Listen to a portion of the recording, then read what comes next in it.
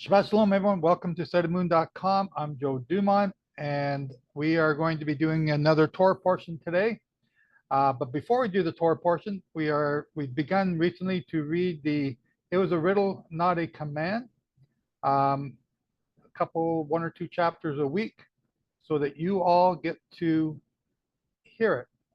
And it's raising different issues, and it's really good because some of the answers to those questions that have been raised aren't um, readily visible until you read the next two or three chapters. So I'm going to turn it over right now to Sombra and her team that are going to start reading It Was a Riddle, Not a Command. Do you want to do opening prayer first? Yeah, we want. Man, I thought I had that real down slick. Okay.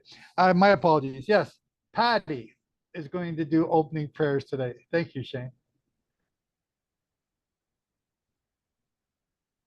The prayers we did together were so good, and the singing when we started with. So I'm not sure what I can add, but we'll enter his presence.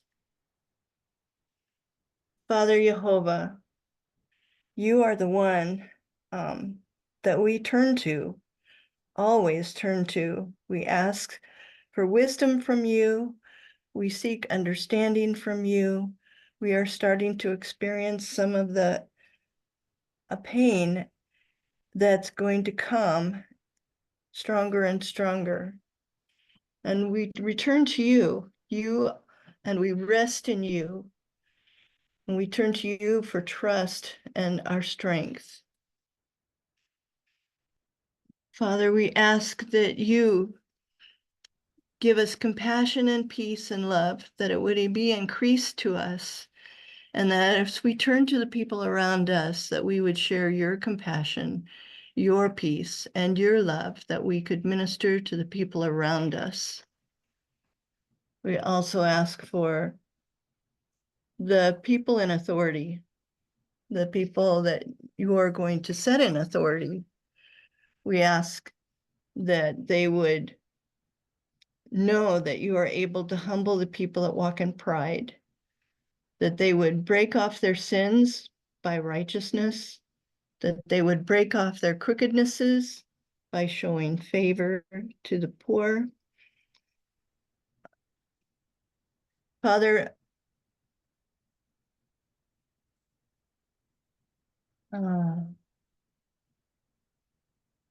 let the groaning of the prisoner come before you. According to the greatness of your arm, preserve those who are appointed to die.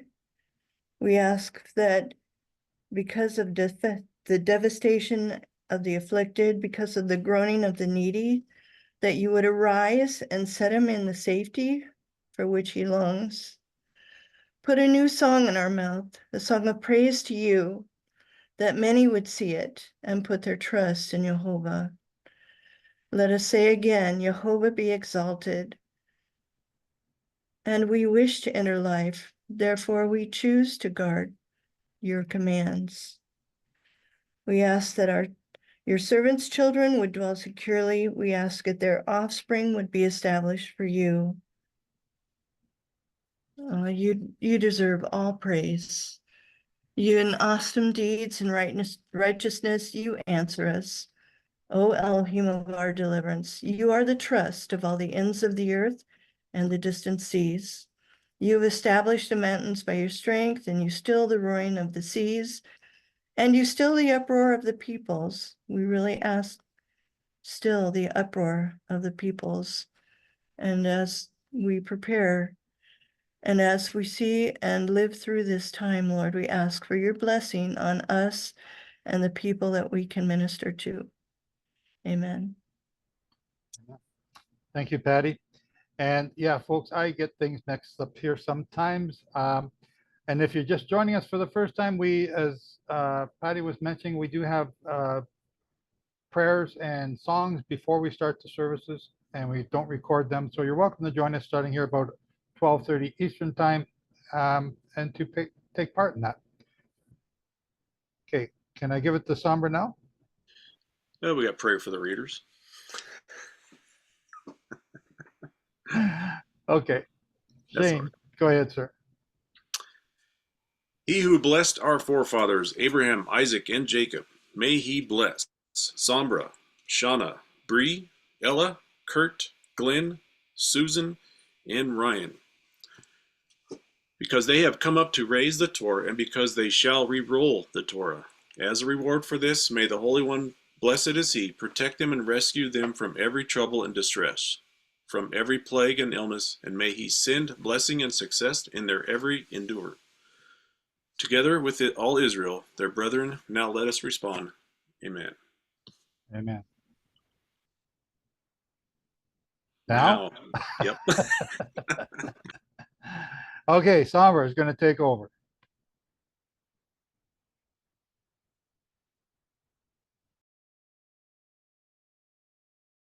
Sombra, you're muted. Okay, I'm going to have Bree and Shauna read along with me today. Shauna is going to read first. And we are in chapter 19 of It Was a Riddle and Not a Command. This chapter is called the Feast of Shouting, and we've been talking about the birth of our Messiah. And so the Feast of Shouting is Yom Teruah. So look at what Yeshua said about John the Baptist.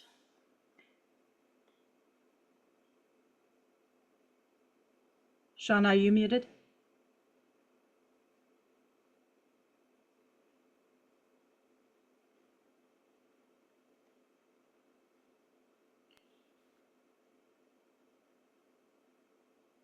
Shauna? I don't see her. I don't see her. Uh-oh. Okay. I don't see her. Bree, go ahead, and then when Shauna comes back, we'll get her to join. Okay. And as they departed, Jesus began to say to the crowds concerning John, "What did you go out into the wilderness to see? A reed shaken with the wind? But what did you go out to see? A man clothed in soft clothing? Behold, they who wear soft clothing are in kings' houses. But what did you go out to see? A prophet? Yea, I say to you, and one more excellent than a prophet. For this is the one of whom it is written, Behold, I send my messenger before your face, who shall prepare your way before you.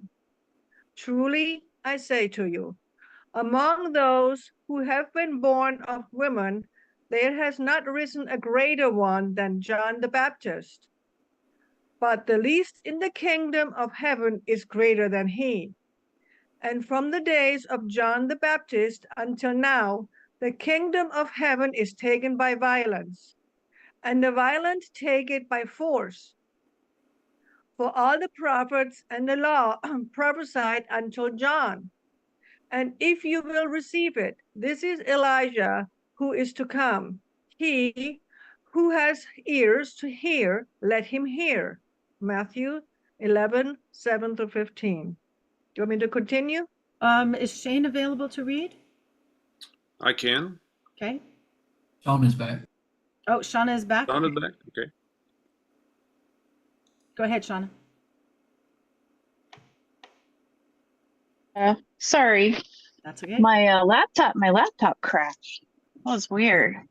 Let's see here. From 16.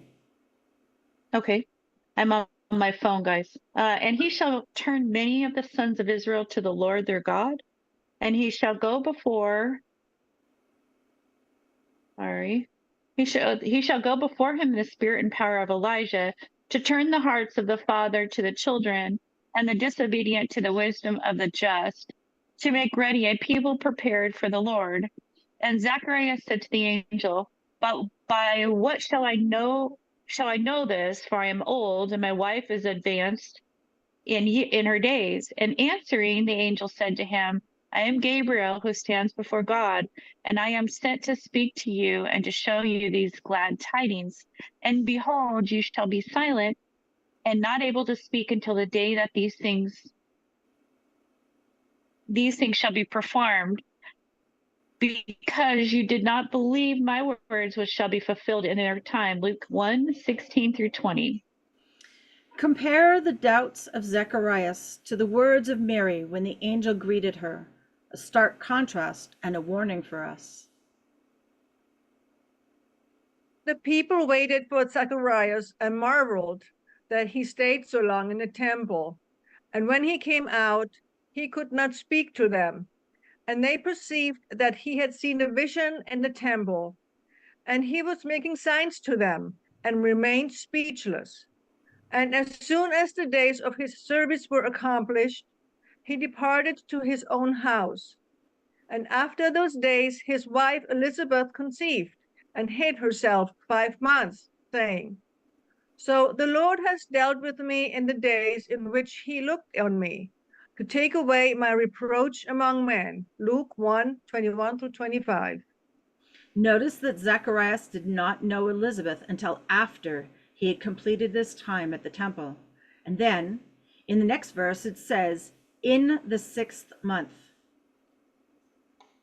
And in the 6th month, the angel of Gabriel was sent from God into a city of Galilee and named Nazareth. Luke 1:26. He shall be called Yah with us, God with us, Jehovah. Jehovah is salvation, Yeshua. And behold, your cousin Elizabeth also conceived a son in her old age. And this is the 6th month with her who was called barren. For with God nothing shall be impossible. And Mary said, Behold, the servant of the Lord, let it be to me according to your word. And the angel departed from her. And Mary arose in those days and went into the hill country with haste to a city of Judah. And she entered into the house of Zacharias and greeted Elizabeth. Luke 1:36-40.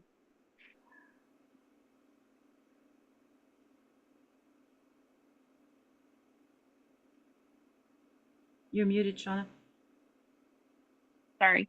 And it happened as Elizabeth heard the greeting of Mary, the babe leapt in her womb, and Elizabeth was filled with the Holy Spirit and cried out with a loud voice and said, Blessed are you among women, and blessed is the fruit of your womb. And from where is this to me? And from where is this to me, that the mother of my Lord should come to me? For lo, as the voice of your greeting sounded in my ears, and the babe leapt in my womb for joy. And blessed is she who believes, for there shall be a perfecting of those which were told her from the Lord. Luke 1:41-45. And Mary said, My soul magnifies the Lord, and my spirit has rejoiced in God my Savior. For he looked on the humiliation of his slave woman. For behold, from now on all generations shall count me blessed. For the Mighty One has done great things for me, and holy is his name. And his mercy is on those who fear him from generation to generation. He has worked power with his arm. He has scattered the proud in the imagination of their heart. He has put down rulers from their seats and exalted the lowly. He has filled the hungry with good things, and he has sent away the rich empty. He has helped his servant Israel, and in remembrance of his mercy, as he spoke to our fathers, to Abraham, and to his seed forever. Luke 1:46-55.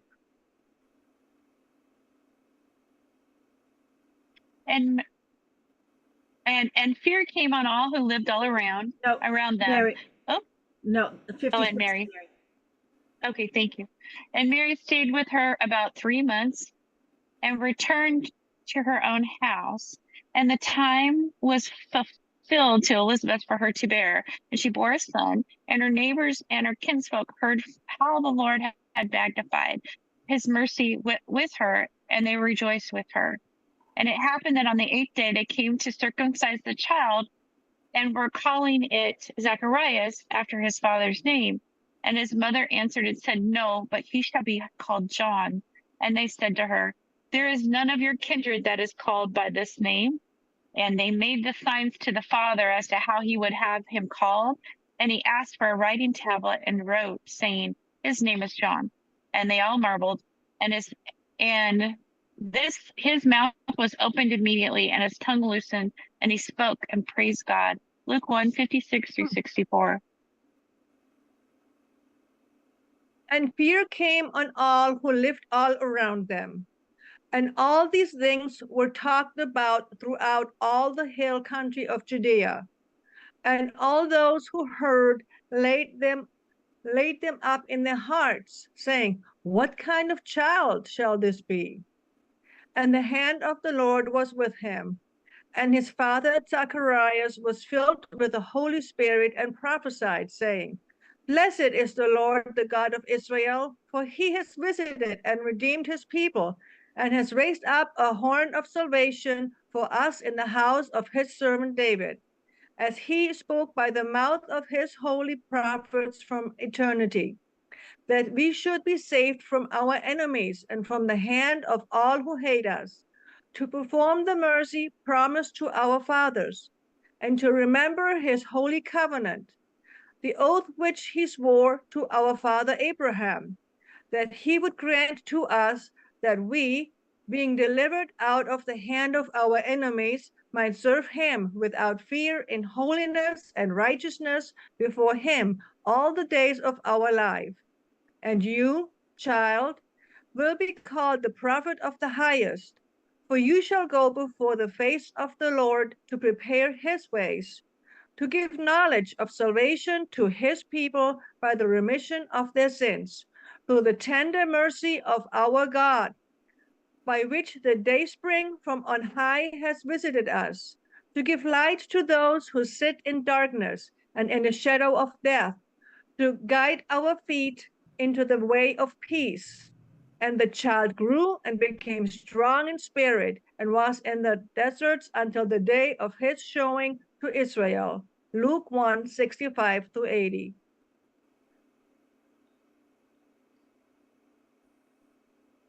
Can you hear me?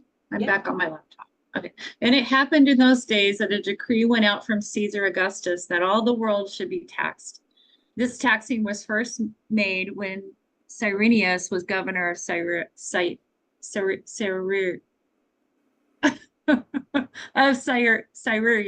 and all went to be registered, each to his own city. And Joseph also went up from Galilee to be taxed out of the city of Nazareth into Judah, to the city of David, which is called Bethlehem, because he was of the house and family line of David. And he took Mary, his betrothed wife, being with child, and while they were there, the days of her deliverance were fulfilled. And she brought forth her son, the firstborn, and wrapped him and laid him in the manger, because there was no room for them in the inn. And in the same country there were shepherds living in the field, keeping watch over their flocks by night. Luke 2:1-8. After Sukkot, the weather changes and becomes rainy and cold. No one is out in the field at this time, but rain or shine, everyone is willing to bear the elements right up to the end of Sukkot. The Feast of Trumpets takes place 15 days before Sukkot. Oh, the angel of the Lord came on them, and the glory of the Lord shone around them, and they were grievously afraid. And the angel said to them, do not fear, for behold, I give you good tidings of great joy, which shall be to all people. For to you is born today in the city of David a Savior, who is Christ the Lord. And this is a sign to you. You will find the babe wrapped, lying in the manger. And suddenly there was with the angel a multitude of the heavenly host, praising God and saying, glory to God in the highest, and on earth peace, toward goodwill toward men. Luke 2:9-14. The Feast of Shouting. Here it is, and no one sees it. The announcement of the arrival of the Messiah, the Feast of Shouting. And it happened as the angels departed from them into heaven, the shepherds said one to another, indeed, let us go to Bethlehem and see these things which have happened, which the Lord made known to us. And hurrying, they came and sought out both Mary and Joseph and the babe lying in the manger. And seeing, they publicly told about the words spoken to them concerning this child. And all those who heard marveled about the things spoken to them by the shepherds. But Mary kept all these sayings, meditating in her heart. And the shepherds returned, glorifying and praising God with all the things that they had heard and seen, as was spoken to them. And when 8 days were fulfilled to circumcise the child, his name was called Jesus, Yeshua, the name called by the angel before he was conceived in the womb. Luke 2:15 through 21. All males are to be circumcised on the 8th day after their birth. But do people actually read and understand what is being said here? If they did, then they would not be arguing that Yeshua was born at Sukkot and circumcised on the 8th day of the feast. Read what is said in the book of Leviticus. Speak to the sons of Israel, saying, if a woman has conceived seed and has born a male, then she shall be unclean 7 days. As on the days of her menstrual impurity, she shall be unclean. And in the 8th day, the flesh of his foreskin shall be circumcised, and she shall then continue in the blood of her purifying 33 days. She shall touch no holy thing, nor come into the sanctuary until the days of her purifying are fulfilled. Leviticus 12:2-4. The word sanctuary is the temple, and Mary would not have been allowed to enter therein in her impurity. And so it was not until 40 days, 7 plus 33, after the birth of Yeshua, that they brought him before the high priest of the temple, as we read in verse 22. From the time of his birth until 40 days later, they sojourned in Bethlehem. And when the days of purification according to the law of Moses were fulfilled, they brought him to Jerusalem to present him to the Lord. As it is written in the law of the Lord, every male that opens the womb shall be called holy to the Lord, and to offer a sacrifice according to that said in the law of the Lord, a pair of turtle doves or 2 young pigeons. Luke 2:22-24.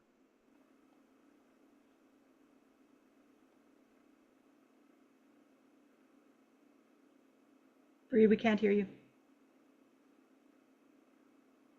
Sorry. And behold, there was a man in Jerusalem whose name was Simeon. And this man was just and devout, waiting for the consolation of Israel. And the Holy Spirit was on him. And it happened to him, being instructed by the Holy Spirit, he was not to see death before he would see the Christ of the Lord. And he came by the Spirit into the temple. And as the parents brought in the child Jesus to do according to the custom of the law concerning him, even he received him in his arms and blessed God and said, Lord, now you will let your servant depart in peace according to your word. For my eyes have seen your salvation, which you have prepared before the face of all the peoples, a light for revelation to the nations, and the glory of your people Israel. And Joseph and his mother marveled at these things which were spoken by him. And Simeon blessed them and said to Mary his mother, behold, this one is set for the fall and rising again of many in Israel, and for a sign spoken against, yea, a sword shall pierce through your own soul also, so that the thoughts of many hearts may be revealed. Luke 2:25-35. And there was a prophetess, Anna, the daughter of Phanuel of the tribe of Asher. She was advanced in many days, and had lived with a husband 7 years from her virginity. And she was a widow of 84 years, who did not depart from the temple, serving God with fasting and prayers night and day. And she, coming in at that instant, gave thanks to Yehshua and spoke of him to all those in Jerusalem, eagerly expecting redemption. Luke 2:36-38. And when they had finished all things according to the law of the Lord, they returned into Galilee, to their own city, Nazareth. And the child grew and became strong in spirit, filled with wisdom, and the grace of God was on him. And his parents went to Jerusalem every year at the feast of the Passover. And when he was 12 years old, they went up to Jerusalem according to the custom of the feast. And fulfilling the days, as they returned, the boy Jesus stayed in Jerusalem. And Joseph and his mother did not know. But they, supposing him to have been in the company, went a day's journey.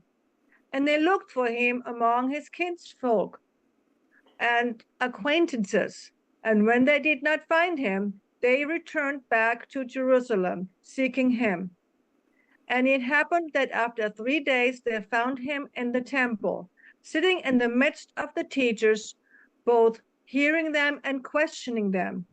And all who heard him were astonished at his understanding and answers. And seeing him, they were amazed. And his mother said to him, "Child, what have you done? Why have you done so to us? Behold, your father and I have looked for you, greatly distressed." And he said to them, "Why did you look for me? Do you not know that I must be about my father's business?" And they did not understand the word which he spoke to them. And he went with them and came to Nazareth, and he was subject to them. But his mother kept all these sayings in her heart. And Jesus increased in wisdom and stature, and in favor with God and man. Luke 2:39 through 52. And we'll keep going in chapter 20, the constellation Virgo. The subject of when the new month is to start has been intensely debated for centuries, and with both sides presenting compelling arguments and proofs so as to win over the opposition. More confusing still, it is the Bible that both sides use and can be nothing short of confounding to those who are especially adept at searching out the scriptures. In the end, the average follower of Messiah is forced to admit that they just do not know. Or they say that when the Messiah returns, only then will he sort it all out, and only then will we do as he says. One passage they use to support this argument is as follows.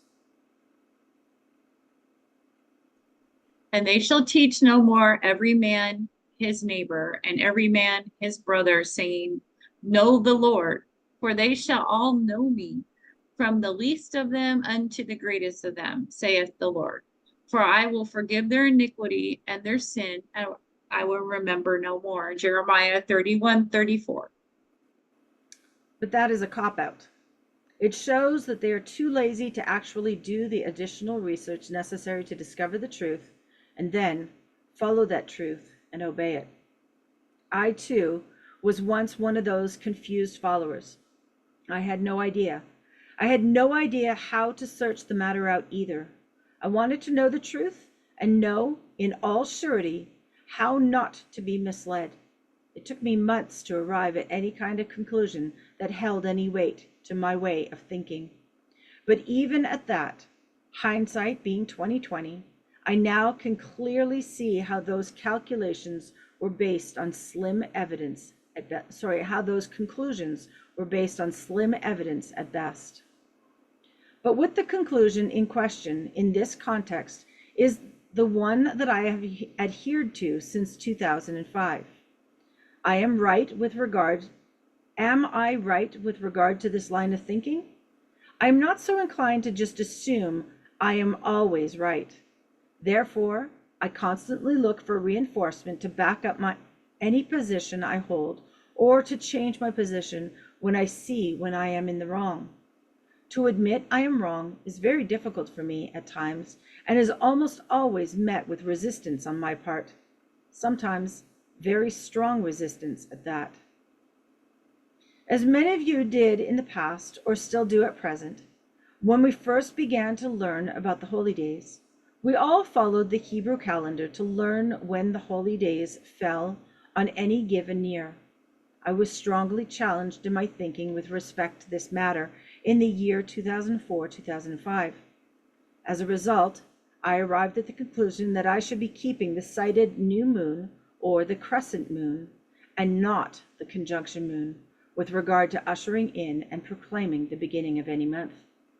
I based my conviction on the evidence that one cannot know when the Messiah is to return, despite the fact that I do believe he is to return on the Feast of Trumpets. After keeping the holy days for 22 years, since 1982, I came to know the meaning of each of the holy days. The Feast of Trumpets is the only holy day teaching us when he is to return.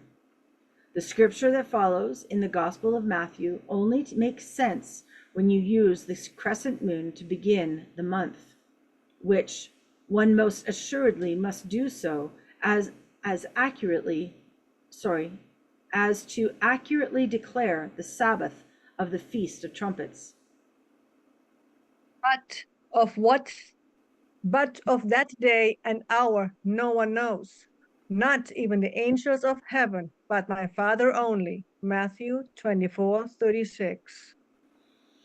And yet, we have in our possession calendars that inform us of exactly when the Feast of Trumpets is many years in advance.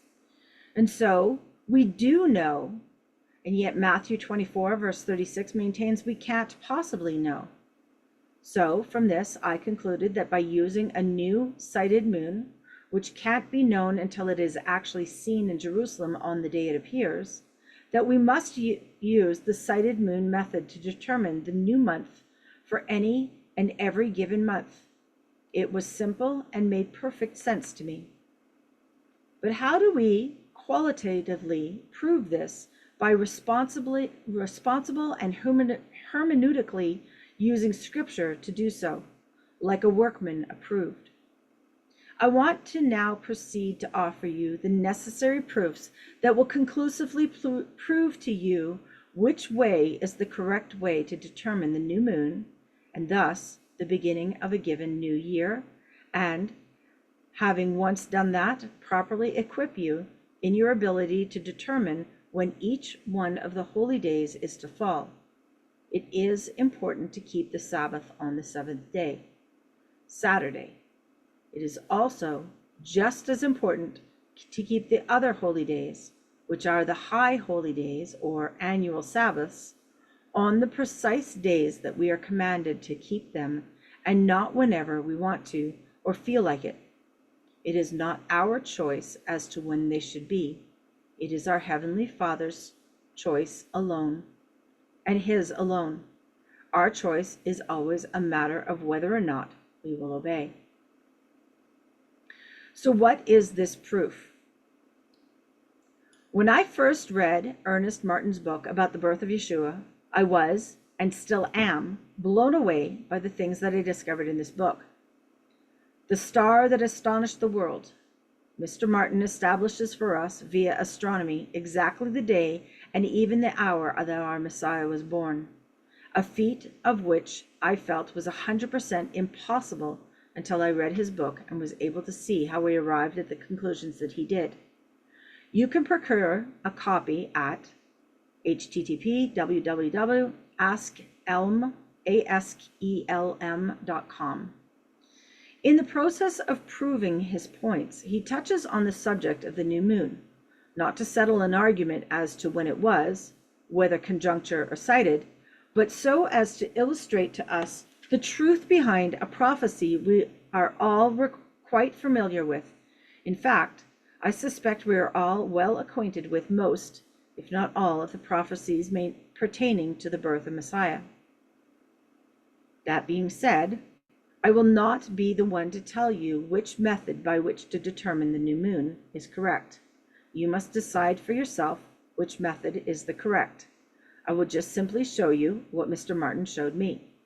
Once I understood the full import of what he was saying, all confusion as to whether it should be calculated according to the conjuncture method or the sighted method was laid to rest. We are told of the birth of Messiah in the Gospel of Matthew and Mark. Did you know it was also recorded in the book of Revelation? But first, let me quote you what it says in E. Raymond Capt's book, The Glory of the Stars. This is also an excellent must-have book to add to your library. The heavens declare the glory of God, and the firmament shows his handiwork. Day unto day utters speech, and night unto night reveals knowledge.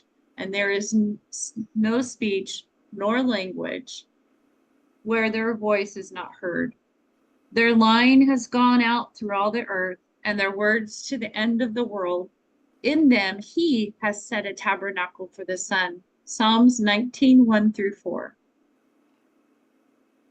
Then God said, "Let there be lights in the firmament of the heavens to divide the day from the night, and let them be signs and seasons, and for days and years. And let them be for lights in the firmament of the heavens to give light on the earth." And it was so. Then God made two great lights, the greater light to rule the day, the lesser light to rule the night.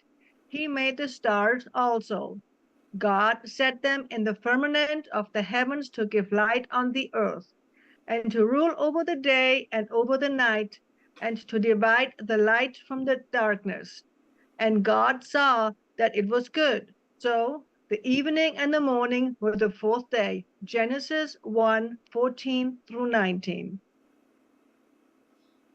Can you bind the clusters of Pleiades or loose the belt of Orion? Can you bring out the Mazzaroth, the zodiac, in its season? Or can you guide the great bear with its cubs? Do you know the ordinances of heaven? Can you set their dominion over the earth? Job 38, 31 through 33. To whom then will you liken me, or to whom shall I be equal, says the Holy One. Lift up your eyes on high, and see who has created these things, who brings out their host by number. He calls them all by name, by the greatness of his might and the strength of his power. Not one is missing. Isaiah 40, 25 and 26. He counts the numbers of the stars, and he calls them all by name. Psalms 147, verse 4. The stars were put there by Jehovah, and each one was named by him. Remarkably, they have been given the same names in every language throughout the world. Although pronounced differently, they mean the very same thing in each language. The constellations were named by Adam, Seth, and Enoch, and then were passed on down to us through Noah. They were given to them by Jehovah as prophetic reminders each night of things still yet to come, and can be read in any language around the world today. Chapter 1, Constellation of Virgo, the Virgin. Virgo is pictured as a woman with a branch in her right hand and some ears of corn, barley, in her left hand. The name of this sign in Hebrew is Bethulah, which means a virgin. In Arabic, Adara, the pure virgin. In Greek, Parthenos, the maid of virgin pureness. All the traditions, names, and mythologies connected with this sign recognize and emphasize the virginity of the woman. In the zodiac of Denera in Egypt, Virgo is also represented with a branch in her hand. To the Egyptians, the woman was represented as Isis, the wife of Osiris, and was called Aspolia, which means ears of corn or the seed. The Greeks, likewise, ignorant of the divine origin and teaching of this sign, represented Virgo as Ceres, with ears of corn in her hand. The corn and the branch denote a twofold nature of the coming seed, the first coming as the incarnate fulfillment of Isaiah 7:14. Therefore, the Lord himself will give you a sign. Behold, the virgin shall conceive and bear a son, and shall call his name Emmanuel. Matthew 1:23, Behold, a virgin shall be with child, and bear a son, and they shall call his name Emmanuel, which is translated God with us. The bright star in the ear of corn in her left hand is called in Arabic al-Zimak, meaning the branch. Zacharias writes of this branch in Zechariah 3:8, for behold, I am bringing forth my servant the branch. It is significant that Christ referred to himself as the corn or seed of wheat, which needed to fall and die in order to attain proper fruitfulness. John 12:23-24. One of these stars in the branch is called Al-Murdin, which means who shall come down or who shall have dominion. Psalm 72:8 states, he shall have dominion also from sea to sea. The star is also known as Chaldee word or Vendor Matrix, which means the son or the branch who cometh. An emblem of Christ, which employed by the prophet, was the branch, root, bog, or sprout of a plant. Thus we find Christ described as the rod from the stem of Jesse and a branch out of his root, Isaiah 11:1. He is the branch of righteousness, the branch of the Lord God, servant the branch. Jeremiah 23:5, Isaiah 4:2, Zechariah 3:8, and 6-6:12. It should be pointed out that Virgo, in the broader prophetic sense, represented the Virgin, the daughter of Zion, Isaiah 37:22, which is another name for the nations of Israel, the entire 12 tribes. Throughout the Old and New Testament, Israel is often spoken as the figures of a woman, the wife of Yehovah, the Virgin of Zion.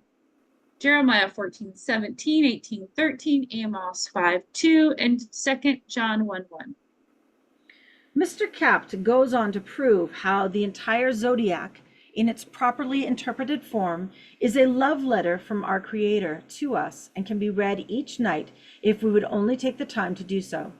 It opens the door to a deeper understanding of what he has been saying to mankind down through the ages.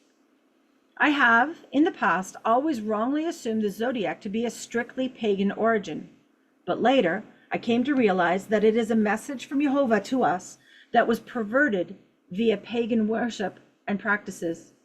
The good news being, Yehovah's message has not changed, but the way in which that we have been taught to look at his message has. It became perverted, similar to the snake on the pole that Moses made. Yehovah told him to make it, but it was the people in King Hezekiah's day who were worshiping the snake and the pole and not Yehovah. So, therefore, King Hezekiah saw to it that it was destroyed. Now, let us read in the book of Revelation how the Apostle John read these very same stars. Now a great sign appeared in heaven, a woman clothed with the sun, with the moon under her feet, and on her head a garland of 12 stars. Then being with child, she cried out in labor and in pain to give birth. And another sign appeared in heaven. Behold, a great, fiery red dragon, having 7 heads and 10 horns, and 7 diadems on his heads. His tail drew a third of the stars of heaven and threw them to the earth.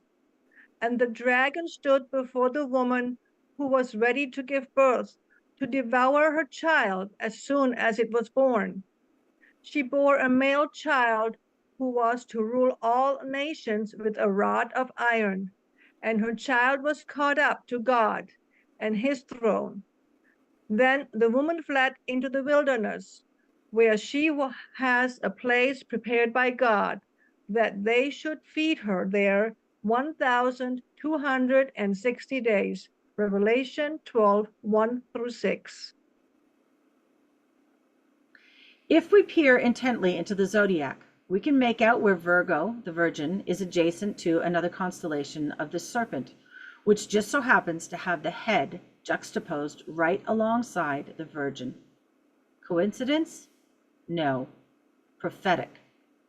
Those two constellations are speaking to us about the birth of the Messiah and how King Herod tried to have him killed as soon as he was born.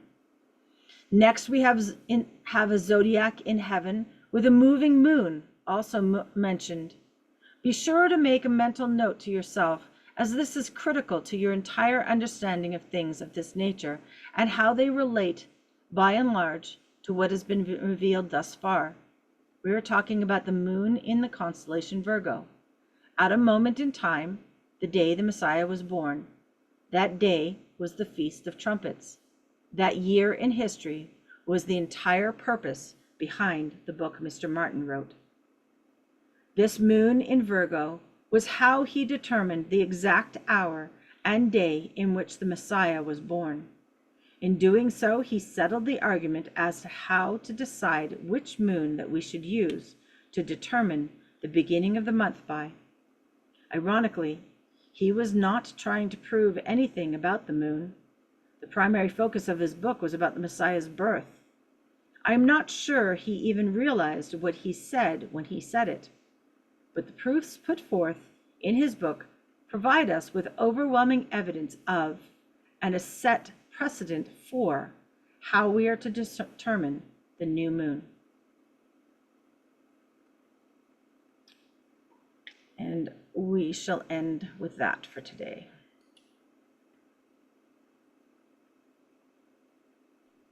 Did you want me to show you the two pictures for that, or did you want to save them for next week? Can you show us that picture? Is it there? Because I have a question. I have it. Okay.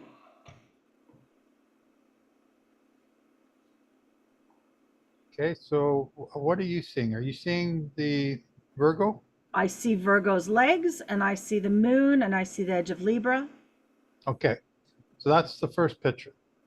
Okay. Yeah. So this is Virgo. This is what Revelation 12 is talking about. This is what Mr. Martin was looking at when he was determining the birth of Yeshua. He wasn't trying to solve the calculations as to when the month begins. He was just trying to figure out when the Messiah was born. So this is the constellation. He did this without the internet and without NASA, right? He may have had NASA, but the internet back then, there was no internet. Right. So he certainly didn't have this photographic picture. What they had, so we had the, what do you call it? Things that you go see, the stars. And his program became the standard for all the stars and all the different. You mean the dome thingies? Yeah, I forgot what you call them. Yeah. Stellarium? Not stellarium. Planetarium. Planetarium. Planetarium observation. Yeah. So Is that moon correct? that moon is correct. A full moon? Excellent question. So this is taken from Stellarium. And so we have Virgo. I'll get right back to you, Eric, in a second. So we have Virgo here. Virgo's going down at the horizon. And this is just after sunset because it's now the start of the Feast of Trumpets. So it's just after sunset. Before sunset, if the sun wasn't there, you'd be able to see all the stars in your head, exactly as Revelation 12 is describing. The sun is making her whole body glow, but it's in her midsections, in her belly. So it's telling you that she's about to give birth. The branch is in her left hand and in the right hand a thing of corn. But the moon is beneath her feet. Now we have in the Catholic Church, the woman standing on the moon, and that's how they are interpreting this verse, but that's not correct. So that is a misrepresentation of it. So the moon beneath her feet. Let me get out of this. Now, what I'm going to do now is show you what that moon actually looks like when you zoom in on it.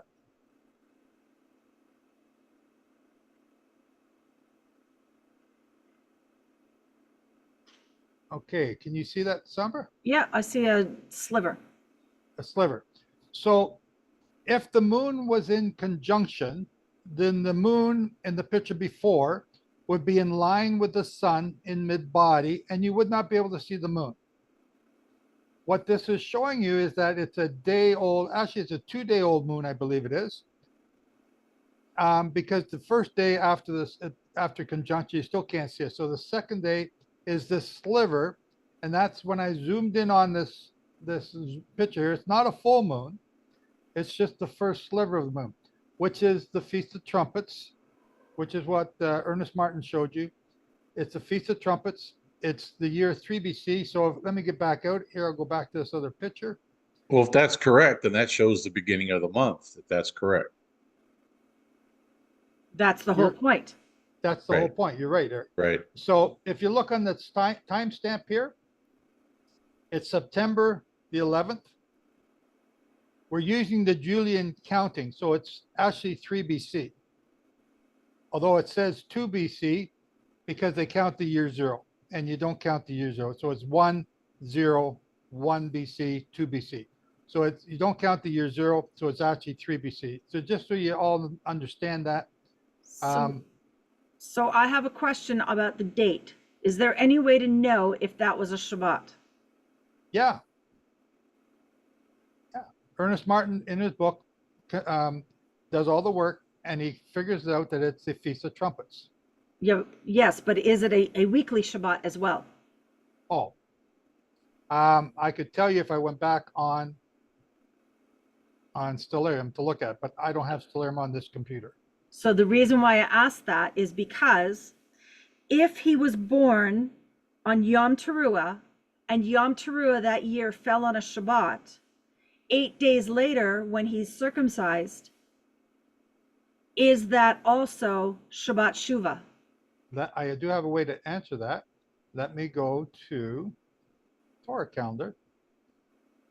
And I'm just doing this off screen for a second. So we want the 7th month. We want the year 3 BC. 3 BC. I'm not sure it's Torah calendar using Julian. I got to remember that. So the 7th month, according to Torah calendar, is on a Monday. And so I'm going to do 2 just in case you're using Julian. And I'd have to read the notes. On 2, their trumpets is on a Wednesday.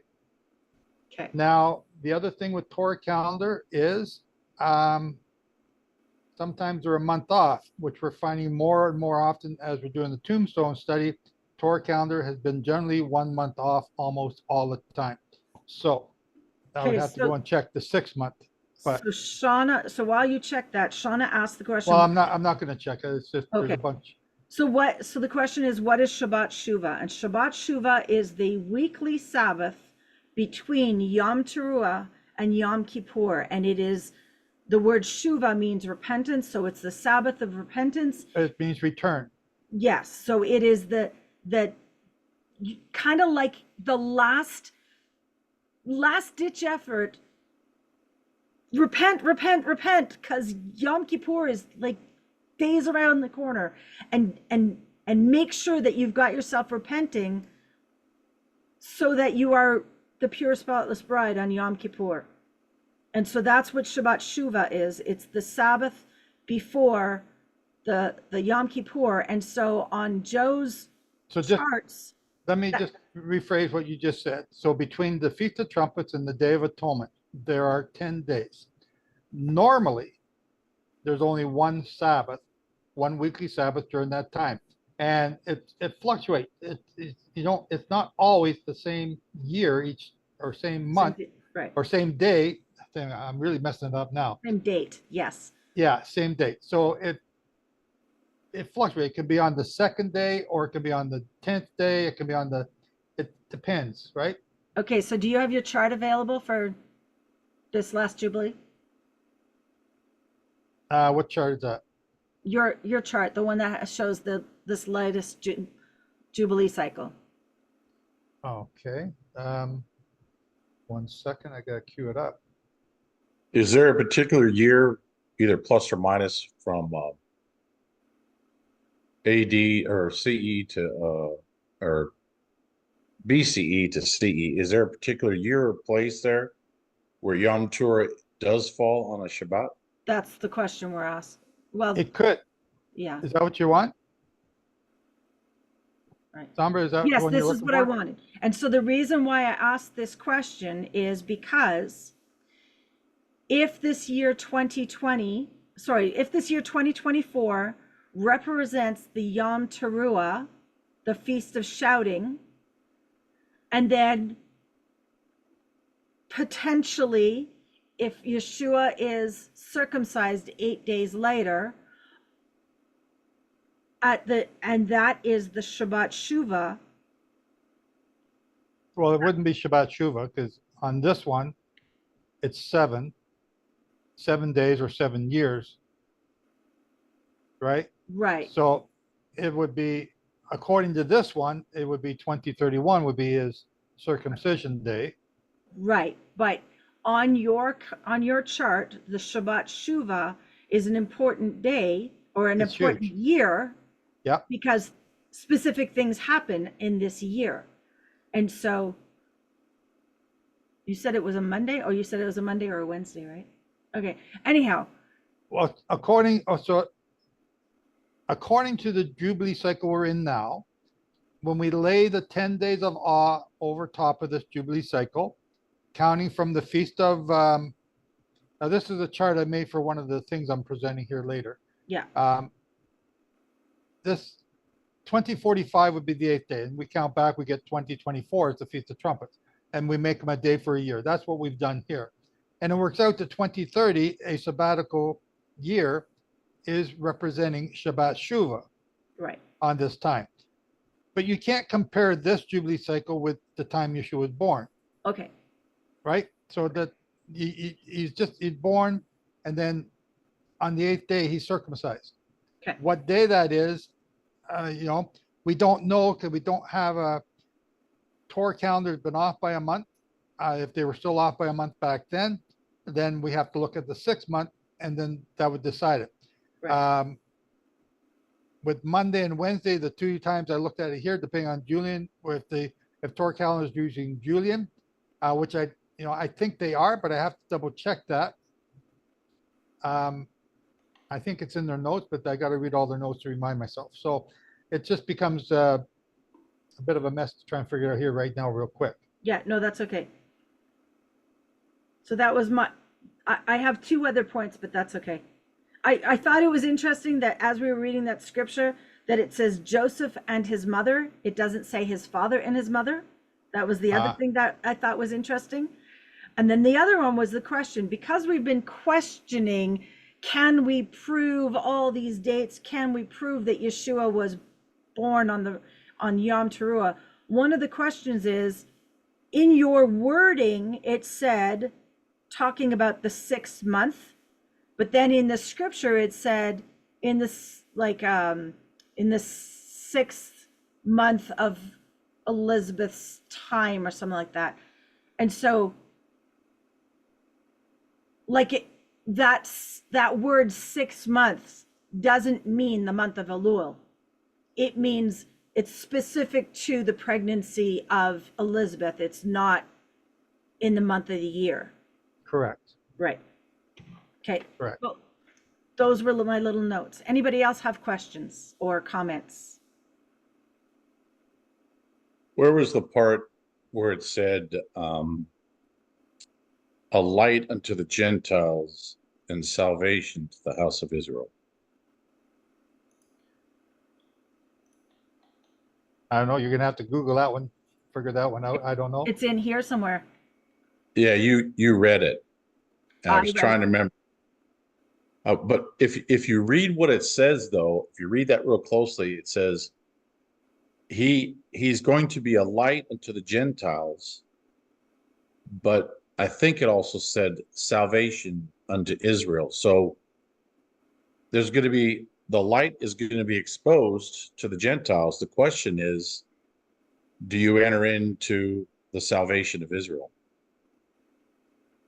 And say it again. I don't understand what you're asking.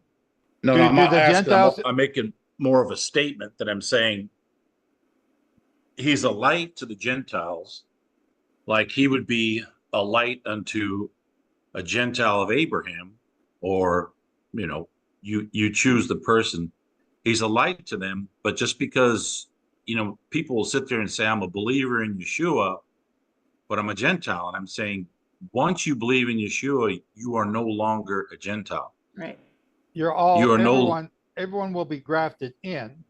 Right. They get to choose which tribe they get to be grafted into, I believe.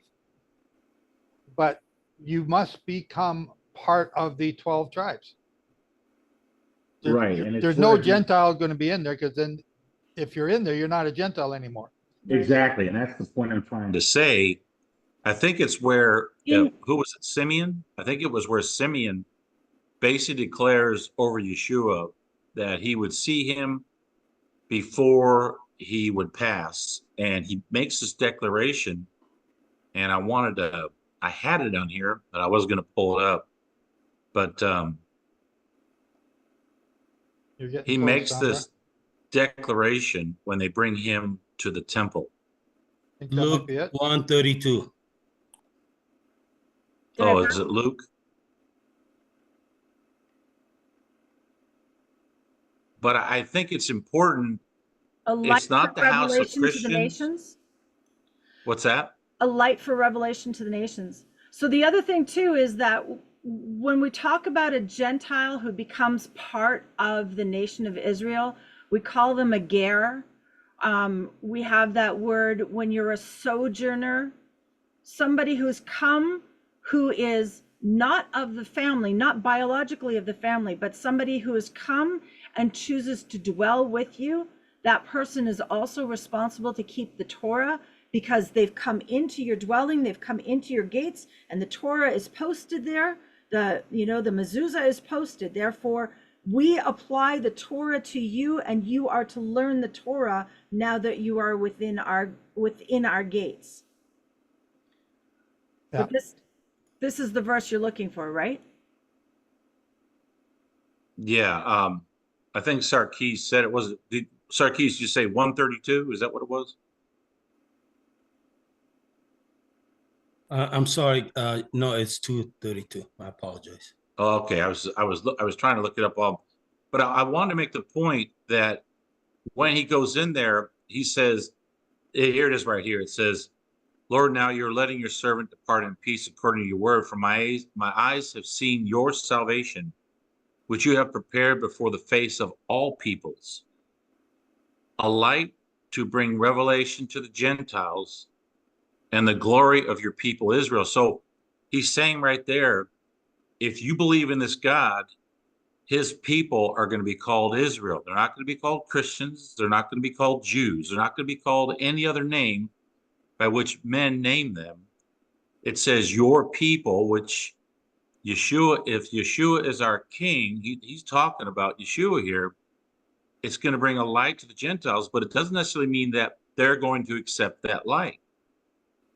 They have to accept what the sacrifice which the Father is offering in order to come into his nation. But the end result is the only nation that will exist on the earth in the end is Israel.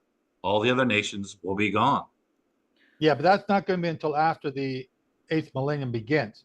We still got a job for Gog and Magog at the end. Yes, eventually, at the end of the 7th millennium, you're going to be correct. Right. But that's what I'm saying. Eventually, Eric, you're going to be correct.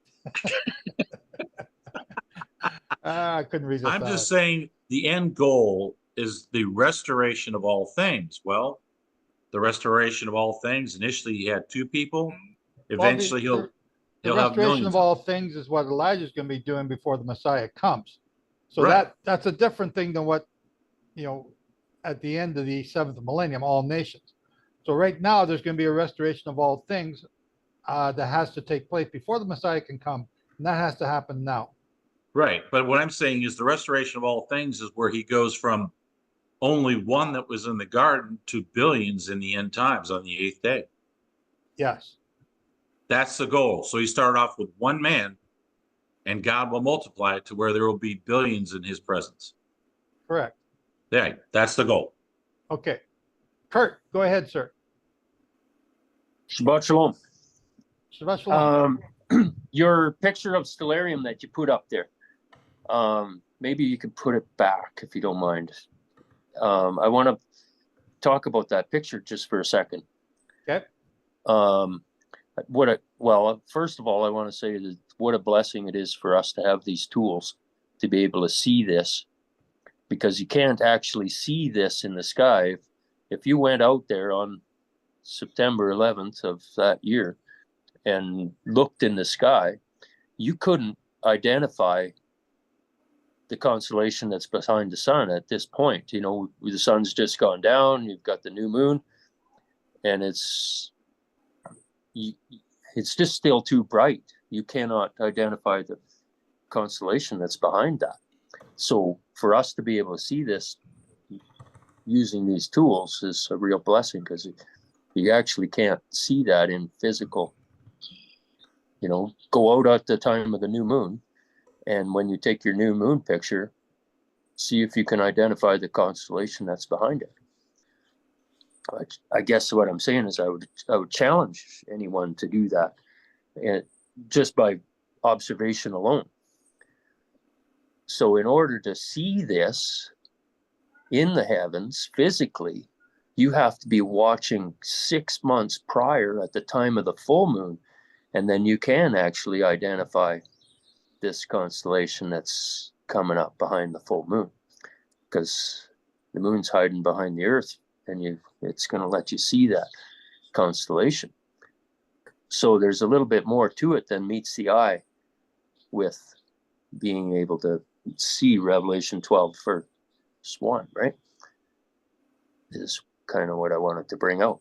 But with practice, Kurt, and people seeing that night after night after night after night for years, they have it embedded in their minds as to what these constellations are. So they have the story and can read it. Not like we today have lost that ability with light pollution and attention to God's word. That's exactly what I'm saying. Is it takes careful monitoring and observation to be able to understand what's going on up there. It's not readily for us, especially because we're trying to refine this, right? We've lost this ability. I think our ancestors probably had better idea of what was going on in the sky than we do, for sure, because we got our thumbs that we like to play with, and we don't look up anymore. Okay. So thank you. Yep. There was someone in the chat said the Feast of Trumpets is the first day of Sukkot. Can you address that, please? No, the Feast of Trumpets is not the first day of Sukkot. The Feast of Trumpets is 15 days before Sukkot.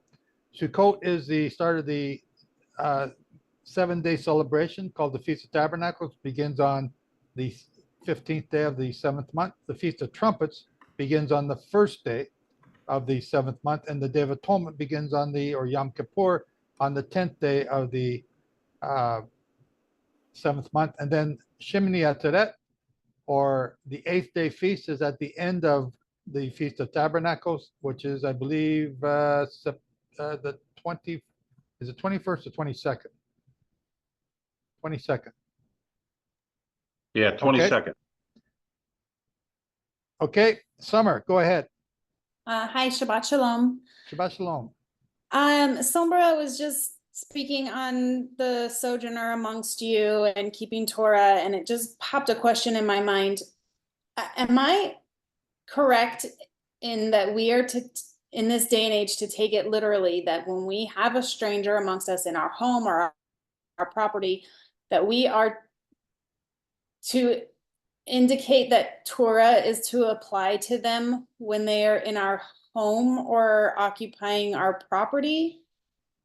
And the reason I kind of ask that is that we have a Mennonite community that is doing fencing for us right now for our pasture. And I told them they could not work here on Shabbat. So whenever I've had people working for me in the past, we had our kitchen renovated. We have other renovations done. In the contract, I asked them, when would they be doing this? And they said, we're going to start it in August or September. I said, okay, in August or September, these are the holy days that you cannot work in my house on. And I would list the fall holy days. And then I had to come back and said, in addition to that, just in case they move by one day, I may have to change everything by one day. And he looked at me like, are you serious? I said, yes. Figure that into your price. I really don't care. And also another thing, Friday night until Saturday night, you're not going to be here either. So I want you gone by 4 o'clock Friday because the sun's setting earlier. And that's what I said. He looked at me cockeyed, but he did it. And he did a great job. And I felt good. I felt at peace because I didn't have all this construction going on Shabbat while I was trying to keep it holy. And it's my property. It's my right to dictate to you what you're going to do and not do on my property. So again, now with my wife, my kids, it's a little bit different, but they knew that I would get upset if they start doing some stupid things on Shabbat. So they would go do those things elsewhere. So does that? Do we feel like that's a commandment to us today that applies, though, that we are to uphold that in our own home and property with strangers? It absolutely is. And the reason why is you have to love your neighbor as yourself. And how do you love God? You love God by keeping the commandments. Therefore, how do you love your neighbor? You love your neighbor by keeping the commandments. When you bring a neighbor into your household, you are responsible to love your neighbor. How do you love your neighbor? By upholding the Torah. So your Mennonite people are very religious. Yes, and he was very respectful of it. And they would be very respectful is what I was going to say, because, wow, this person's standing up for the Sabbath. We know the Sabbath is Saturday, but we keep Sunday because if we changed it. Yeah. So we understand that you're going to stand up for the Sabbath. We respect you because you're respecting us. So it's, you're not trying to force them to work on Sundays on your property. Right. But so that respect should be an easy one with them. Okay. I just wanted a little bit of clarity on it. I know when it comes to like family and stuff, or if they're living there full time, it's a little bit of a more delicate dance, but. Yeah. Unconverted mates is a total different chapter all by itself. Right. Thank you. Well, it actually says in the commandment, any strangers within your gates shall keep the Sabbath. Yeah. Within your gates. In other words, within your authority. Yep. Okay, so who's in your authority? Because I can't force my husband to keep it. No, you can't. That's going to be his choice. But what it says in the scripture. That's where we come into unconverted mates is a different issue. That's what it basically says. It says in it, you should do no work, you, your son, nor your daughter, nor your male servant, nor Right. your And female so servant. if you're employing somebody, then you draw that hard line. Right. Yeah. Okay. Yeah. So now just let me address this right now because I've done this for 46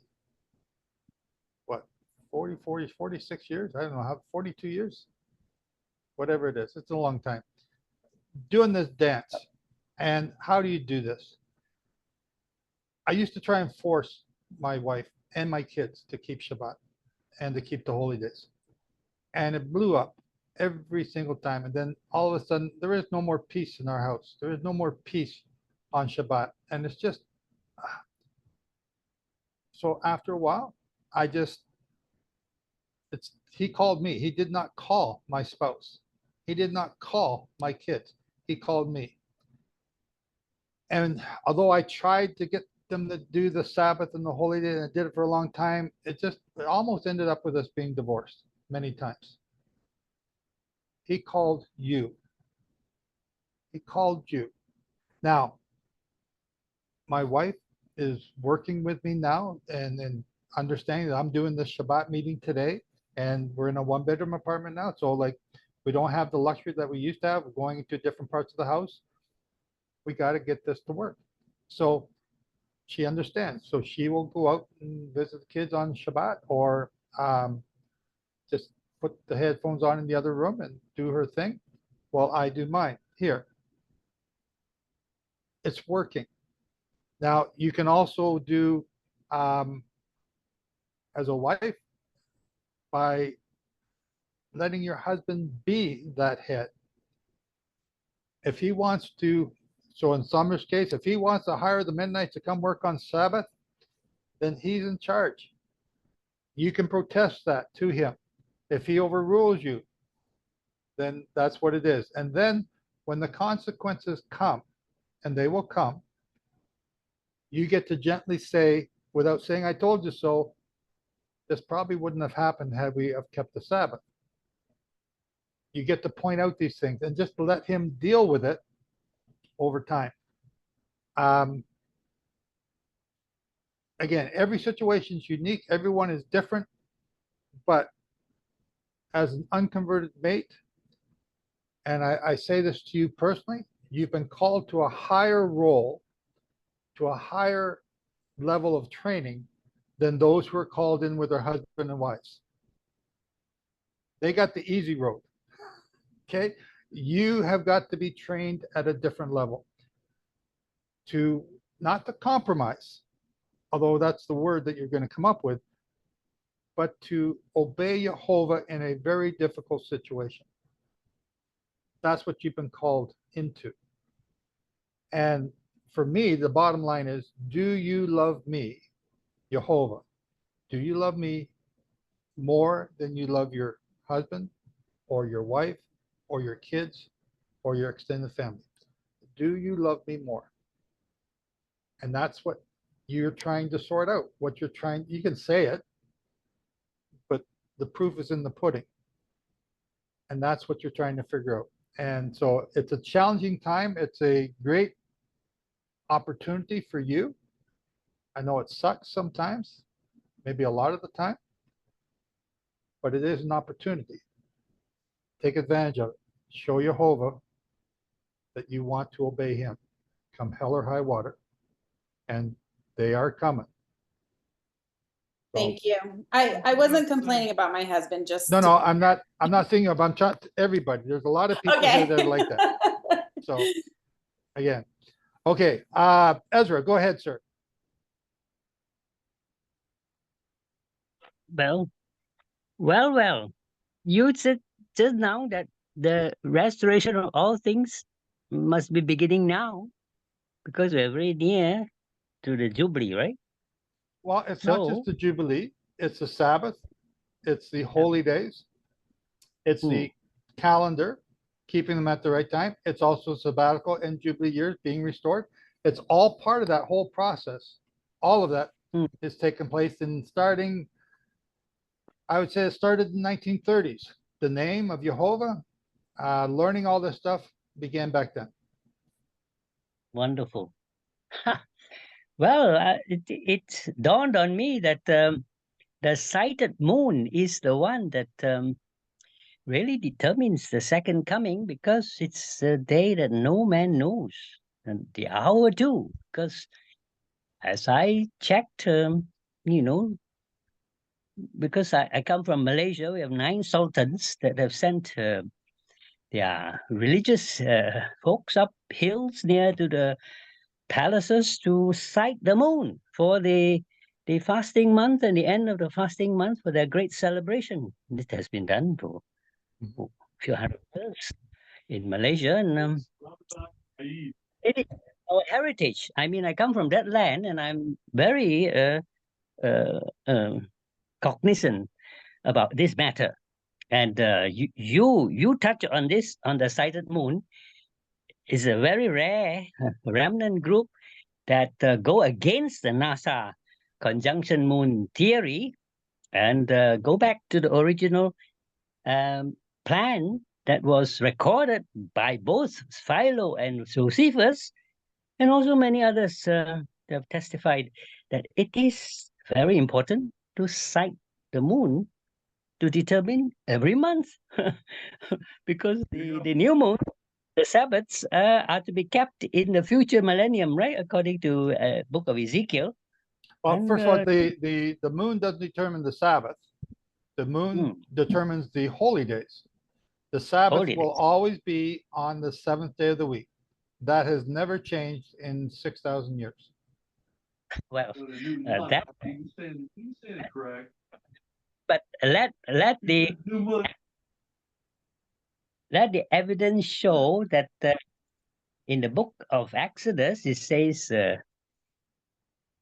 the recording of all the feast days lands on the same day. It's 3 months in a row, and it's not possible in any solar calendar. And then I Well, checked no, the universe.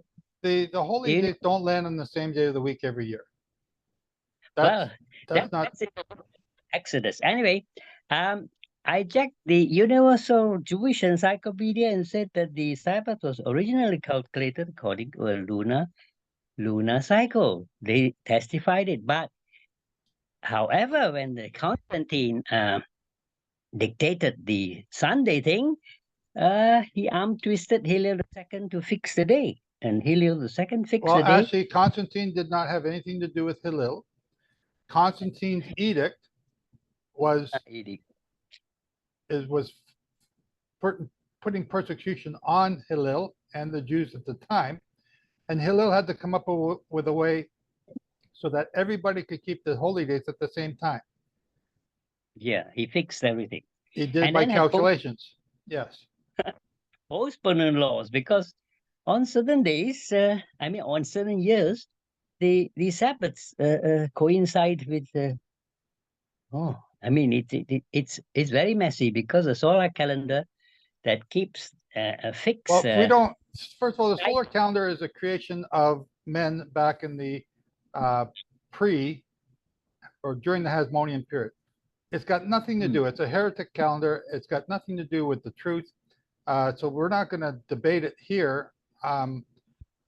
You can't use it to calculate time. It's just a false teaching. False, yeah. Anyway, it's good for you all to sight the moon to determine the the day that no man knows, because that is the most important day. And I come from Malaysia, and we know it is a very important day. Okay. So for it to be announced. Do we have? On radio? Okay, thank you, Ezra. Do we have any other questions for Sombra at this time? Because we got to get going into the Torah portion. Okay. Shalom. Thank you. Okay, so we're going to start the Torah portion now, and we're going to start with Genesis 21, and we have, I believe, Ella and Shane. I hope I copied this right. Ella? Yes. Jehovah remembered Sarah as he had said, and Jehovah did for Sarah what he had promised. Sarah conceived and bore Abraham a son in his old age, at the very time Jehovah had said to him. Abraham called his son, born to him, whom Sarah bore to him, Yitzhak. Abraham circumcised his son Yitzhak when he was 8 days old, as Jehovah had ordered him to do. Abraham was 100 years old when his son Yitzhak, meaning laughter, was born to him. Sarah said, Jehovah has given me good reason to laugh. Now everyone who hears about it will laugh with me. And she said, who would have said to Abraham that Sarah would nurse children? Nevertheless, I've borne him a son in his old age. The child grew and was weaned, and Abraham gave a great banquet on the day that Yitzhak was weaned. But Sarah saw the son of Hagar, the Egyptian, whom Hagar had borne to Abraham, making fun of Yitzhak. So Sarah said to Abraham, throw this slave girl out and her son. I will not have this slave girl's son as your heir along with my son Yitzhak. Abraham became very distressed over this matter of his son. But Jehovah said to Abraham, don't be distressed because of the boy and your slave girl. Listen to everything Sarah says to you, because it is your descendants through Yitzhak who will be counted. But I will also make a nation from the son of the slave girl, since he is descended from you. Abraham got up early in the morning, took bread and a skin of water, and gave it to Hagar, putting it on her shoulder, and the child, and then he sent her away. After leaving, she wandered in the desert around Beersheba. When the water in the skin was gone, she left the child under a bush and went and sat down. looking the other way, about a bow shot's distance from him, because she said, I can't bear to watch my child die. So she sat there, looking the other way, crying and weeping. Jehovah heard the boy's voice, and the angel of God called to Hagar from heaven and said to her, What's wrong with you, Hagar? Don't be afraid, because Jehovah has heard the voice of the boy in his present situation. Get up, lift the boy up, and hold him tightly in your hand, because I'm going to make him a great nation. Then Jehovah opened her eyes, and she saw a well of water. So she went, filled the skin with water, and gave the boy water to drink. Jehovah was with the boy, and he grew. He lived in the desert and became an archer. He lived in the Paran desert, and his mother chose a wife for him from the land of Egypt. At the time, Elimelech and Phachol, the commander of his army, spoke to Abraham. They said, Jehovah's with you in everything you do. Therefore, swear to me here by Jehovah that you will never deal falsely with me or with my son or grandson, but according to the kindness with which I have treated you, you will treat me and the land in which you have lived as a foreigner. Abraham said, I swear it.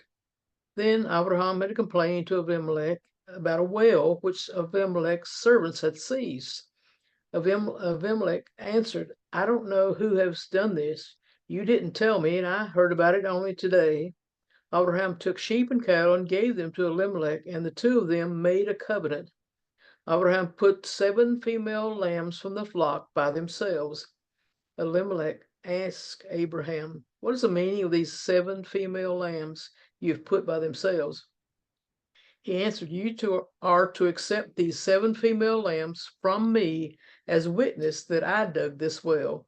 This is why the place was called Beersheba, which is a well of 7, or a well of an oath, because they both swore an oath there. When they made the covenant at Beersheba, Abimelech departed with Phachol, the commander of his army, and returned to the land of the Philistines. Abraham planted a tamarisk tree in Beersheba, and there he called on the name of Jehovah, the everlasting God.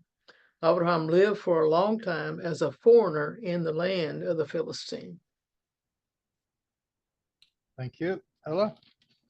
So we have been talking today about a thing that I want to point out to you here. Wow, this is all coming together, and only Jehovah's planned this out. So I got to point it out to you. When Yeshua was 12 years old, he was talking to the leaders of the community, and Mary and Joseph came back to him and they started to rebuke him. And he said to them that he had to be about his father's business, his father's work.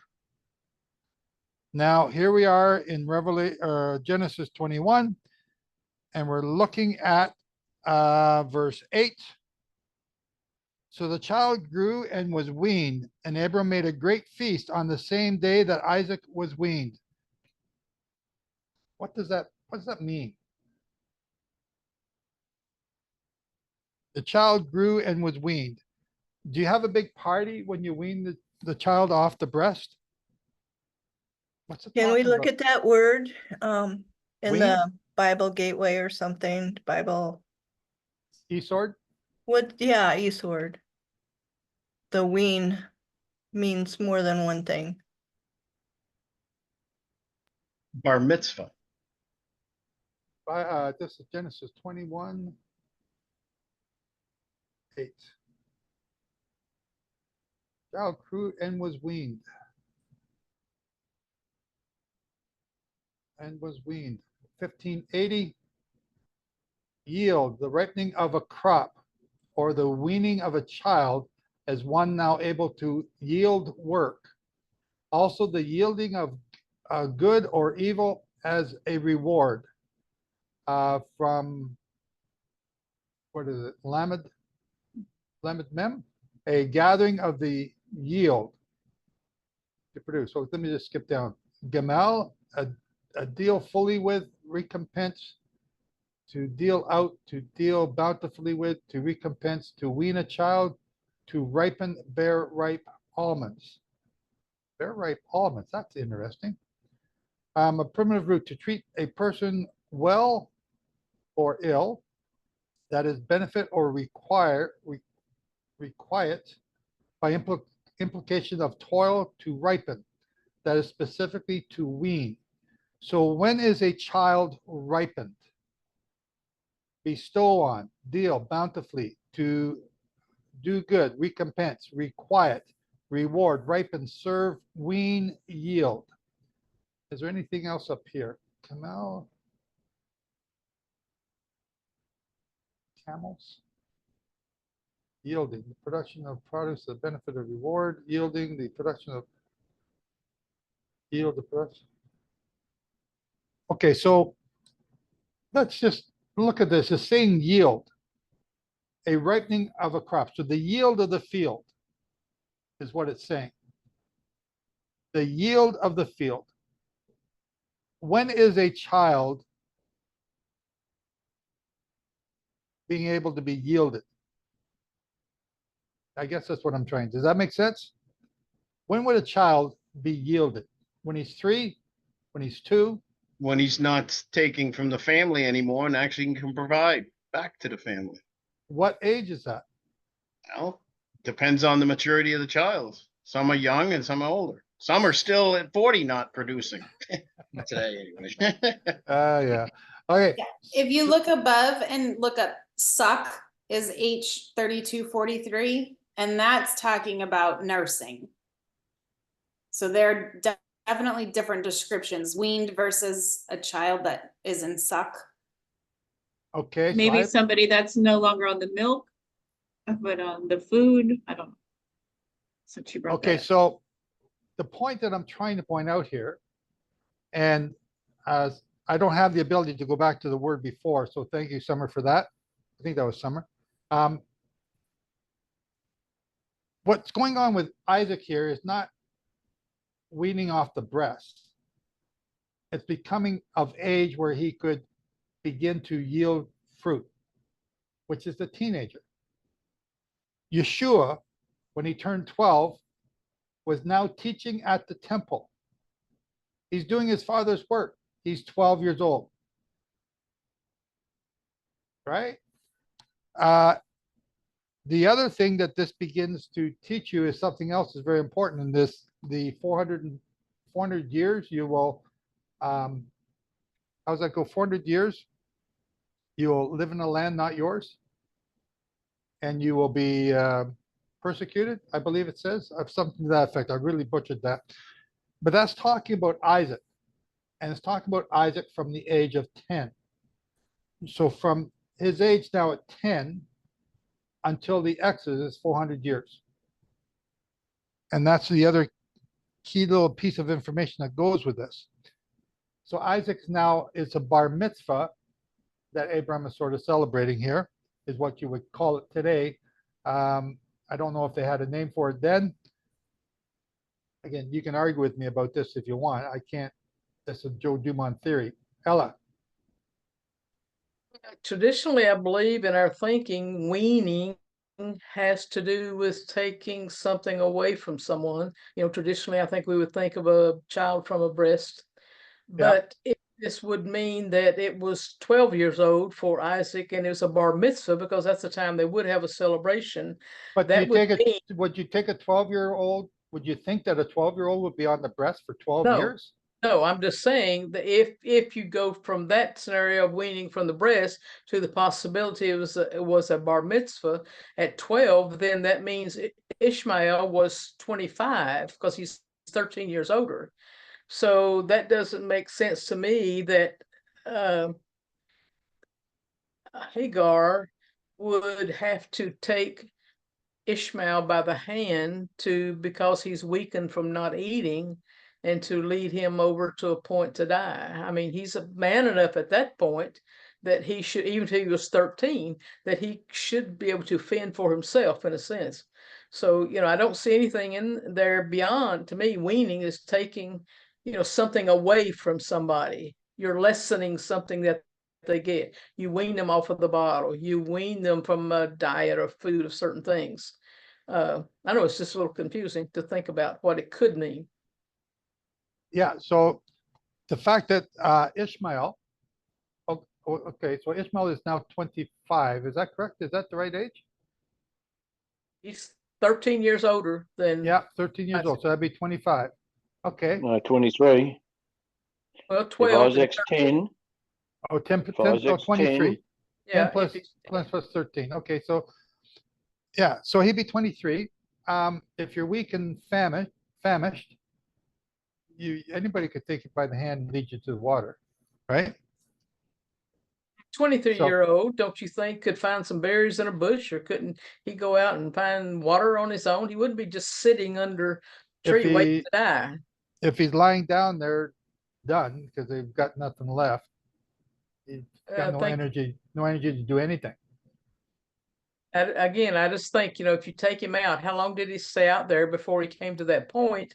But, would he be so weak in his own physical ability to work or to fend for himself or to find a bite of food or find some water if it was that close by? So it says in verse 15, sent her away. Then she departed and wandered in the wilderness of Beersheba, and the water in the skin was used up, and she placed the boy under one of the shrubs. Okay, that's a big boy to do that. You're right. And then she went and sat down across from him, a distance of about a bow shot. Okay. I'm just, I'm still thinking this is a bar mitzvah for Isaac when he's about 10 years old. Even so, if Isaac was just born and Ishmael's, what would you say, 10 years older? 13. 13 years older. So even if Isaac was just born and he's 13, at 13, he's not a little boy. You know what I mean? He's not a little boy. He's still old enough to start being able to do his own thing. But now in this story, Isaac is already, does it say how old he is? No, it doesn't. We don't know. It just uses the term weaned. So he's not 1, he's not 2. He's got to be, even if it's weaned, 3, 4 maybe, the latest. Add that. See, 17 years old. Ishmael's a 17 in the woods, in the wilderness. Anyways, Still a big boy. Yeah, exactly. And it's kind of confusing. I see what you mean, Ella, but I still think they're older than they think. In fact, even Isaac, when we get to the point where he goes off with his dad to be sacrificed, he seems more involved in it than well, the verse sort of lets it sound like he's doing more than just being a victim. Let's put it that way. And we're not there, so we can't talk about it yet. What was the time? In the Siddur, it says that the binding of Isaac was 37 years old. I was going to say he was at least 35. Wow. Yeah. Okay, Eric, go ahead. Yeah, what I like is it's Sarah that basically, she's the one that notices the son of Hagar is looking at or mocking Abraham's birth of Isaac. So it's kind of interesting. Can I jump in here on that? Just on that Yeah, point? absolutely. Yeah, go ahead. I've read, and I can't remember where, I think it might be the Quran, but don't quote me on that. I don't know where I read it, that Isaac or Ishmael was playing catch with Isaac when Sarah saw this. And he was playing catch with his bows and arrows. So Isaac is supposed to be the one catching them. We don't come from a really smart family. So I heard it wasn't catch they were playing with. I heard the reason that Ishmael got sent away was he's trying to sodomize Isaac. Oh, even better. Now, do you know where you got that from? No, probably a Talmudic teaching somewhere. It's the concept of how Ishmael is trying to master Isaac. In other words, put him in subjugation. And we know what that sort of entails with regard to this concept of military or whatever. It's, it's the humiliation of a person. Okay. I think the important verse in that scripture is, husbands, listen to your wives. for Sarah. Yeah, Get but rid of that girl. Okay, it's Eric. it's interesting that Sarah noticed it, but Abraham didn't. And it was like it was Sarah's suggestion to send her away. And Abraham still was having a hard time with that until God came down and says, listen to what your wife has said. Yeah. And it's something that was missing in the garden when Adam blamed Eve and said, the woman you gave me told me to eat, and I did eat. Why is it that Adam didn't get confirmation from God the way Abraham did until he acted on it? So the truth of something is always established by 2 or 3 witnesses. And yet here, Sarah might have been acting in a way that was emotional, but she also may have seen something that Abraham was blinded to because he loved Ishmael because that was his firstborn. Well, it could also be that, you know, when you go to work every day, you don't see what the kids are doing at home. Yeah, I'm not too sure where he was going to work, but yeah, you're probably right. I mean, he wasn't going to Taco Bell to work there. So He may have had a job in the kitchen at Taco Bell. Who knows? but I'm just saying it was Sarah that suggested to do that, but Abraham really couldn't do it until God came down and said, listen to your wife. I come home from work and my wife would tell me this one did that or this one did that. And, you know, I had to go and punish them. And I just hated doing that because I didn't see it happen. I wasn't caught up in the emotions at the time. But as the head, I had to go and punish them. And that sometimes just sucked, you know, because like now I became the mean parent all the time doing the discipline. So I get it. I get, you know, maybe Abram didn't see it. Maybe he didn't know what was going on. Maybe he was just, you know, maybe he did care for Ishmael. I don't know. Yeah, it's almost like God had to nudge him to get him to do the correct thing. But when they end up getting in trouble, Hagar puts Ishmael by a bush and goes a certain distance away, a bow shot. Bow shot's length away. But you'll notice she doesn't cry out to God. No, you're right. She isn't. It's the boy. It's he hears the cry of the lad because I believe it's because it's the seed of Abraham, and God hears that cry from the lad, but Hagar never cries out to Abraham's God. Good point. Very good As point. a mother, I personally, if my son was dying, he would be in my arms. I don't care what his age was. I wouldn't go off in a distance and just leave him to die and say, I can't watch it. I'd be there. Yeah. I don't understand that. Well, some people can't.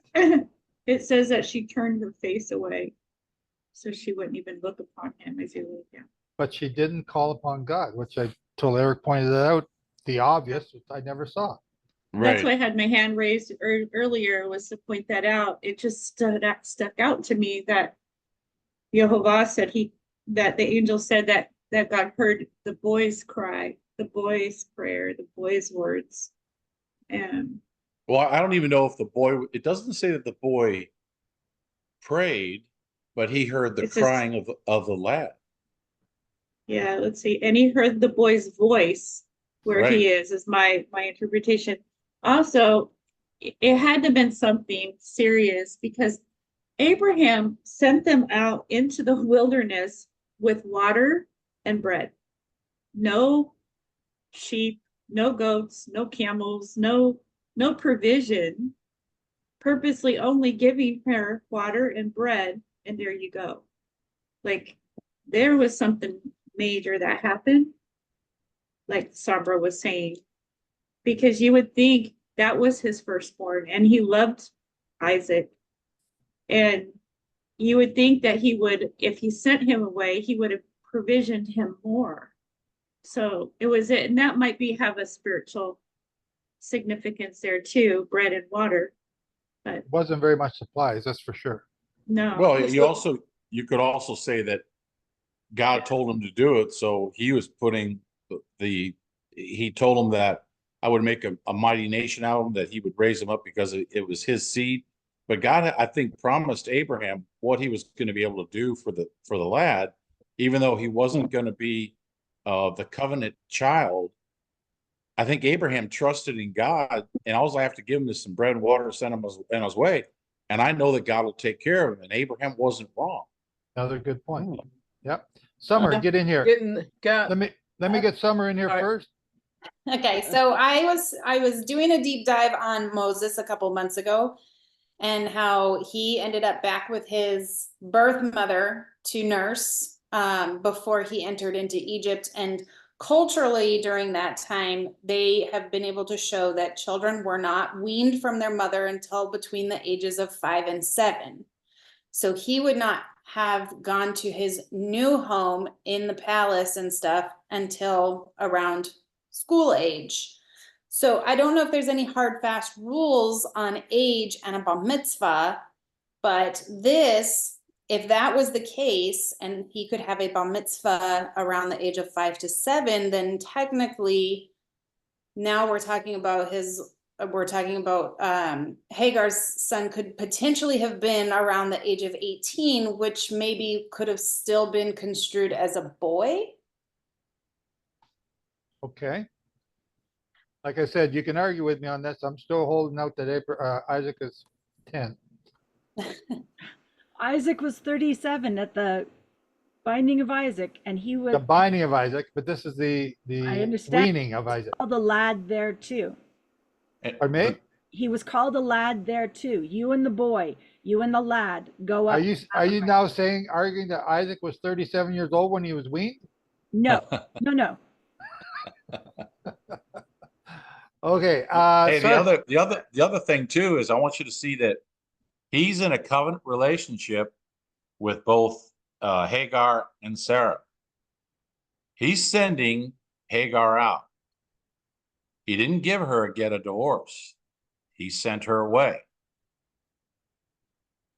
So the question is, in the future, will she show up again under a different name?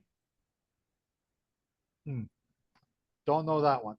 Sarkis, yes, I heard that. Yes. Sarkis, you had something you wanted to say? Well, I was gonna say Mike beat me to it in the chat, which is Ishmael was a capable man to go hunting and take care of himself and his mom. That is, we try to think from our modern perspective instead of looking from scriptural perspective and the time they were living.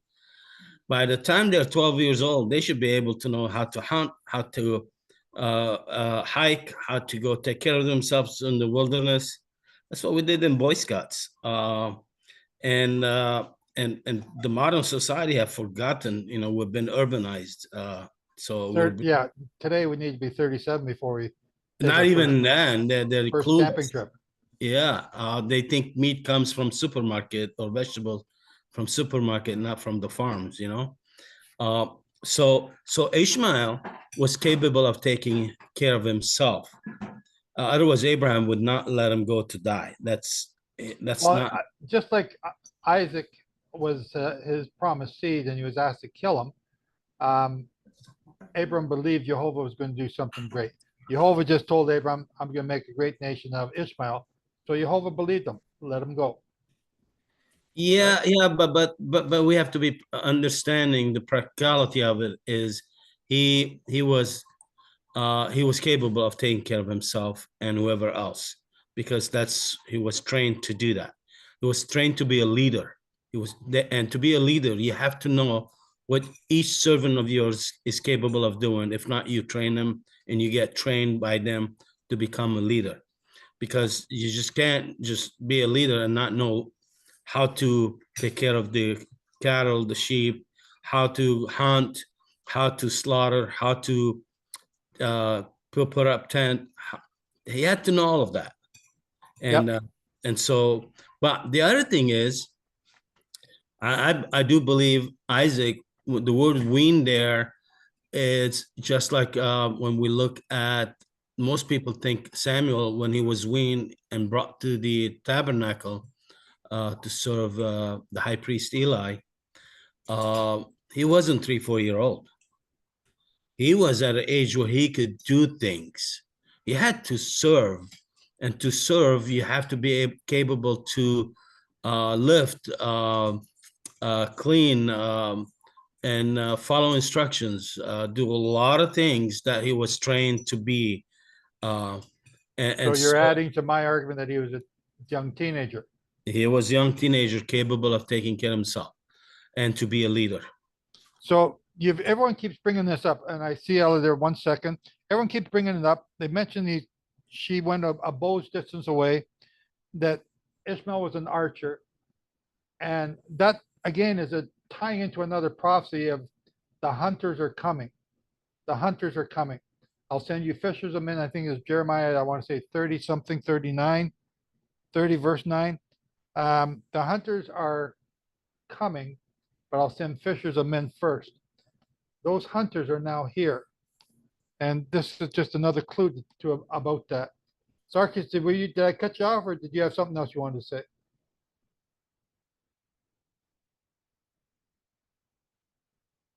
Okay, Ella, go ahead. Just a couple of things. What would Esau or concordance say about the word for lad? You know, what does it give any instructions as to who that is? And then the other thing, you know, I agree with what Sarkis was saying about, you know, Ishmael was trained, he was a hunter, and the promise to Abraham that Ishmael would be a nation as well.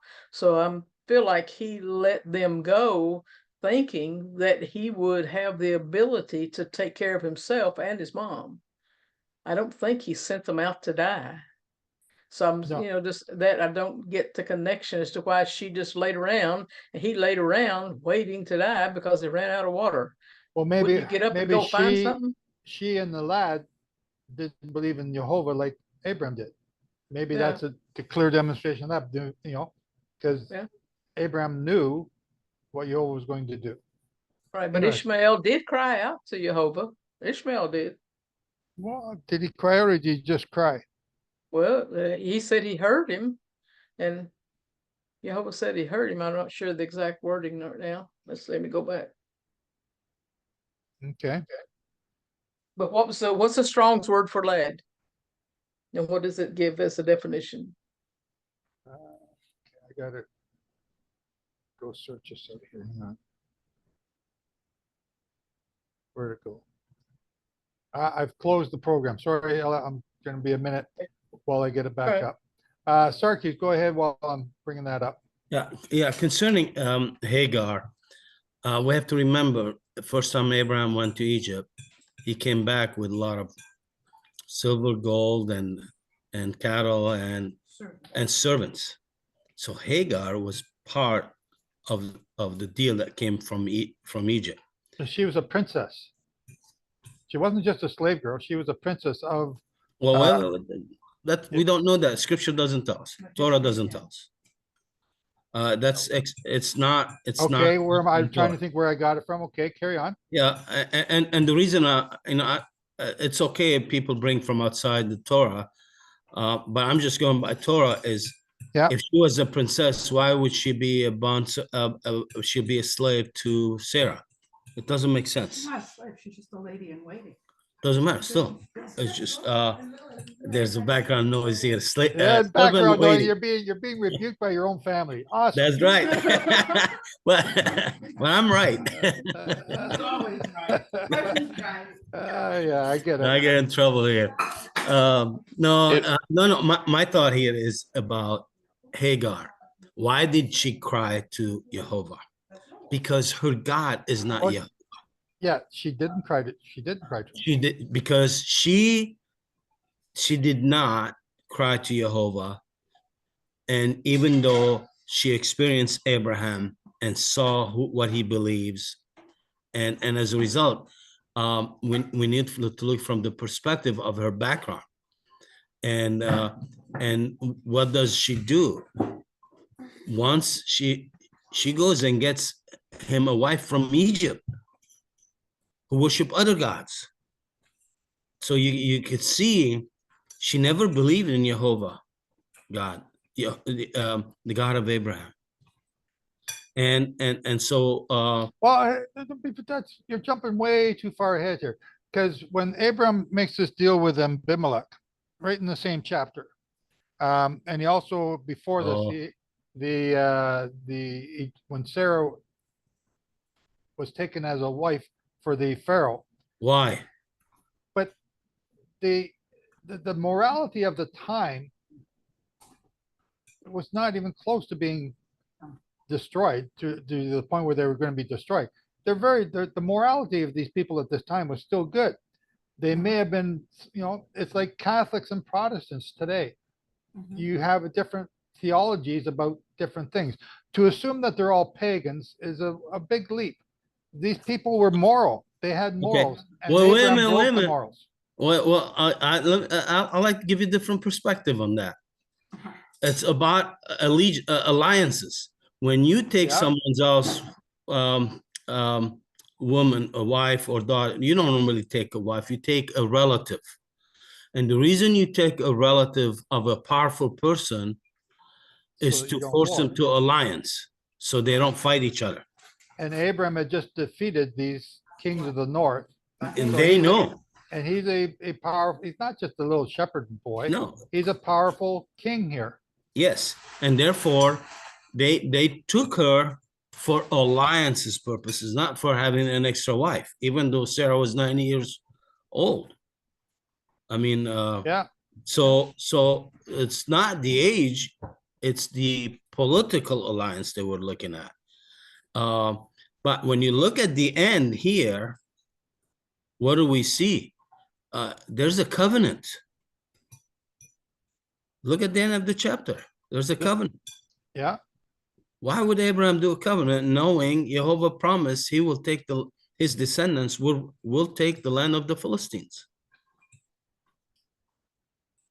In Genesis 15.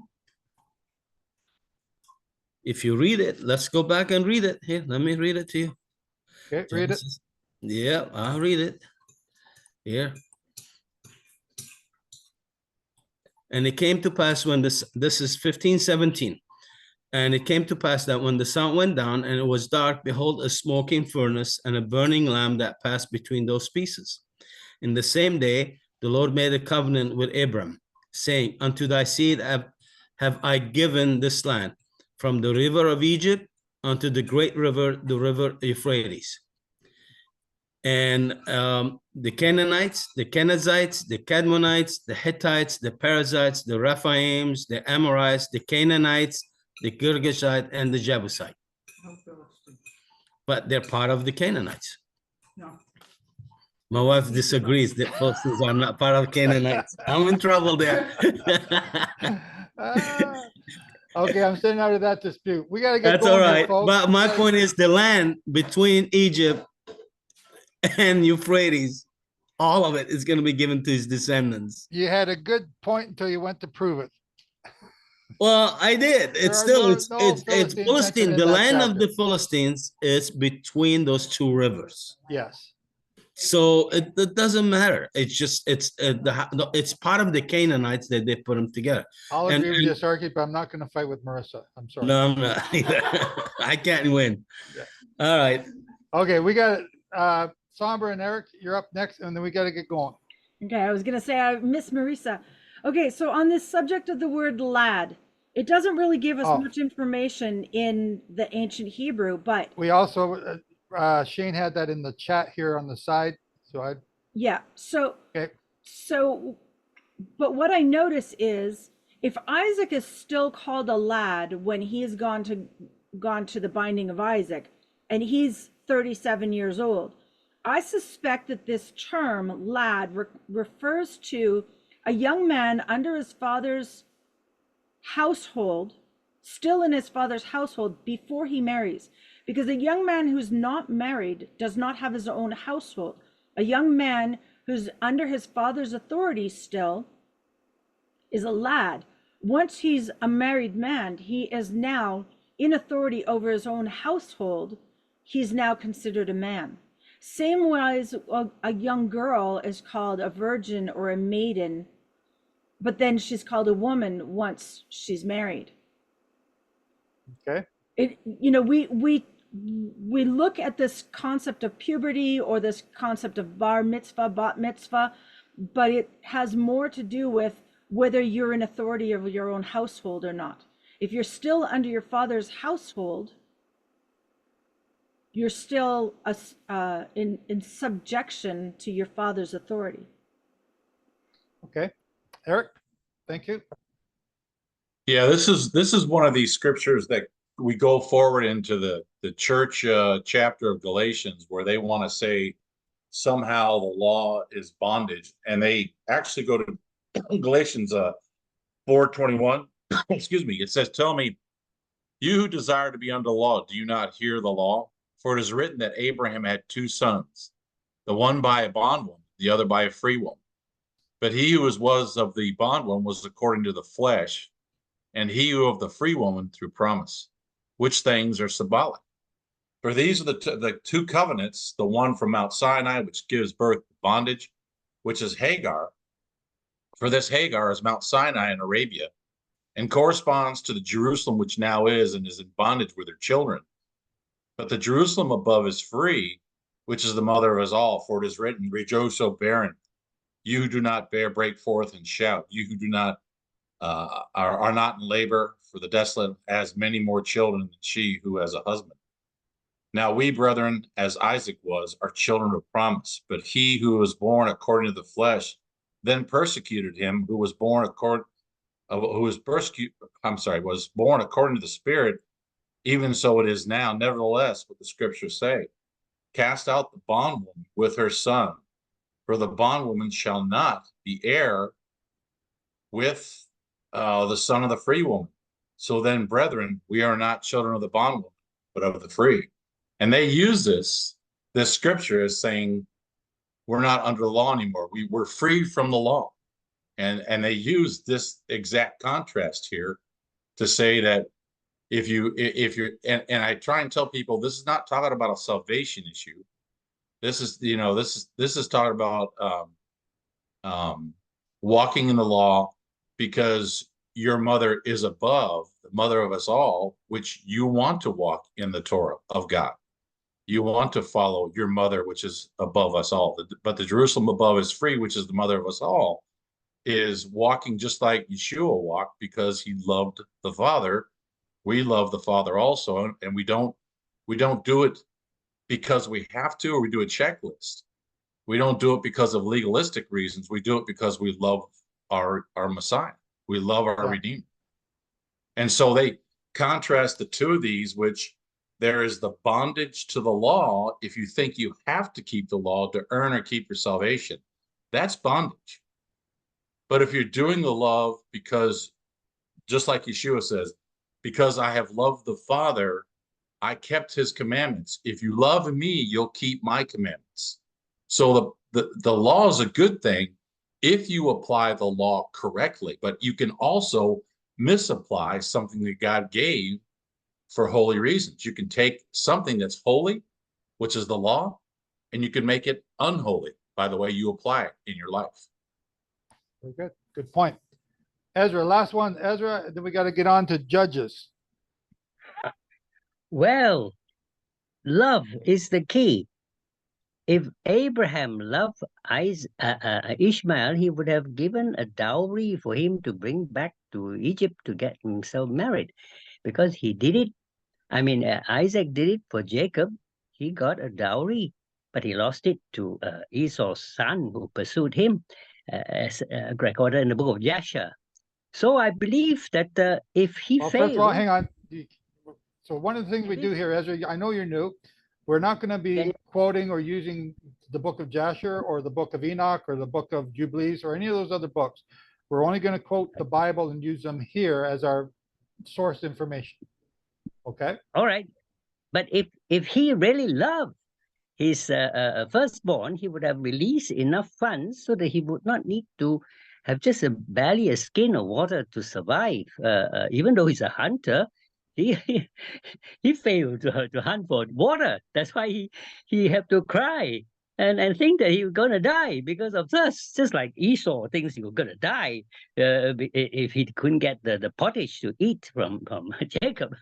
When somebody is desperate, he remembers that moment of desperation and harbors a grudge and passed it on DNA-wise to his descendants. And until today, they are fighting over a tiny piece of land called Israel. That hatred has gone down the line for thousands of years. 3,500 years of hatred and sibling rivalry is due to that negligence, I believe, that Father Abraham neglected to provide enough for his firstborn to be sent back to Egypt. that is true. I mean, he wasn't sending him back to Egypt. He was sending him out into the wilderness. But he also believed in Jehovah, because Jehovah said, "I'm going to make a great nation out of this one as well." So yes, that is Daddy Papa Yehshua who did the job well. But Father Abraham failed, and therefore he inherited this kind of a sad situation in Gaza now, where they're killing each other for the tiny sliver of land, because they harbored the grudge that has not been settled for thousands of years, and that grudge was matched together with Esau's hatred, because Esau married Ishmael's daughter, and so they combined the two lineage of Esau and Ishmael, the descendants that is found in Gaza and now surrounding nations are deadly against Israel, and they're faced with a coming Holocaust, which is described in Zechariah, that the two flying scrolls will nuke them and 2/3 may perish, so that the 1/3 remaining will cry out, "Where are the lost 10 tribes?" And we will have to return to help those 1/3 surviving. They will suffer radiation burns. And we will so have you're to getting way too far down the road here, and we're just focusing on comfort them. Ishmael right now. Can You're I? right that there is hatred that was brought into the family through this. Comfort them. Shalom. Yeah. I want to completely refute, sorry, Joe. I want to completely refute what Ezra said with regard to Ishmael and Abraham. If Abraham loves Ishmael, then Abraham is going to apply the Torah to his relationship with his son Ishmael. If Ishmael is under his father's authority, he has a responsibility to obey his father. If his father loves him and Ishmael refuses to obey his father's authority, Abraham is going to cast him outside the gates. That is the loving thing to do. We confuse the word love with emotion. We confuse the word love with kindness or generosity. It would not have been loving to keep Ishmael within the camp if Ishmael was disobeying Abraham's authority, and to give him a handout of money, a dowry to go and get a bride. That would be making the bride suffer under an unrighteous husband. There is no dowry mentioned here at all. No, I know there isn't. That's all speculation. Ezra was the one that mentioned it. So I was just refuting what Ezra said. The righteous thing to do and the loving thing to do is put your son outside the gates. And if he humbles himself and asks to come back. But that's not it. Jehovah said, "This is from me. Send them out." Yes, I understand. He said to him, "Listen to your wife." Yeah. Well, yeah. That's what he said. So he did. And the Torah. Abraham was the father of the faithful. He knows Jehovah is going to take care of his offspring, regardless of who they are. Yeah, but Abraham's still upholding the Torah by putting his son outside the gate. Okay, let's move on to Judges, chapter 16. And Sombra, chapter, not 16, chapter 18. Yeah. Okay. In those days, there was no king in Israel. And in those days, the tribe of Dan was seeking a territory in which to settle. For to that day, no territory had fallen to their lot among the tribes of Israel. The Danites sent out 5 of their number from their clan seat at Zorah and Eshtaol, valiant men, to spy out the land and to explore it. Go, they told them, and explore the land. And when they had advanced into the hill country of Ephraim as far as the house of Micah, they stopped there for the night. And while in the vicinity of Micah's house, they recognized the speech of the young Levite. And so they went over and they asked him, "Who brought you to these parts? What are you doing in this place? What is your business here?" He replied, "Thus and thus Micah did for me. He hired me, and I became his priest." They said to him, "Please inquire of God. We would like to know if the mission on which we are going will be successful." "Go in peace," the priest said to them. "The Lord views with favor the mission that you are going on." The 5 men went on and came to Laish. They observed the people in it dwelling carefree after the manner of the Sidonians, a tranquil and unsuspecting people, with no one in the land to molest them, and with no hereditary ruler. Moreover, they were distant from the Sidonians and had no dealings with anybody. And when the men came back to their kinsmen at Zorah and Eshtaol, their kinsmen asked them, "How did you fare?" And they replied, "Let us go at once and attack them, for we found that the land was very good, and you are sitting idle. Don't delay. Go and invade the land and take possession of it. For God has delivered it into your hand. And when you come, you will come to an unsuspecting people, and the land is spacious, and nothing on earth is lacking there." They departed from there, from the clan seat of the Danites, from Zorah and Eshtaol, 600 strong, girt with weapons of war. They went up and encamped at Kiriath Yearim in Judah. That is why the place is called the Camp of Dan to this day. It lies west of Kiriath Yearim. From there, they passed on to the hill country of Ephraim, and they arrived at the house of Micah. Here, the 5 men who had gone to spy out the Laish region remarked to their kinsmen, "Do you know, there's an ephod in this houses, and a teraphim, and a sculptured image, and a molten image? Now you know what you have to do." And so they turned off there and entered the home of the young Levite at Micah's house and greeted him. The 600 Danite men, girt with their weapons of war, stood at the entrance of the gate.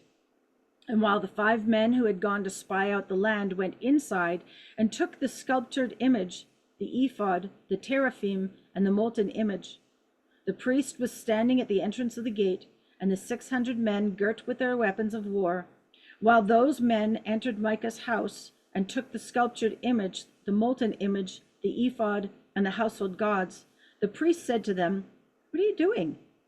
But they said to him, "Be quiet. Put your hand on your mouth. Come with us and be our father and priest. Would you rather be a priest to one man's household, or be a priest to a tribe and clan in Israel?" The priest was delighted. He took the ephod, the household gods, and the sculptured image, and he joined the people. They set out again, placing the children, the cattle, and their household goods in front. And they had already gone some distance from Micah's house when the men in the house near Micah's mustered and caught up with the Danites. They called out to the Danites, who turned around and said to Micah, "What is the matter? Why have you mustered?" He said, "You have taken my priest and the gods that I made and walked off. What do I have left? How can you ask, what is the matter?" But the Danites replied, "Don't do any shouting at us, or some desperate men might attack you, and you and your family would lose your lives."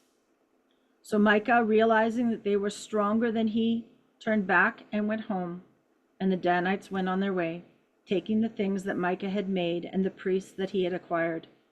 They proceeded to Laish, a people tranquil and unsuspecting, and they put them to the sword and burned down the town. There was none to come to the rescue, for it was distant from Sidon, and they had no dealings with anyone. It lay in the valley of Beth Rehob. They rebuilt the town and settled there, and they named the town Dan, after their ancestor Dan, who was Israel's son.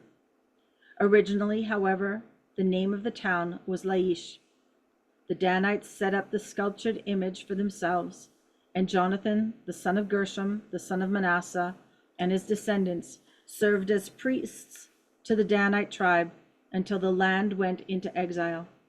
They maintained the sculptured image that Micah had made throughout the time that the house of God stood at Shiloh.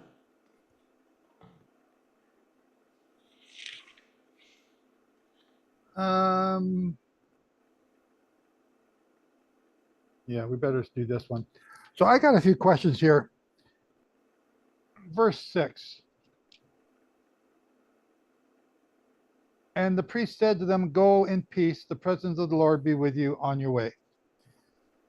How many people tell you that the Lord spoke to them last night, told them to tell you blah, blah, blah?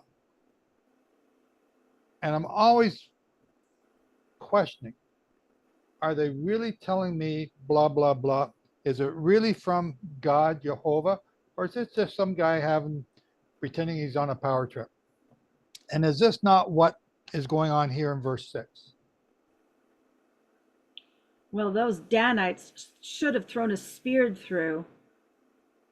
What's his name? Jonathan? Yeah. They, if they were like Pinchas, they would have thrown a spear through him, and they would have taken those household gods and they would have destroyed them.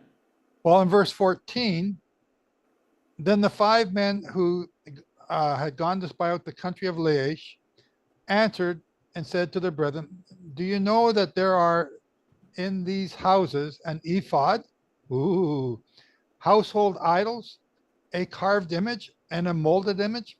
Therefore," here's the line, "therefore, consider what you should do." Okay, so that should be like what you just said. That's the signal. Destroy these people. Right. No, that's not what they do. They confiscate the stuff to take their own gods for themselves. But that's the problem, right? But what is the problem? But we have a group of people who just like to hear yes men, and they don't want to have to change, and they want to look like they're playing religious, they're playing church, as the phrase you use, they're playing church. They just want to hear that, yes, they're doing the right thing. And they've already had this priest tell them that God says, yes, go ahead. But they didn't use the Berean method, which was test all things. If this priest is telling me that God said yes, but he's got these false idols in his house, and he's the priest of the false idols, then that's not truly a message from Jehovah. They didn't test them. Yeah, they didn't test him. In the very first line, in those days, there was no king in Israel. Everybody's doing their own thing. Like we have so many messed up messianics today doing their own thing. They're doing the same thing that they just did here. We got all these different other books teaching us about the solar calendar.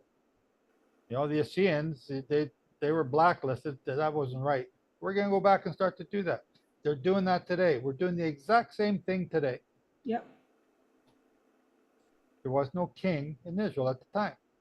We don't have. Well, can you see anywhere in here where anyone actually talks to God, or God talks to anyone here at all? No. Do you? Did I miss it? I didn't see it. No, I mean, basically the priests, they say, "Please inquire of God that we may know whether the journey on which you go will be prosperous." And then the priest says, "Go in peace." So he didn't inquire of God. He was going off his own authority. So let me show you something here in verse 19. And they said to him, "Be quiet, put your hand over your mouth," and in other words, Eric, shut up. Just do what you're told, right? And be a father and a priest to us. What is that?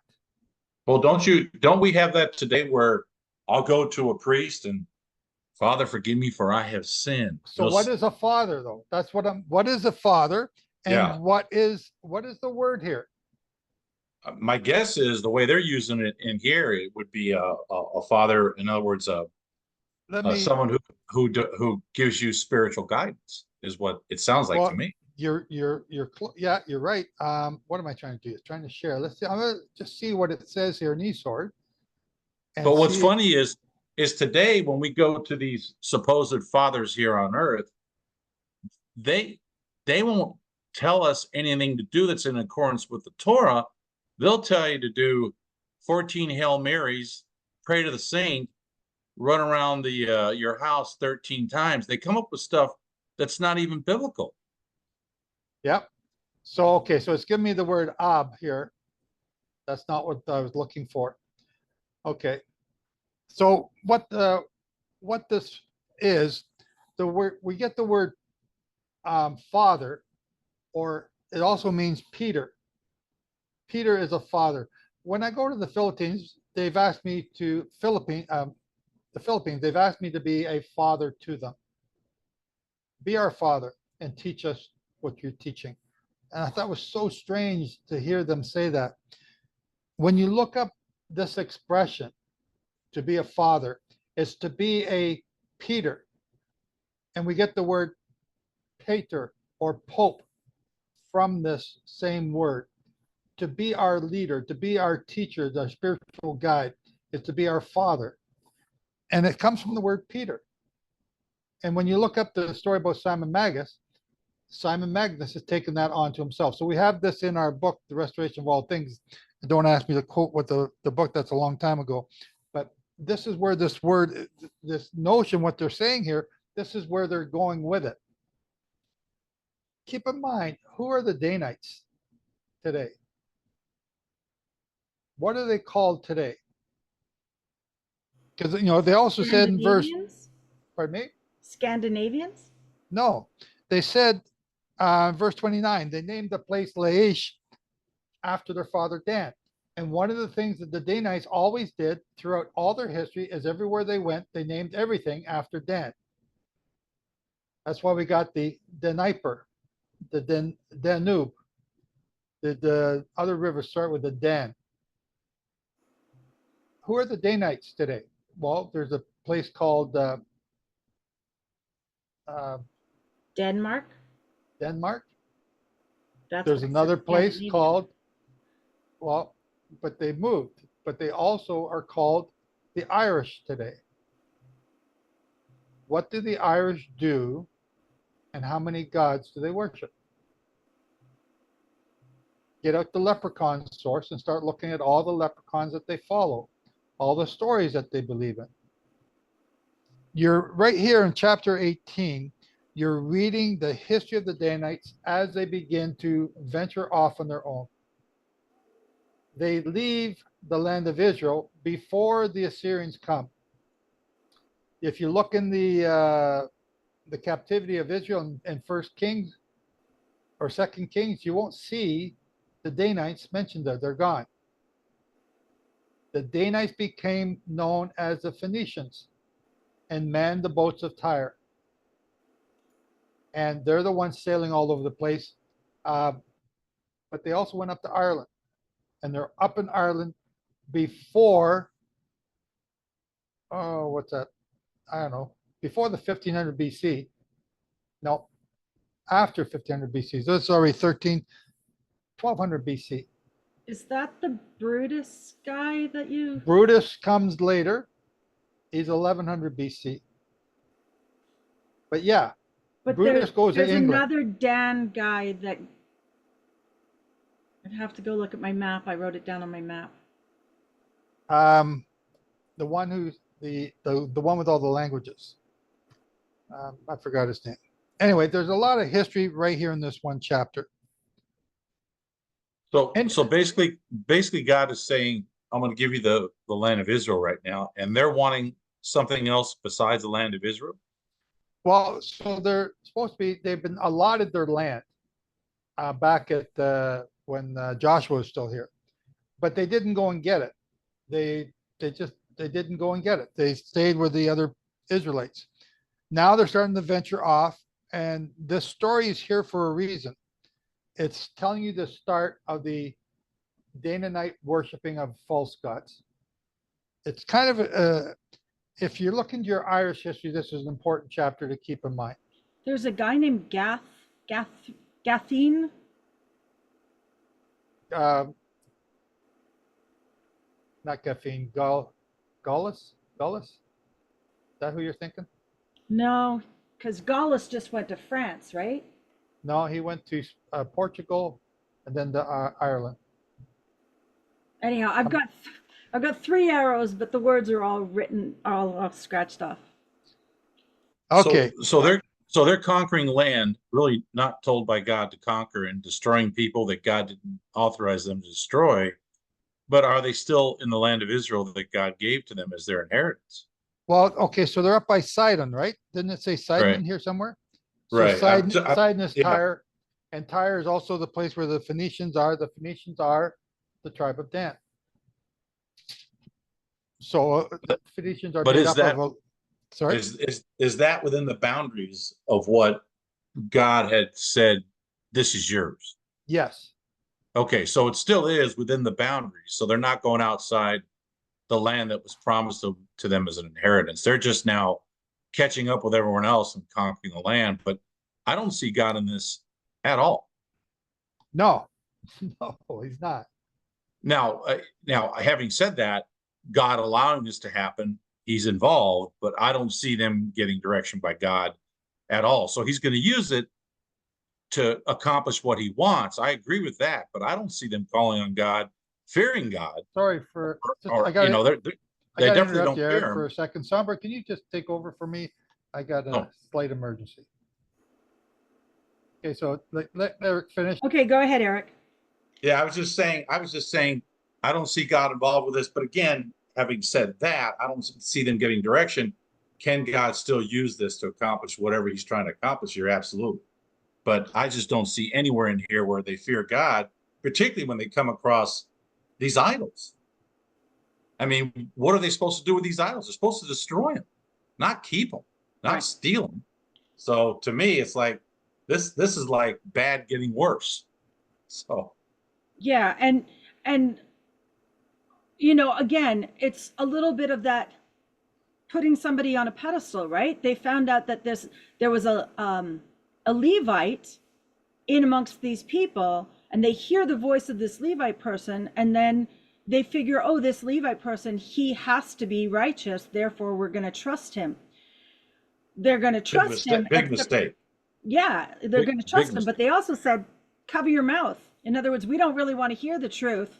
We just want you as our poster child to say, we got a righteous guy here, and he's leading us the way we want to go. So how many millions of people are out there thinking it's okay to pray to Mary or to the saints or all the stuff that's been taught down through time? Well, right. So, you know, in my history, when I turned to Torah, just before I turned to Torah, I had a friend who turned from being Methodist to being Catholic. And that's because she went to a Methodist church and they had a Father's Day event. And the Father's Day event was really pro-gay. And so she left her Methodist church and she wanted to go back to the original church. And so she went back to the Catholic church.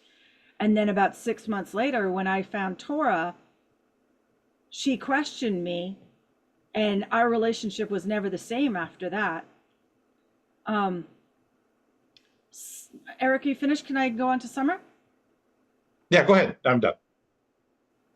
I was just wondering if you could point me towards like how to find the information or figure out maps or whatever on how these people migrated to where. Okay, I'm only like 3 pages into it because I'm trying to finish the one before it, but I'm anxious to know.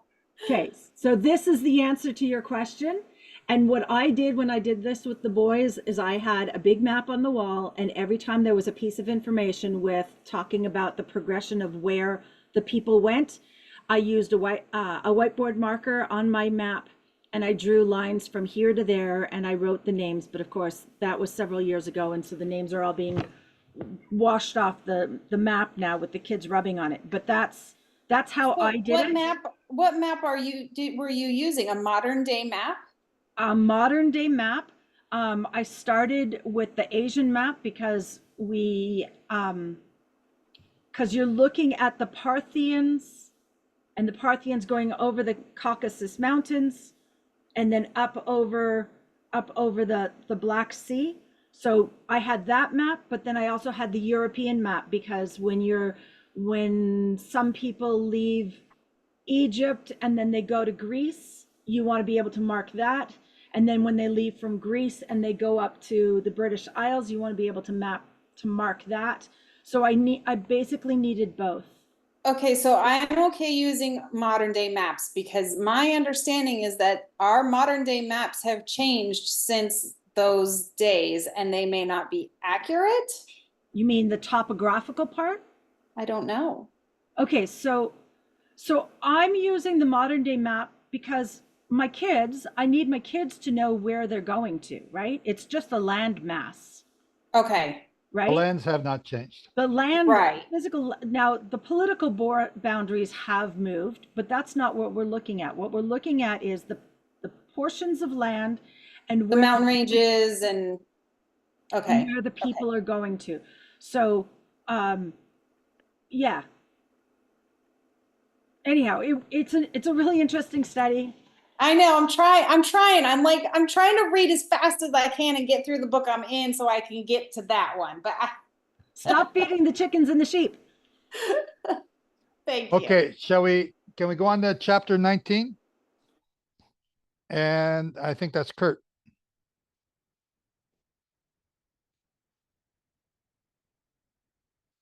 Kurt, are you there? I am here. I am. Let me go outside where I won't have interference. Judges 19? Is that what I'm reading? Yes? Yep. Okay, let me get outside so I don't have interference. I've learned I get interference. So, be right with you. 2 shakes of lamb's tail.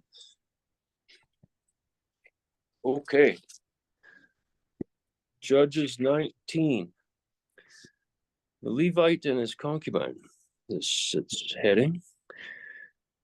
And it came to pass in those days, when there was no king in Israel, that there was a certain Levite sojourning on the side of Mount Ephraim, who took him a concubine out of Bethlehem, Judah. And his concubine played the whore against him, and went away from him unto her father's house to Bethlehem, Judah. And there was 4 whole months. And her husband arose and went after her, to speak friendly unto her, and to bring her again, having his servant with him, and a couple of asses, and she brought him into her father's house. And when the father of the damsel saw him, he rejoiced to meet him. And his father-in-law, the damsel's father, retained him, and he abode with him 3 days. So they did eat and drink and lodged there. And it came to pass on the 4th day, when they arose early in the morning, that he rose up to depart. And the damsel's father said unto his son-in-law, Comfort thine heart with a morsel of bread, and afterward go your way. And they sat down and did eat and drink, both of them together. For the damsel's fathers had said unto the man, Be content, I pray thee, and tarry all night, and let thine heart be merry. When the man rose up to depart, his father-in-law urged him. Therefore he lodged there again. And he arose early in the morning, and on the 5th day to depart. And the damsel's father said, Comfort thine heart, I pray thee. And they tarried until afternoon, and they did eat, both of them. And when the man rose up to depart, he and his concubine and his servant, his father-in-law, the damsel's father, said unto him, Behold, now the day draweth toward evening. I pray you tarry all night. Behold, the day groweth to an end. Lodge here, that thine heart may be merry, and tomorrow get you early on your way, that you may go home. But the man would not tarry that night. He rose up and departed, and came over against Jebus, which is Jerusalem, and there were with him 2 asses saddled. His concubine also was with him. And when they were by Jebus, the day was far spent. And the servant said unto his master, Come, I pray thee, let us turn into the city of the Jebusites, and lodge in it. And his master said unto him, We will not turn aside hither into the city of the stranger, that is not of the children of Israel. We will pass over to Gibeah. And he said unto his servant, Come, let us draw near to one of these places to lodge all night, in Gibeah or in Ramah. And they passed on and went their way, and the sun went down upon them when they were by Gibeah, which belongs to Benjamin. And they turned aside thither to go in and to lodge in Gibeah. And when he went in, he sat him down in a street of the city, and there was no man that took them into his house to lodge him. And behold, there came out an old man from his work out of the field at evening, which was also of Mount Ephraim, and he sojourned in Gibeah. But the man of the place were Benjamites. And when he had lifted up his eyes, he saw a wayfaring man in the street of the city. And the old man said, Whither thou goest? Whence comest thou? And he said unto him, We are passing from Bethlehem, Judah, toward the side of Mount Ephraim. From thence am I, and I went to Bethlehem, Judah, but now I'm going to the house of the Lord, and there is no man that receiveth me to house. Yet there is both straw and provender for our asses, and there is bread and wine also for me, and for thine handmaid, and for the young man which is with thy servants, and there is no want of anything. And the old man said, Peace be with thee. Howsoever, let all thy wants lie upon me, only lodge not in the street. So he brought him into his house, and gave provender unto the asses, and washed their feet, and did eat and drink. Now, as they were making their hearts merry, behold, the man of the city, certain sons of Belial, beset the house round about, and beat the door, and spake to the master of the house, the old man, saying, Bring forth the man that came into thine house, that we may know him. And the master of the house, went out unto them, and said unto them, Nay, my brethren, nay, I pray you, do not so wickedly. Seeing that this man is come unto mine house, do not this folly. Behold, here is my daughter, a maiden, and his concubine,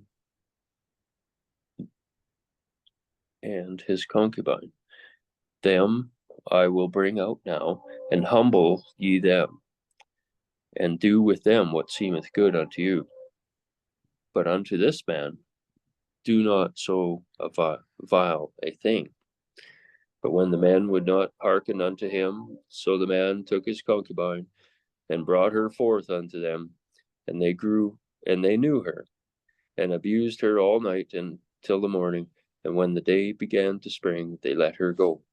And came the woman in the dawning of the day, and fell down at the door of the man's house, where her lord was, till it was light. And her lord rose up in the morning, and opened the doors of the house, and went out to go his way. And behold, the woman was his concubine was fallen down at the door of the house. Oh, I'm sorry. My noisy neighbor comes when he comes. Was fallen down at the horse, and her hands were upon the threshold. And he said unto her, Up, and let us be going. But none answered. The man took her upon an ass, and the man rose up and gat him to his place.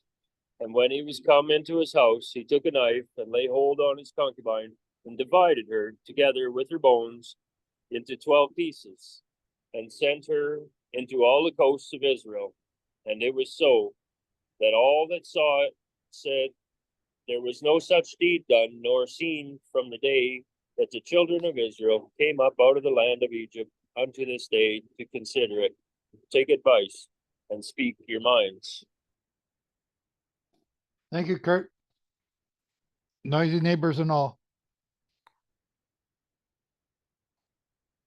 Okay. This is another significant chapter in the early history of Israel. And as Kurt was reading it, all I could think of was Sodom and Gomorrah. Yet this was in Benjamin. This was in Ramah, which is just north of Jerusalem. What's going on? And all I could think of is this prophetic?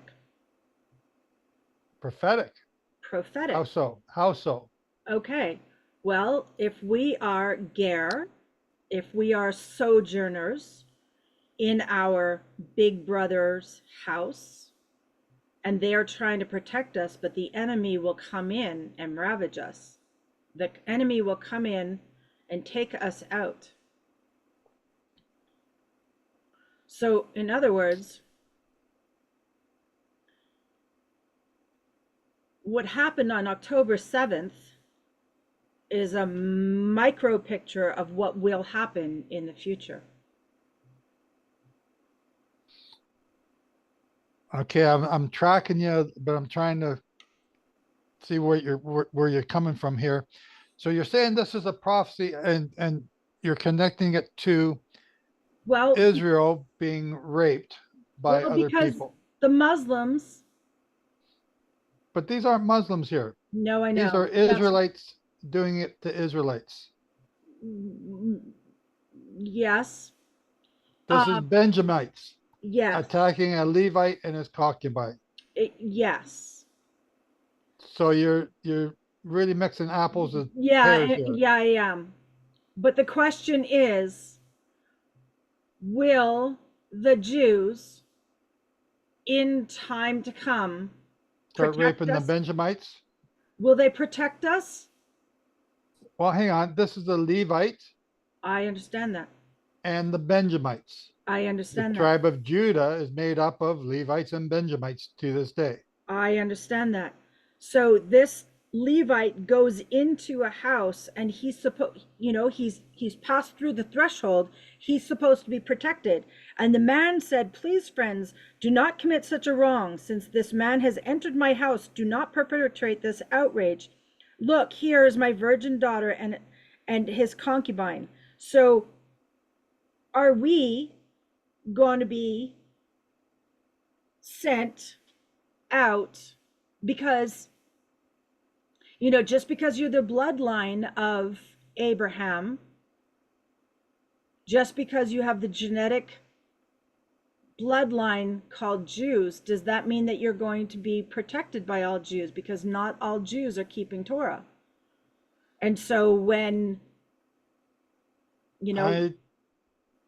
I think you're reading way far too much into this and what it is. You don't think it's prophetic at all?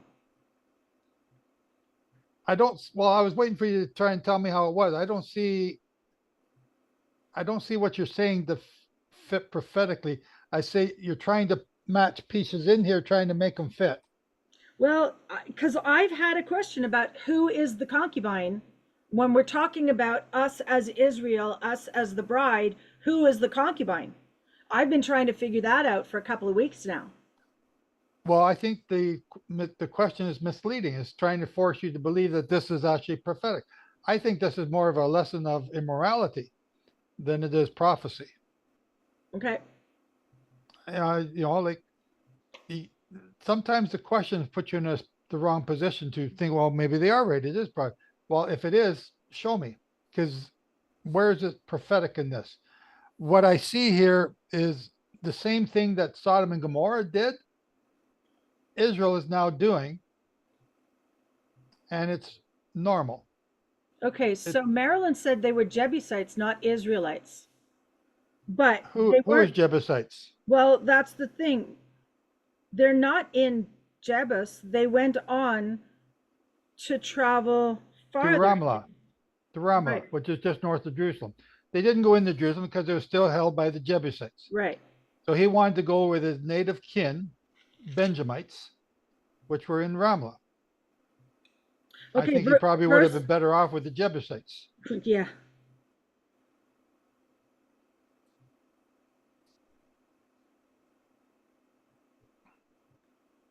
Okay, so verse 11, Marilyn says, let us turn aside to this town of the Jebusites and spend the night in it. And they said Oh, no. no, it says no. Okay, yeah. Right. Right. It Right. says no. So you got to read the whole thing. Yeah. Yeah. They went to a Benjamite city, Ramlah, Right. and the women were raped, Right. or the concubine was killed. I don't know if the daughter was raped or not. Well, Doesn't rape- say that. No. Raped No, to death. But the they wanted virgin- to kill the Levite. Sorry, Eric. The virgin didn't go out, but I can tell here. He offered him, but the virgin didn't go out. Yeah, they didn't want to kill the Levite. They wanted to sodomize the Levite. They wanted to know him. Well, it's interesting because in this case, the virgin is protected and the concubine is not. So I'm wondering, usually if it's the female version, it's believers at different degrees. Like, is the concubine different from a virgin? And that would be like we have the 10 virgins. No, We have because some. the concubine can also be an Israelite. Well, no, I'm not saying that it's not an Israelite. What I'm saying is Solomon had 700 wives, but 300 concubines. And I'm wondering, are you a concubine just because you're attached to that man? And in this case, it happens to be a Levite. But are you attached to that man? But, you may be having a relationship with that man, but you're not necessarily being obedient to that man. So first of all, we got a Levite. Okay. Right. He's a Levite. And more than likely, I don't see anything in here. Does it say anything that this Levite is righteous or not righteous? He's a Levite. He's on his way to the tabernacle. Where's the house of the Lord? In Shiloh, right? I'm believing it's in Shiloh, but we're not exactly sure. Right. It could be up at Joshua's altar. We're not sure either. Just because you're a Levite doesn't mean you're a priest. True, but it says he's a priest, doesn't that? Oh, does it? Does it say that? I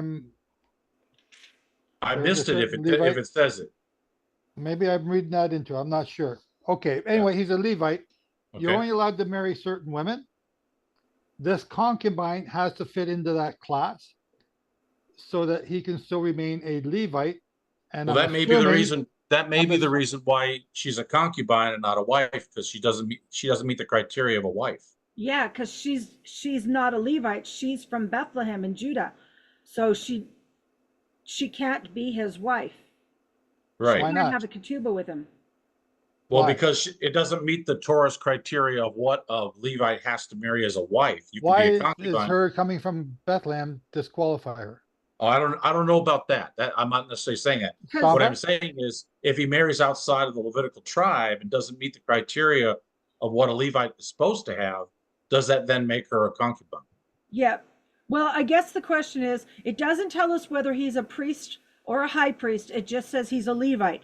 But it does say that she's from Judah, which means she's not from Levi. And if you are a priest, you can't take somebody who's not a Levite as your bride. But it doesn't say that he's a priest, though. That's the problem.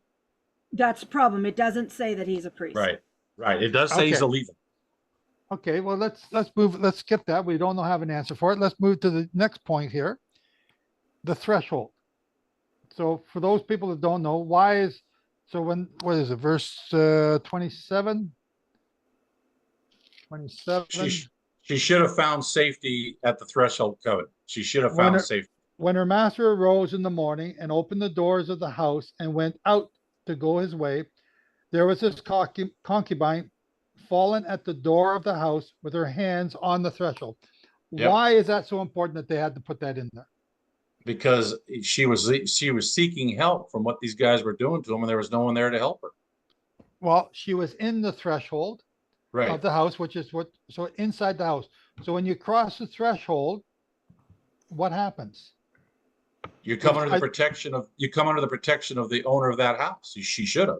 So when Lot invited the angels into his house, they crossed the threshold. That's why Lot offered his daughters in order to protect the two people in there.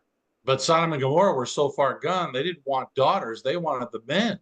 But that's what the Benjamites wanted. They didn't want the daughter, they wanted the man. Right. They wanted to sodomize the man.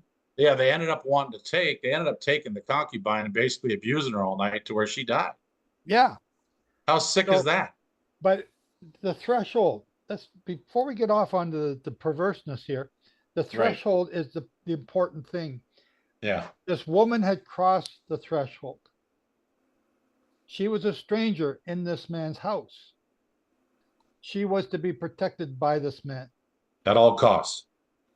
And he offered his daughter. They didn't want her. And then they offered the concubine, and they abused her. So that's the first major crime here. Well, that's actually the second one. They've broken the threshold covenant. The first one is the Benjamites, the Israelites, the Torah observing Israelites wanted to sodomize a stranger in their country. The commandments are all about not being treated the way you were treated as strangers in Egypt. And they've already forgotten that. And when you cross a covenant like that, you're not necessarily messing with the guy that's in the house. It's a covenant that's established and enforced by God. Yeah, it's Jehovah. And look, this is the same picture of what happened with Ishmael and Isaac, right? Is Ishmael was trying to dominate Isaac. So what is the righteous thing to do is to get rid of Ishmael. Unequally yoked. Okay. Unequally yoked. Yeah. So now, then the next part comes, and this is the part a lot of people miss, is verse 29. When he entered his house, so the Levite brought his dead concubine back to his house, up in Ephraim, wherever he was, entered his house, took a knife, laid hold of the concubine, and divided her into 12 pieces, limb by limb, and sent her throughout all the territory of Israel, one part of the body to each of the 12 tribes. What is going on? All of Israel is guilty. Yeah. It's a message. What?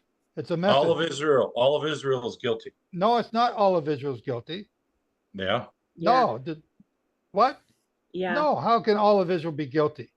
Because they're supposed to be the people, in other words, a little leaven leavens the whole lump, but they're supposed to be the people that are representing the Torah of God, every one of them. If you sin, like in AI, when they went to AI, hang on, if somebody kills somebody down here on the end of my street, I'm responsible? No, I'm saying God said a certain thing when they go into Jericho. I want you to take everything that's of value and give it to me, burn everything else.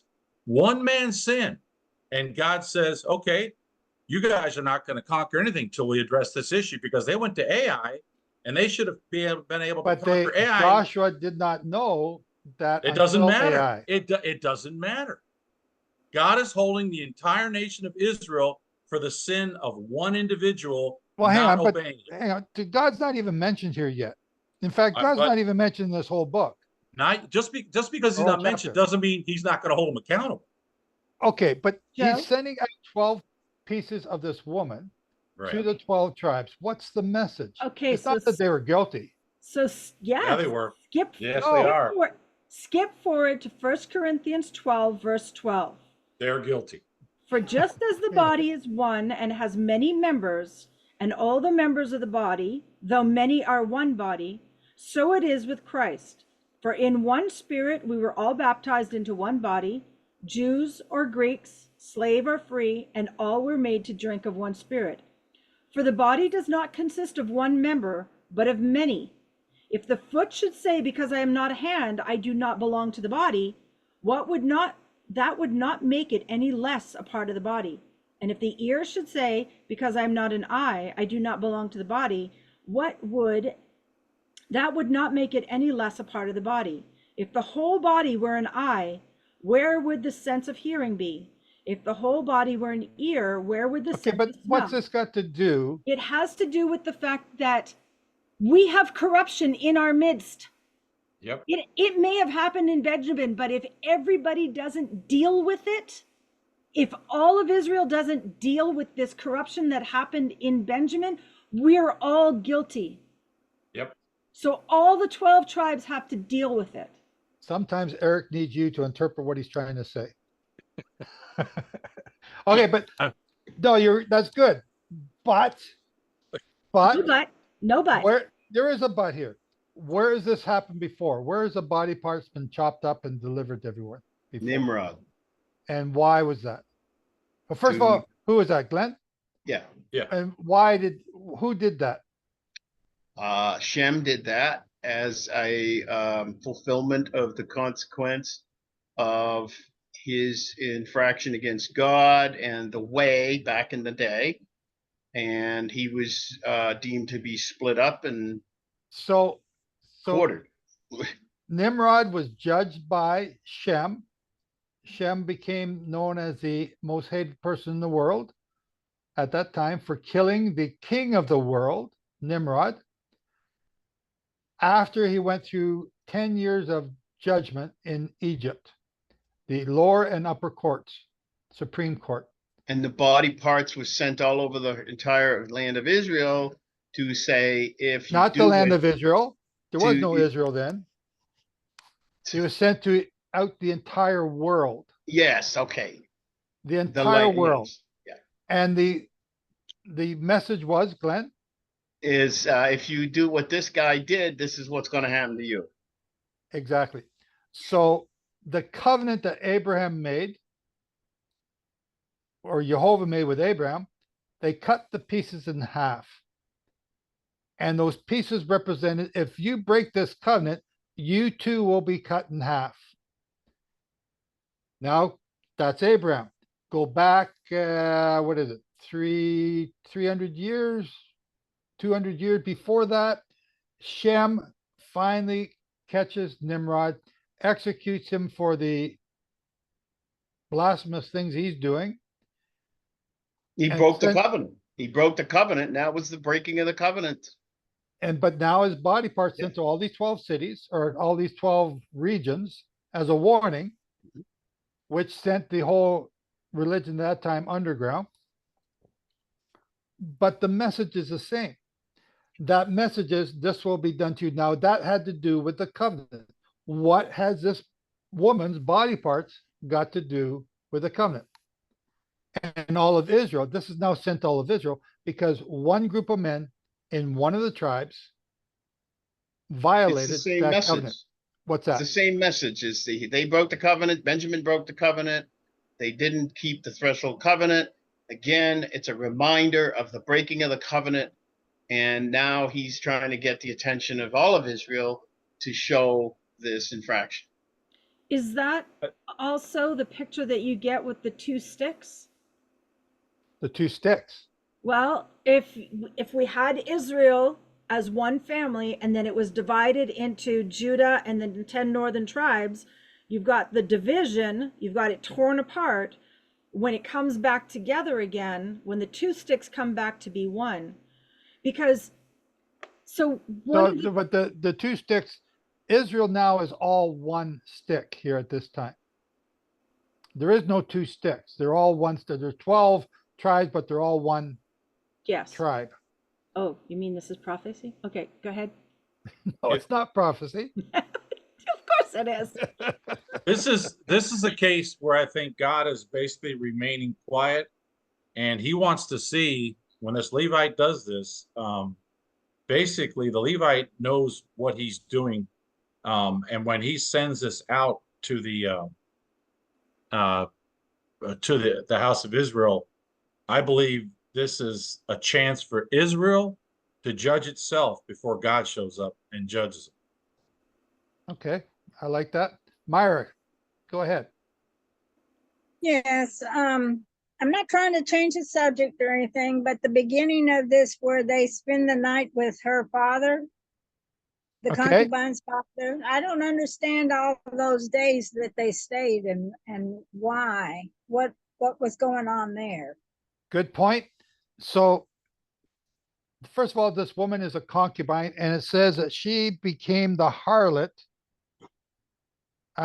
She played the harlot and left her husband and ran back to her father.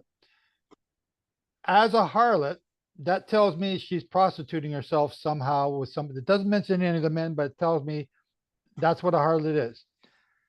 So by going back to her father, this woman is avoiding being stoned to death for being a harlot. Okay. Now, at her father's house, the father knows, okay, she's going to be stoned if she leaves here. He's trying to, so this is just me, just my understanding, my interpretation. By keeping the Levite priest here, let's just keep them, we'll just apply a little bit of liquor here. Let's get him back into a nice position to remember that he loved this girl at one time. And let's work on, okay, day one, I don't know if I got him. Let's keep another day. Let's keep him 3 days. And by the end of the third day, the guy's had enough. I'm done. I want to go back.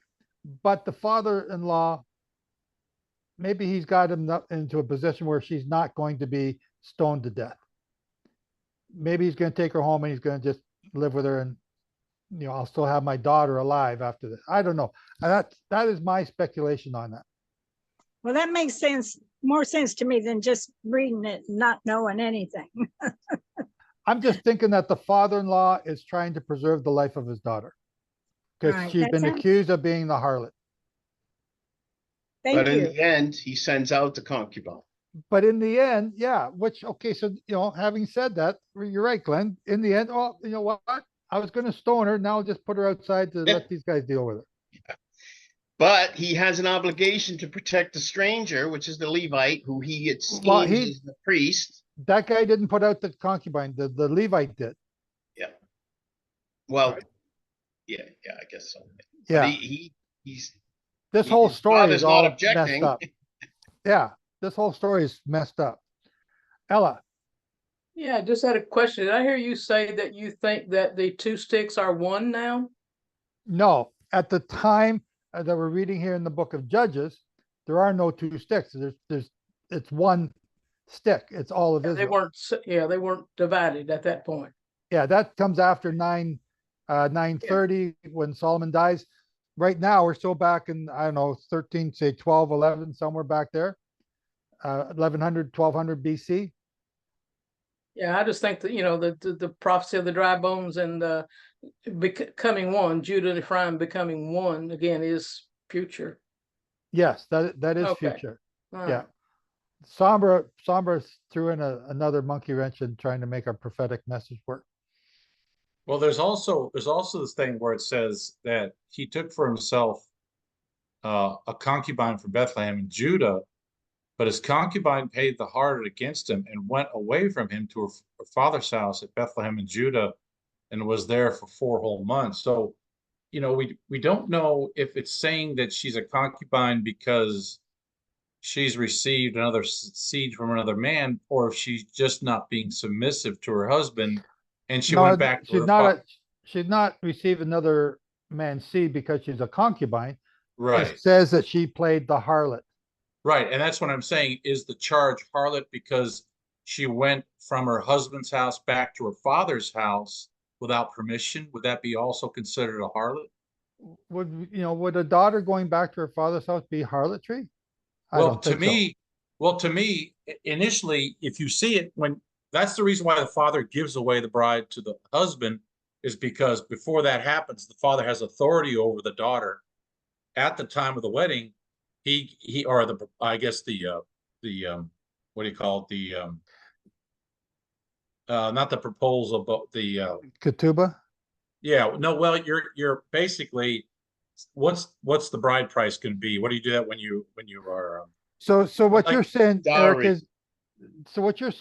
is that this woman, by going back to her father and Right. staying with him, that is why she's called a harlot.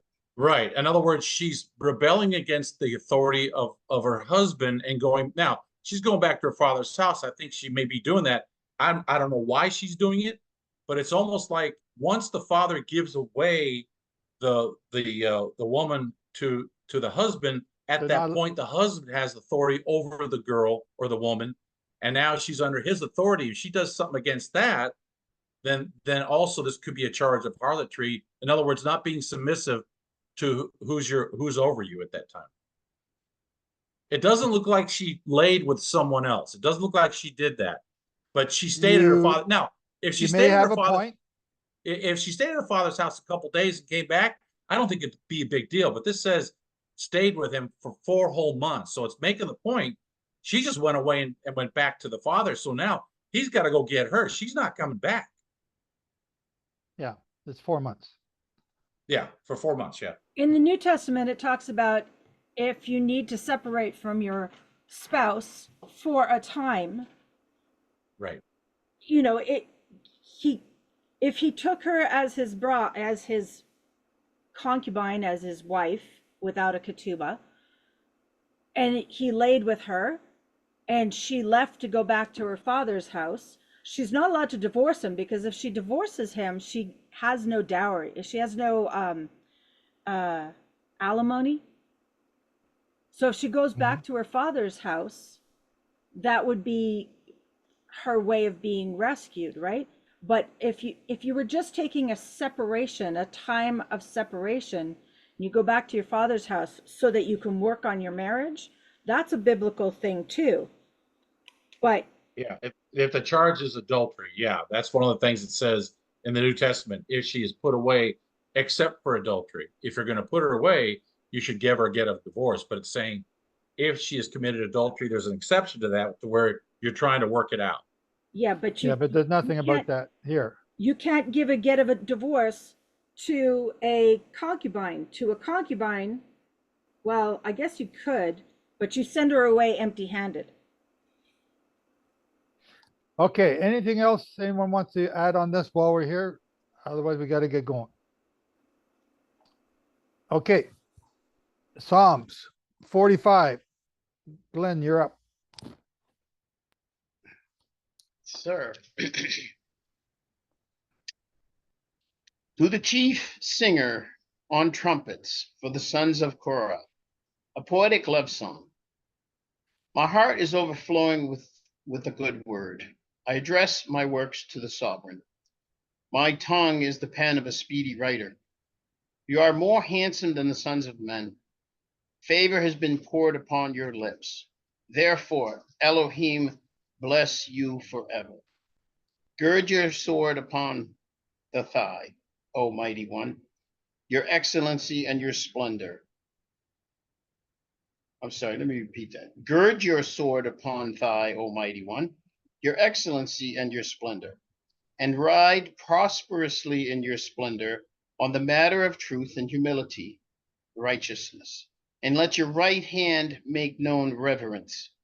Your arrows are sharp. In the heart of the sovereign's enemies, peoples fall under you.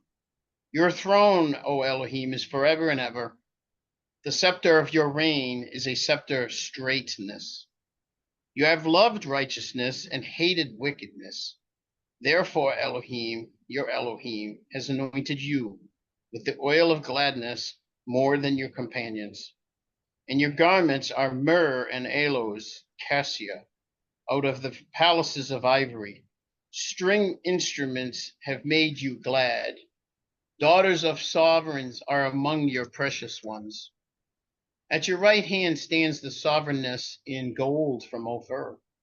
Listen, O daughter, and see, and incline your ear, and forget your own people and your father's house, and let the sovereign delight in your loveliness, because he is your Adon. Bow yourself to him. And the daughter of Zor with a gift. The rich among the people seek your favor. The daughter of the sovereign is all esteemed within. Her dress is embroidered with gold. She is brought to the sovereign in embroidered work. Maidens, her companions following her, are brought to you. They are brought with gladness and rejoicing. They enter the sovereign's palace. Instead of your fathers are your sons, whom you appoint princes in all the earth, and cause your name to be remembered in all generations. Therefore the people praise you forever and ever.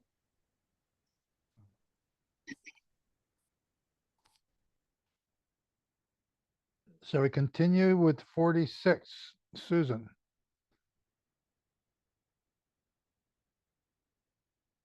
To the chief musician, a psalm of the sons of Korah, a song for Alamoth. God is our refuge and strength, a very present help in trouble. Therefore we will not fear, even though the earth be removed, and though the mountains be carried into the midst of the sea, though its waters roar and be troubled, though the mountains shake with its swelling. Selah. There is a river whose stream shall make glad the city of God, the holy place of the tabernacle of the Most High. God is in the midst of her, she shall not be moved. God shall help her just at the break of dawn. The nations raged, the kingdoms were moved. He uttered his voice, the earth melted. The Lord of hosts is with us. The God of Jacob is our refuge. Selah. Come, behold the works of the Lord, who has made desolations in the earth. He makes war cease to the end of the earth. He breaks the bow and cuts the spear in two. He burns the chariot in the fire. Be still and know that I am God. I will be exalted among the nations. I will be exalted in the earth. The Lord of hosts is with us. The God of Jacob is our refuge. Selah. Do you want to do 47, Susan, as well? Yes. To the chief musician, a psalm of the sons of Korah.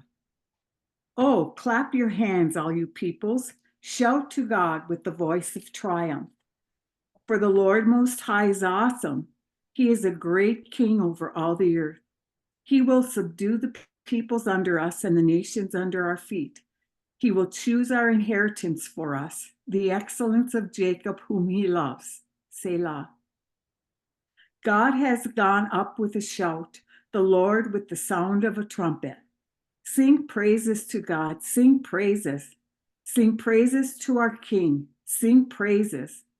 For God is the King of all the earth. Sing praises with understanding. God reigns over the nations. God sits on his holy throne. The princes of the people have gathered together, the people of the God of Abraham. For the shields of the earth belong to God. He is greatly exalted. Thank you, Susan. And this is also the song that Shauna played at the beginnings, Psalm 46.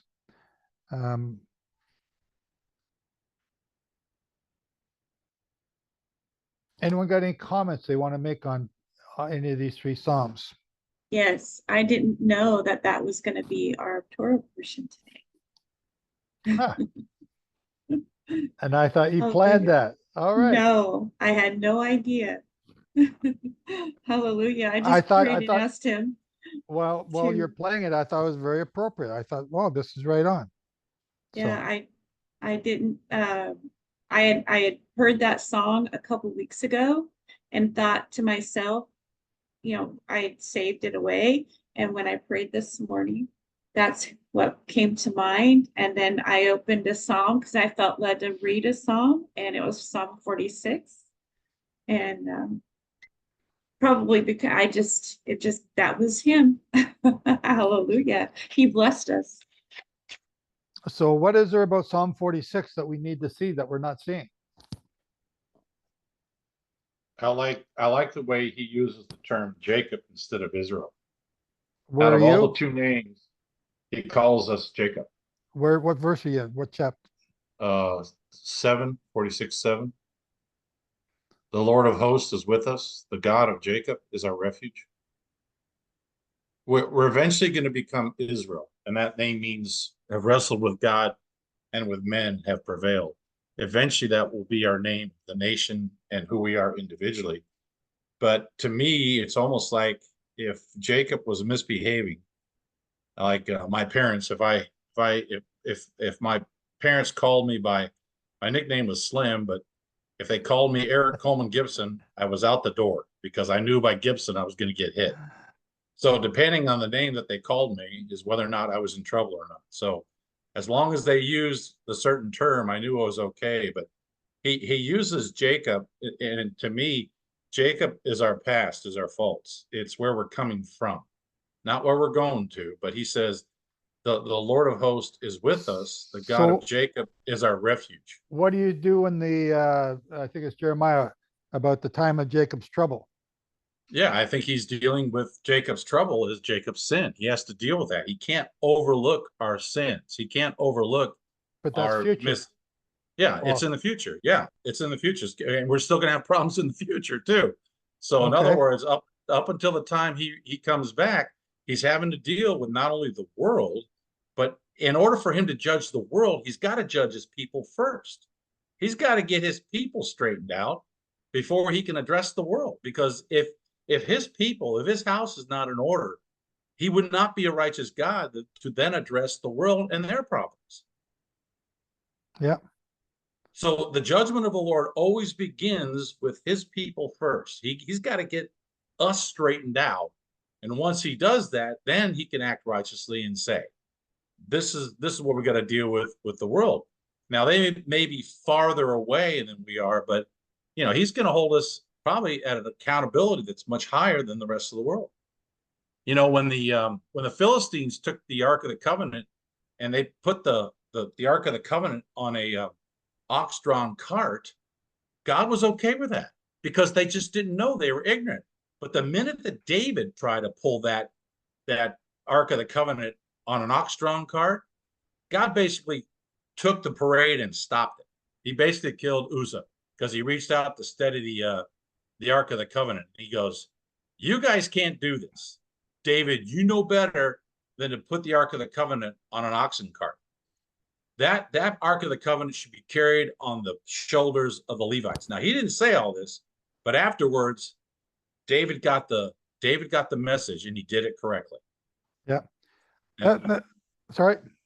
I was just saying, I love it that he sees our faults and yet he still will be our refuge.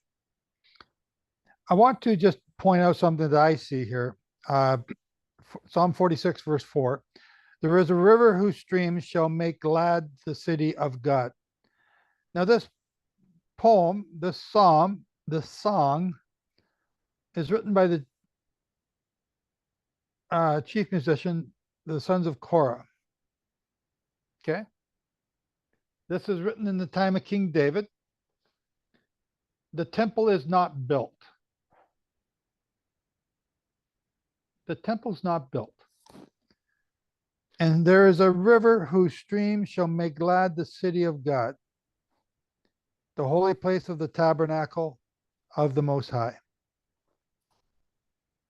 What are they talking about? They don't know about the book of Revelation. You do. They don't know that from beneath the throne of God, the rivers flow to the east and to the west, like Zechariah says. Isn't it supposed to have living waters flowing from the altar, underneath the altar? Well, yes, so what are they saying here? Where are they getting this information from? Well, it's written not by a human being, that's for sure. It's by the power of the Holy Spirit, the Ruach. Is it? Yeah. Well, isn't that what we read a couple of weeks ago in your chapters about eating and drinking of the living waters? And then if you're reading in the 10 days of awe, Emu and Rabbi Foreman are talking about the difference between being afraid of the waters of chaos, the waters of the sea, the waters of evil, versus, or the waters of the Nile that turn to blood. Don't be afraid of that, because he is the living waters. He will refresh you. He will provide for you and give, quench your thirst. He will revive you. That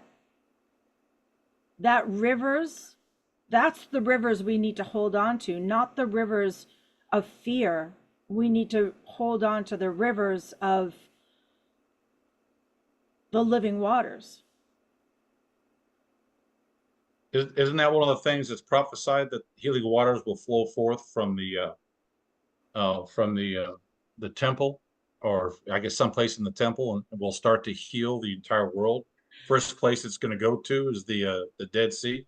Okay, but that's Zechariah, and I just apologize for the chat. I'm trying to type in chat. Keep telling me my messages are too long, and I haven't even said anything yet. But but in this comment with Emu and Rabbi Foreman, they're talking about taking the tree and throwing it into the waters. But that tree, because it has roots, will be able to revive itself. That tree isn't dead. That tree, the roots can go back down and be righted up, and that's the healing. The healing is in the waters. Yes, but that's also the tree is the Torah, and so the healing, the Raphaenu, is in the Torah. The Raphaenu in the rivers is not. So the tree that's in the Moses throws in the water is the same tree of life that was in the Garden of Eden, same tree of life that's in the Book of Revelation, over the two rivers, and has fruit coming out every month. It's the tree of life. What's the tree? But it's at the Torah. end, at the end of the midrash between Emu and Rabbi Foreman, so y'all who don't know what we're talking about, you have to read the 10 Days of Awe book. But he's saying that the tree that gets thrown into the waters is us, because that water is actually reviving. So because we got lifted up and thrown into the waters is the Torah, and that we will be revived because we have roots. And so we're going to go through turmoil. We're going to get plucked up. We're going to get thrown harshly into something. But as long as we recognize that what we got thrown into isn't bitter waters, it's the water that Jehovah has for us, the living waters. And if you go ahead, I'm sorry, I didn't mean to interrupt. Go ahead, Okay. Sombra. I was just saying, if any of you ever been to a river that's flowing real quick and it's deep, the river to me is a type and symbol of how much do you trust God, and do you trust him up to your ankles? Do you trust him up to your knees? Do you trust him up to your waist? Or are you willing to get out in the middle of the river and let the river carry you where it will?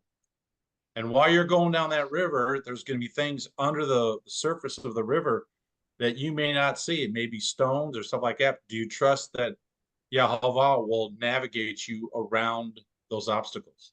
Okay, so you're exposing my sharks, snakes, and bloodsuckers. Susan, you're exposing all my fears in one analogy here. Susan, go ahead. So you mentioned Psalm 46, verse 4, this river. Where is that this thought? Because it's in no temple.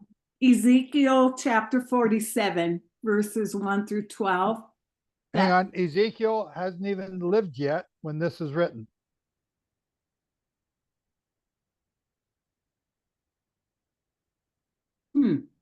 But you have rivers flowing out of the Garden of Eden. Okay. So anyway, let Susan finish making her point. I just shut her down. Go ahead, Susan. What were you going to say? Well, you did shut me down because we need to go further back, like Sarkis always says, go back to the beginning. Okay, so what were you going to say about Ezekiel? I didn't even get the chapter and verse. This psalm, verse 4, it has a reference to Ezekiel 47. 1 through 12. Yeah. Okay. Did you already read that? Yeah, it talks about this flowing water from under the threshold of the temple toward the east, from the front of the temple faced east. For the front of the temple faced east. The water was flowing from under the right side of the temple, south of the altar. He brought me out by way of the north gate and led me around on the outside to the outer gateway that faces east. And there was water running out on the right side. So you're right. That's what it's referring to. But Ezekiel's talking about this temple that's during the 7th millennium. So what, the question I'm asking is, when I'm going to say Korah, the sons of Korah wrote this part, what were they looking at to get this understanding from? Do they have to look at something in their lifetime to be able to prophesy about it? Well, Okay, did they just make this up out of thin air? Is that what you're saying? No, I think it was given by the power of the Ruach. Okay, so, well, here's where I'm leading. Okay. Underneath the ark was a blue stone, and the blue stone weeps water every day. Now, that's a myth. I can't prove it. I haven't found the blue stone, but the blue stone is represented by the blue stones at the top of Mount Sinai beneath his feet, beneath his glory at that time. This river is supposed to flow from beneath that stone in the tabernacle in the wilderness. This is before the temple. This is at Shiloh. This is at each of the Gilgal sites. But again, I have no proof to this. Are you using outside sources here, Joe? They're probably Jewish sources. Yeah. Ooh. I could just feel the knives coming out. But Joe, when you wrote this book, The 10 Days of Awe, you had not experienced yet October 7th, and yet October 7th is clearly defined in this book. How did you know that October 7th was going to happen? Well, because of the taking away of the daily. Okay, so understand that the sons of Korah had the same kinds of pieces of information. That's what I'm trying to get at. Right. What is that? So I've got an answer for you for mine. What is the answer for theirs? That's the Ruach, and that's the study and understanding of the Torah and understanding the patterns and the times and the seasons and the meaning of the feast days. Okay. Do you think that when God gave revelation to Daniel, it was so profound to Daniel, he got sick? So I think a lot of times when he tells Daniel, he says, listen, seal this up because you're not going to understand this, and the people in the future won't understand this until the end time. So he says, just go ahead and seal it up. And I think a lot of times God will reveal, he'll pick and choose who he wants to reveal something to, and he'll show one person one thing here by the power of the Spirit, and then he'll write down what the Spirit is showing him. But I think every time I've seen where the Spirit comes upon someone like Isaiah, he says, who will go for us? God is asking each other, who will go for us? And Isaiah says, I'll go. And he goes, well, we got to deal with you. So he touched the coals to his lips. That doesn't happen to every person in the scriptures. And then Isaiah writes this entire book about prophetic utterances. So yeah. It's like some athletes can do things that most people can't. And I think that's the same thing in the spiritual realm. There are certain people out there that God has designed to be able to take the truth he's going to give them, and he doesn't kill them with it. And I think this happens throughout the scriptures. In this case, he happens to show him about this living water. But I mean, if he can talk through a donkey, he can talk through us. So that's kind of how I look at it. Eric, why do you give me these softballs all the time, man? Okay, let's I'm sorry, I can't help it. Let's move on to Matthew 26. And we're going to start reading Matthew 26, and that's going to be Ryan. And for some reason, folks, I don't know why I cannot respond to any of the chat messages, so I apologize. I can't even talk to anybody there. So, Ryan, are you there? Yeah, Shabbat Shalom. Can you hear me? Yes, sir. Go ahead. All right, so I'm reading the Hebrew Gospel of Matthew, chapter 26. It came to pass when Yeshua finished speaking all these things, he said to his disciples, do you not know that after 2 days will be the Passover, and the Son of Man will be delivered into the hand of the Jews for the gallows? Then the rulers of the priests and the great ones of the people were gathered together in the court of the chief priest, whose name was Caiaphas. They took counsel together to seize Yeshua by craftiness and to kill him. But they said it should not be at the feast, lest there be a tumult among the people. It came to pass when Yeshua was in Sephar Hananiah in the house of Simon the leper, a woman drew near to him with a flask of costly ointment. She poured it upon his head while he was reclining at table. But this waste was very displeasing to them. It would have been possible to have sold it for a great price and have given it to the poor.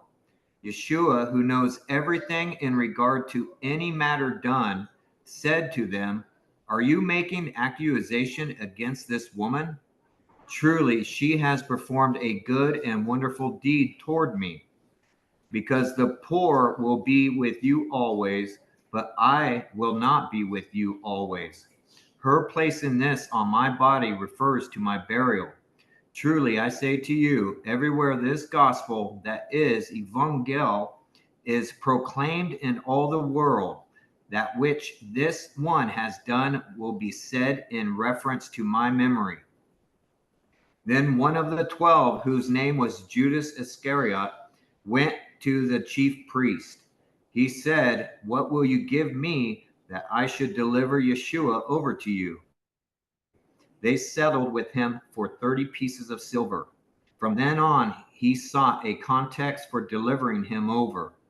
On the first day of the festival of unleavened bread, the disciples came to Yeshua saying, "Where shall we prepare for you to eat the Passover?" He said to them, "Go into the city to a certain man who will be a volunteer for the task, and say to him, 'Thus says the teacher, my time is near. With you I will observe the Passover with my disciples.'" It came to pass at the time of evening, he was sitting at table with his 12 disciples.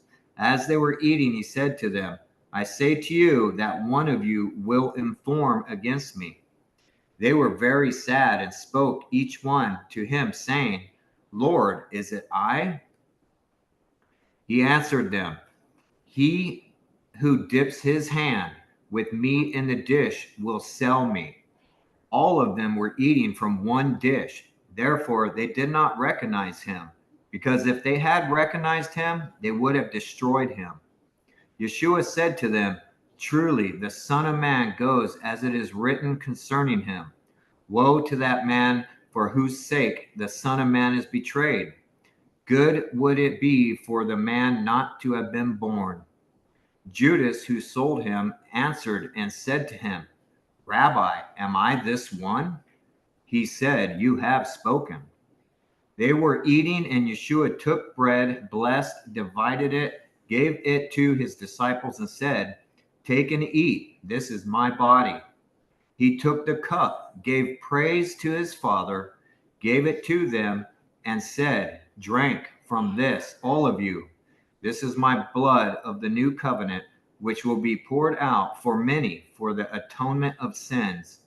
I say to you, I will not drink henceforth from the fruit of this vine until that day when I drink it new with you in the kingdom of heaven."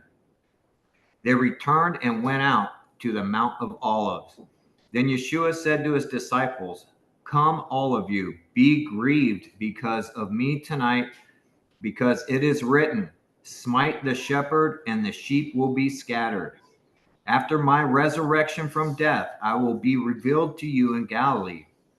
Peter answered and said to him, "If all of them are grieved because of you, I will never be grieved." Yeshua said, "Truly I say to you, this night before the cock crow, you will deny me 3 times." Peter said to him, "If it is arranged for me to die with you, I will not deny you." Likewise, all the disciples said to him. Then Yeshua came with them to the village of Gethsemane and said, "Sit now until I go there and pray." He took Peter and the 2 sons of Zebedee and began to be sad and troubled. Then he said to them, "My soul is grieved unto death. Support me and watch with me." He slowly went forward a little, fell on his face, prayed, and said, "My Father, if it is possible, take this cup from me. Indeed, let it not be as I will, but according to your will. He came to the disciples and found them sleeping. He said to Peter, so you are unable to watch with me 1 hour? Watch and pray lest you enter into temptation, because truly the spirit is ready to go to its creator, but the flesh is weak and sick. He went again to pray, saying, if you are not able to remove this cup, except I should drink it, let it be done according to your will. Afterwards, he returned and found them sleeping because their eyes were heavy. He left them and went to pray a third time according to the first words. Then Yeshua came to where the disciples were and said to them, sleep and be at rest. Behold, the time has come near when the Son of Man will be delivered into the hands of sinners.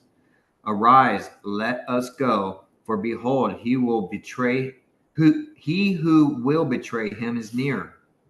While he was speaking, behold, Judas Iscariot, one of his 12 disciples, came. With him was a large crowd with swords and whips, sent from the chief priests and the princes of the people. He who betrayed him had given them a sign. The man whom I kiss is the one whom you are to arrest. Immediately he drew near to Yeshua and said to him, greetings, Rabbi. Then he kissed him. Yeshua said to him, my friend, what have you done? They came, stretched out their hand against him, and arrested him. Behold, one who was with Yeshua stretched out his hand, drew his sword, struck one of the servants of the priest, and cut off his ear. Yeshua said to him, return your sword to its sheath, for those who draw the sword will fall by the sword. Do you not understand that I can meet my enemies, and indeed there will be for me at once more than 12 legions of angels? But how will the scriptures be fulfilled? Because thus it is intended to be done. Afterwards, Yeshua said to the crowd, as if we were thieves, have you come to take me with swords and whips? Was I not with you every day in the temple, teaching you without you hindering me? Surely all this was done because of the writings of the prophets were being fulfilled. Then all his disciples left him and fled. They led Yeshua to the house of Caiaphas, the high priest. Then all the scribes and Pharisees were gathered together. Peter was following him at a distance into the house of the high priest. He entered the house and sat near the craftsmen until he should see the end. The chief priests and the Pharisees wished to find false witnesses against Yeshua in order to put him to death. But they did not find even one, though they provided many false witnesses against Yeshua. Finally, 2 false witnesses came forward. They said, this one said, I have the power to destroy the temple of God, and after 3 days to repair it. The high priest arose and said to him, do you not answer anything against the testimony that these are bearing against you? But Yeshua answered not a word. The high priest said to him, I adjure you by the living God that you tell us if you are the Messiah, the Son of God. Yeshua answered him, you say it, but again I say to you, you have yet to see the Son of God sitting at the right of the power of God, coming on the clouds of heaven. Then the high priest tore his garments and said, this one has cursed God. What need do we have for other witnesses? Behold, all of you have heard how he cursed God. What do you think can be done? They answered, he is guilty of death. Then they spit in his face and struck him on the back, and others slapped him in the face, saying, tell us, Messiah, who has struck you? Peter was standing at the entrance of the courtyard, and there came near to him a maid who said to him, were you not standing with Yeshua the Galilean?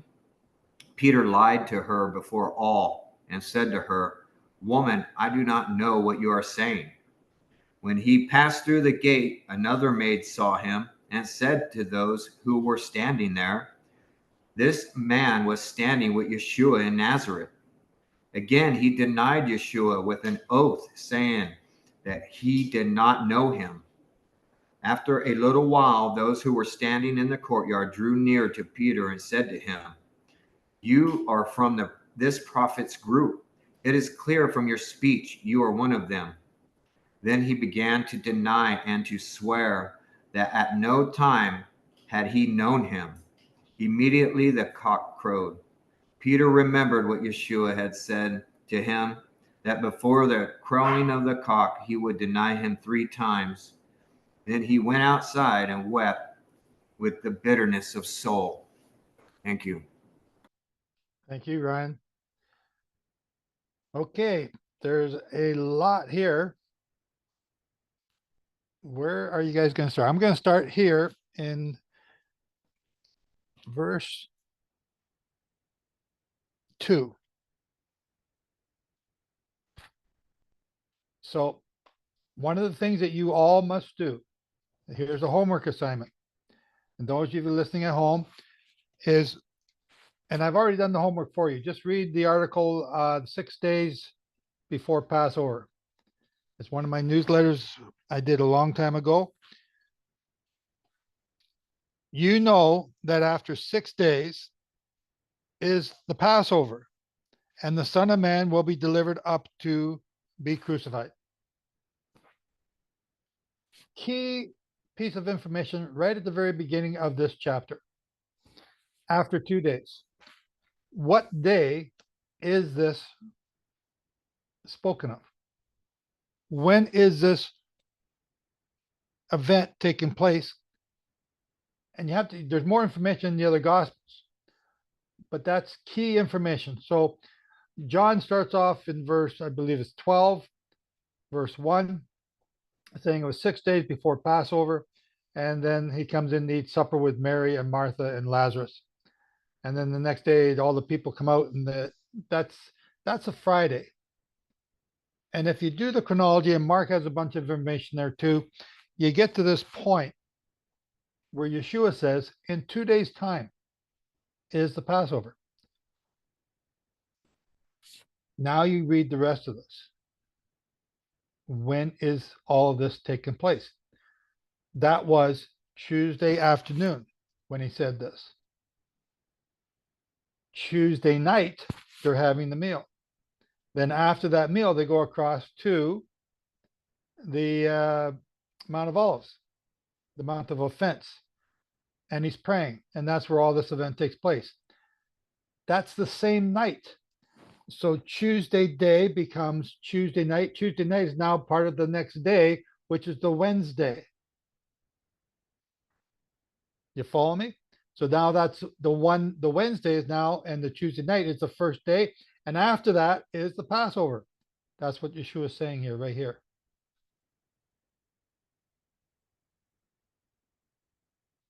Okay, everyone's gone to sleep, or they don't understand what I'm saying. They don't get it. Go and read the article. Sombra. I have a different question. Okay, so just go and read the article. What was the name of the article? 6 days before Passover. If somebody, I'm gonna go look. I'm looking. If you can Google it on my site, then put the link here for me, and I'll tell you if you got the right one. So okay, Sombra, go ahead. Okay, so in one of your books, it's probably in the riddle book, but anyhow, the concept of the priest is supposed to stay awake at night and make sure that the fires don't go out. And the high priest comes along to check on them, and he puts a coal on their clothes, and if the clothes burn up, then he runs away naked. That's for trumpets. Specifically for trumpets, or is it any time? Well, the thief in the night is specifically for trumpets, but it can apply anytime, because he would probably come in all different times of the year. But it's specifically, those references are for the Feast of Trumpets. Right. Okay. So we have in the Matthew 26 readings the fact that the disciples were supposed to stay up with Yeshua, and they were supposed to pay attention and stay up, and they kept falling asleep. and Yeah, kept but this is not the Feast of Trumpets. They're just, I we just know. had supper, know. Passover still 2 days away. And I know. Okay. I know. But then in Mark, you end up with this where are you in Mark? Mark 14, verse 51. 14:51. Okay. And a young man followed him with nothing but a linen cloth about his body, and they seized him, but he left the linen cloth and he ran away naked. Is there any parallel in this story of the fact that they were supposed to keep vigil with him and they kept falling asleep, and now we have this young man who's left to run away naked? Hang on, I gotta get the rest of the context here.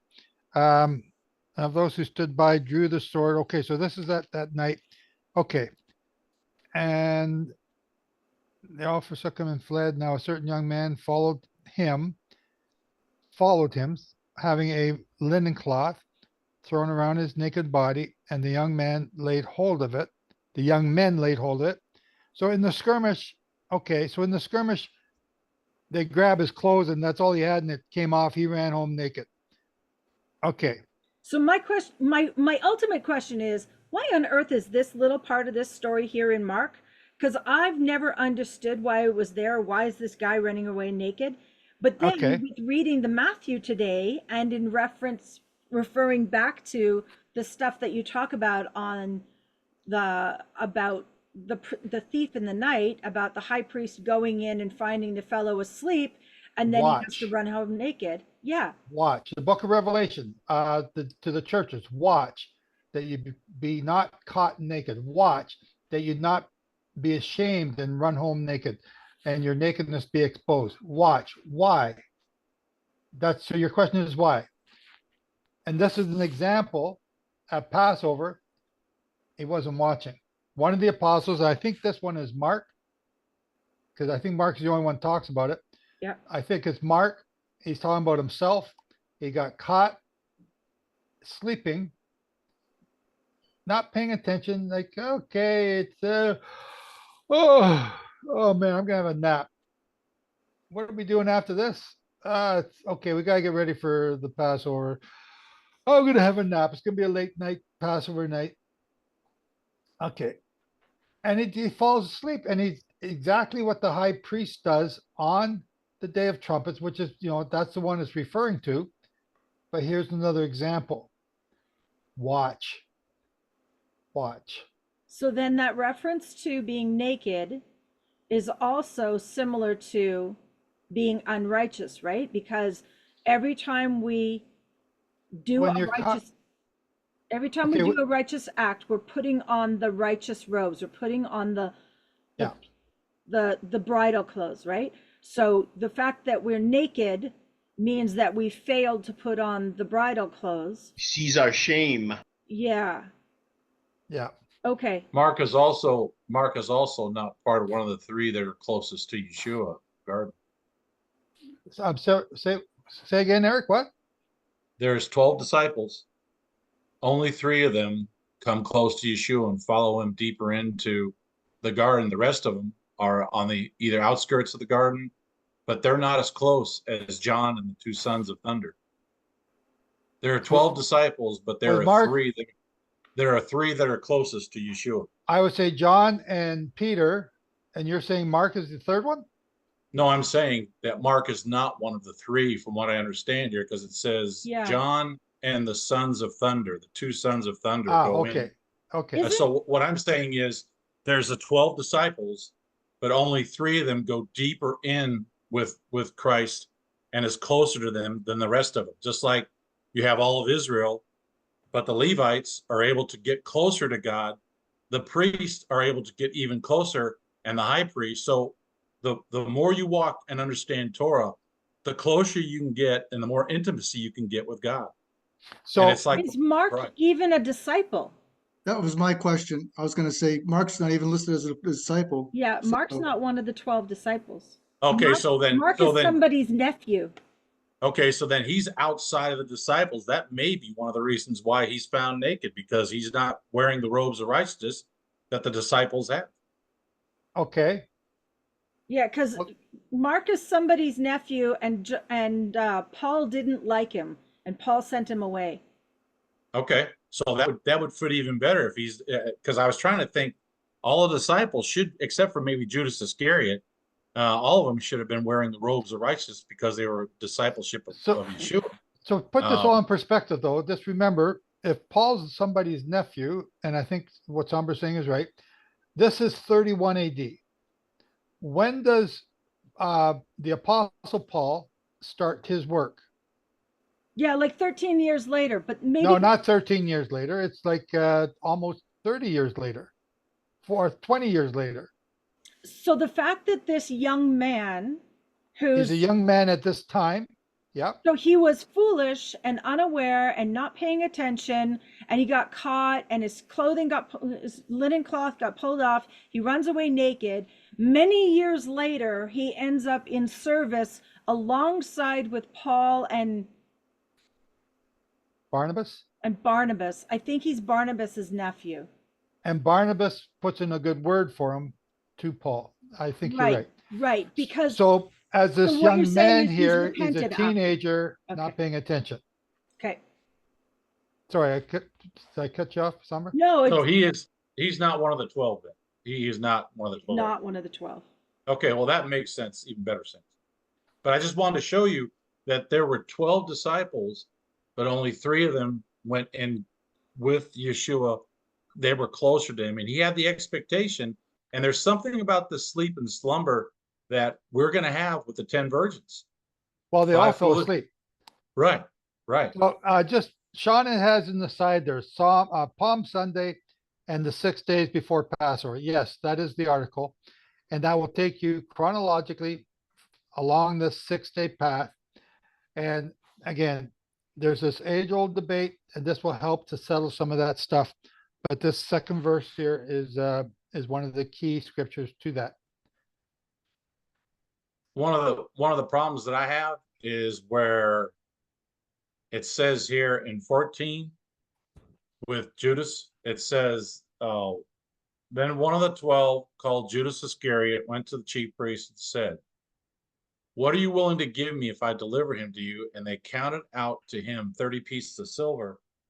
So from that time, he sought opportunity to betray him. And whoever did this says, that's the end of that idea. That's the end of that paragraph. Let's separate it and go to the next one. And then it goes, now on the first day of the Feast of Unleavened Bread.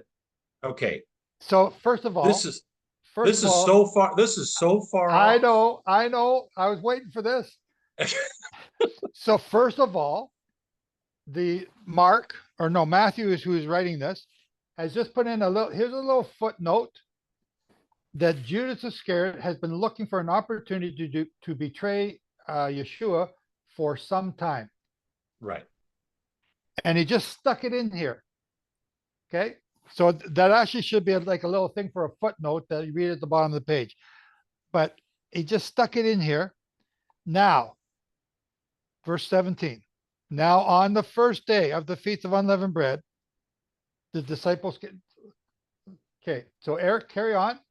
Okay, I'm basically saying the way it should read is, so from that time he sought an opportunity to betray him on the first day, or it's got day of the feast. That's kind of stuck in there, but on the first of unleavened bread. And that's where the idea should end, right there. And then a new idea. No, it should end before that.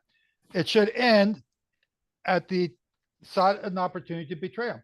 So he's been doing this not just for one day. It's not just this one day he started. He got paid a week or even a month ago, or maybe 3 months ago. Right. We're not told. He's been looking for an opportunity to betray him for some time.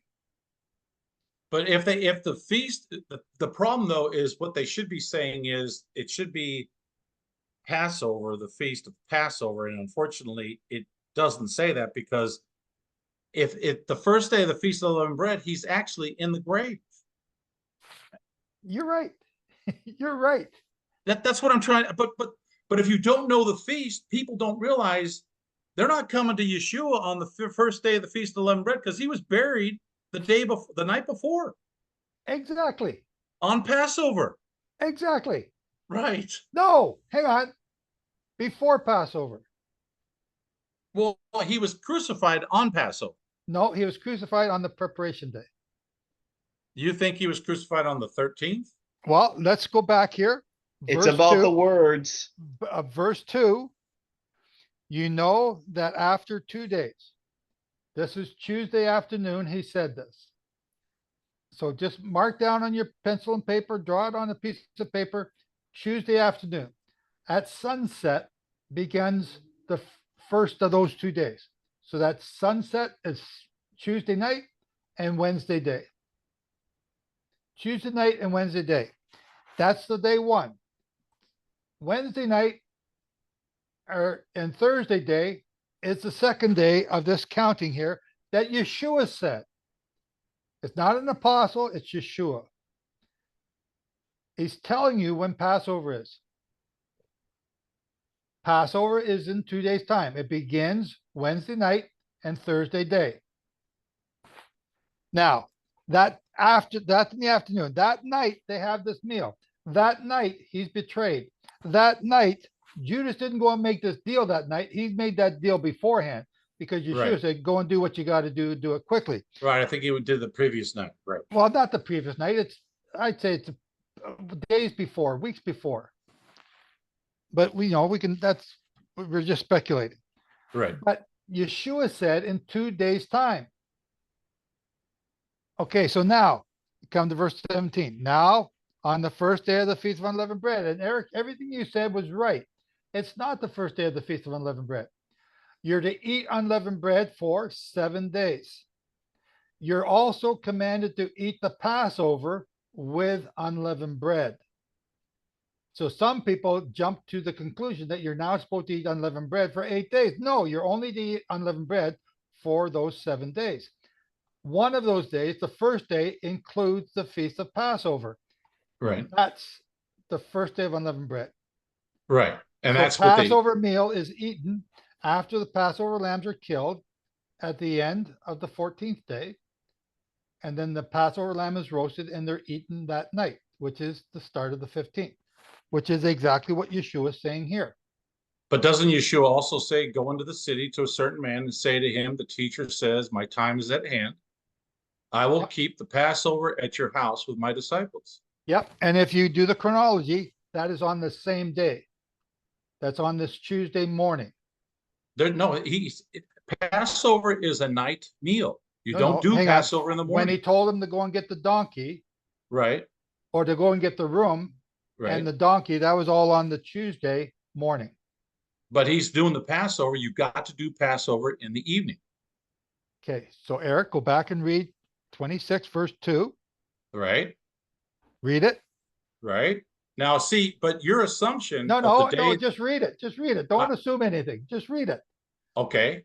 Verse 2. You know that after 2 days is the Passover, and the Son of Man will be delivered up to be crucified. So this is Tuesday morning. That's your assumption. No, it's not an assumption. This is Yes. taken from Matthew, Mark, and John. Okay. They give you the chronology. But Now, you think John is talking about the Passover meal, and I would differ with you on John is not talking about the Passover meal. John is talking about the meal prior to Passover. No. No. Eric, you're so close. You're just so close. You just said it all correctly. And Joe, so are you. You are so close. Anyway, we're going to go through this more times yet. He's talking about the Last Supper, which is not the Passover meal. It is the fast of the firstborn. That's the confusion. Well, okay, so that's what you guys say. I'm still not on board with that, but I mean, I know that's what you guys say. But and again, we're going to have differences of opinion. But if you look at John, there's no elements given. There's no bread or wine that's given like in this meal. And if you look at this meal, there's also not the cleaning of the feet like it was in John. So this is talking about a different meal. And Well, John, Matthew's being very loose with his wording. yeah, 'Cause but nonetheless, he you've doesn't. even said so. Yeah, but Yeshua doesn't gird his loins and go and clean their feet. Cleaning the feet Well, of John, your Matthew just left that out. He doesn't mention that. Well, okay, you can say that, or you can say it's a different meal and they didn't do it. John has a meal, and it's talking about almost like a graduation meal, and he actually cleanses their feet in John. But that's a different meal than this one, because John doesn't say anything about blood and bread or wine and bread reflecting or indicating his blood and his flesh. If you do the chronology, Eric, you'll find out that they are the same meal, and they are different perspectives of the same elephant.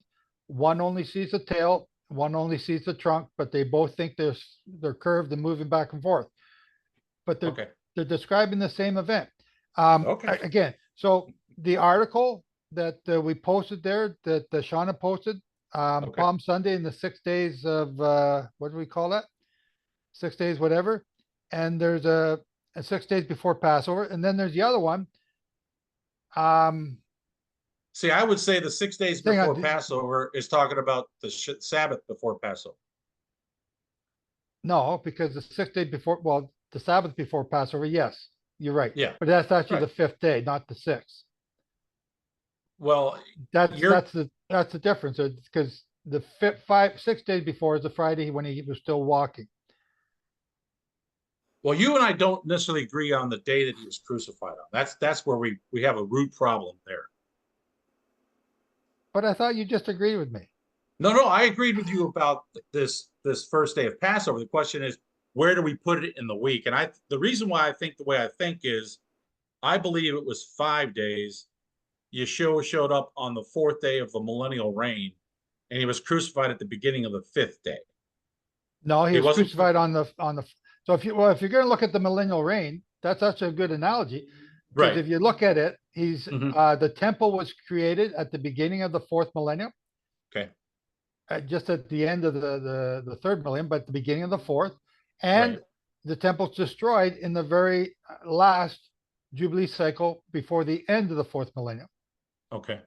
In 70 AD, it's destroyed. The 4th millennium ends in 84. That is the 4th day. It represents the 4th day of the week, which is Wednesday. It was the same day that Yeshua was killed. It's also there's a connection to the in that same Jubilee cycle. The 4th Jubilee cycle is when Israel was destroyed in 723 BC. Okay, so you're saying the 4th day equates to Wednesday. Yes. And I'm saying that he was crucified on the 5th day. That's where we're differentiating too. So the 5th day would be Thursday. Right. Okay. When did you switch to that position? 3 days and 3 nights won't get you to Sabbath evening from Thursday.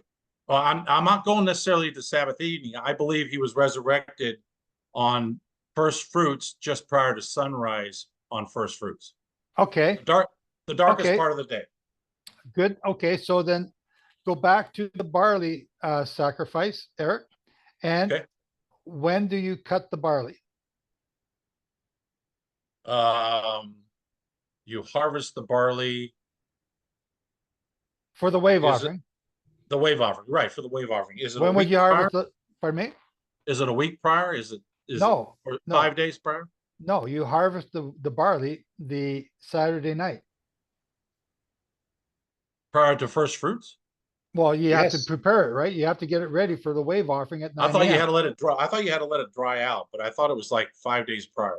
No, you can dry out overnight. Overnight, okay. Okay, so now, Eric, you're right on and everything that you're thinking, almost. So wave offering.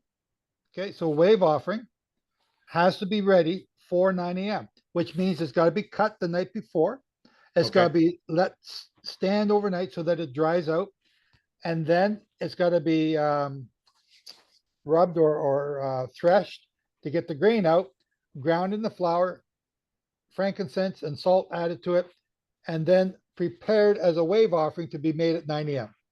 Right? Okay, so you're saying on Saturday night they do all this? While they begin the process, that's when they cut the barley. They cut it. Okay, they cut it after the Shabbat on Saturday night. That's right. So if you Okay. go to the Mishnah, I don't know what part, I want to say 29a, they tell you this whole ceremony, and I go through it every year because it's a big deal. And I show people what this, and it's found in the Mishnah. So it's done after the Sabbath. Now, okay, so if he comes, the only proof that we have is that he's our Messiah is that he's dead for 3 days and 3 nights. That's the only proof. Right. So let's say you're right. Okay. Okay, let's say it's Sunday morning that he comes out of the grave. Right. Okay. So you're saying he died Thursday afternoon. Right. Right. So Thursday afternoon. Let's go with that. That gives you Thursday night is one night.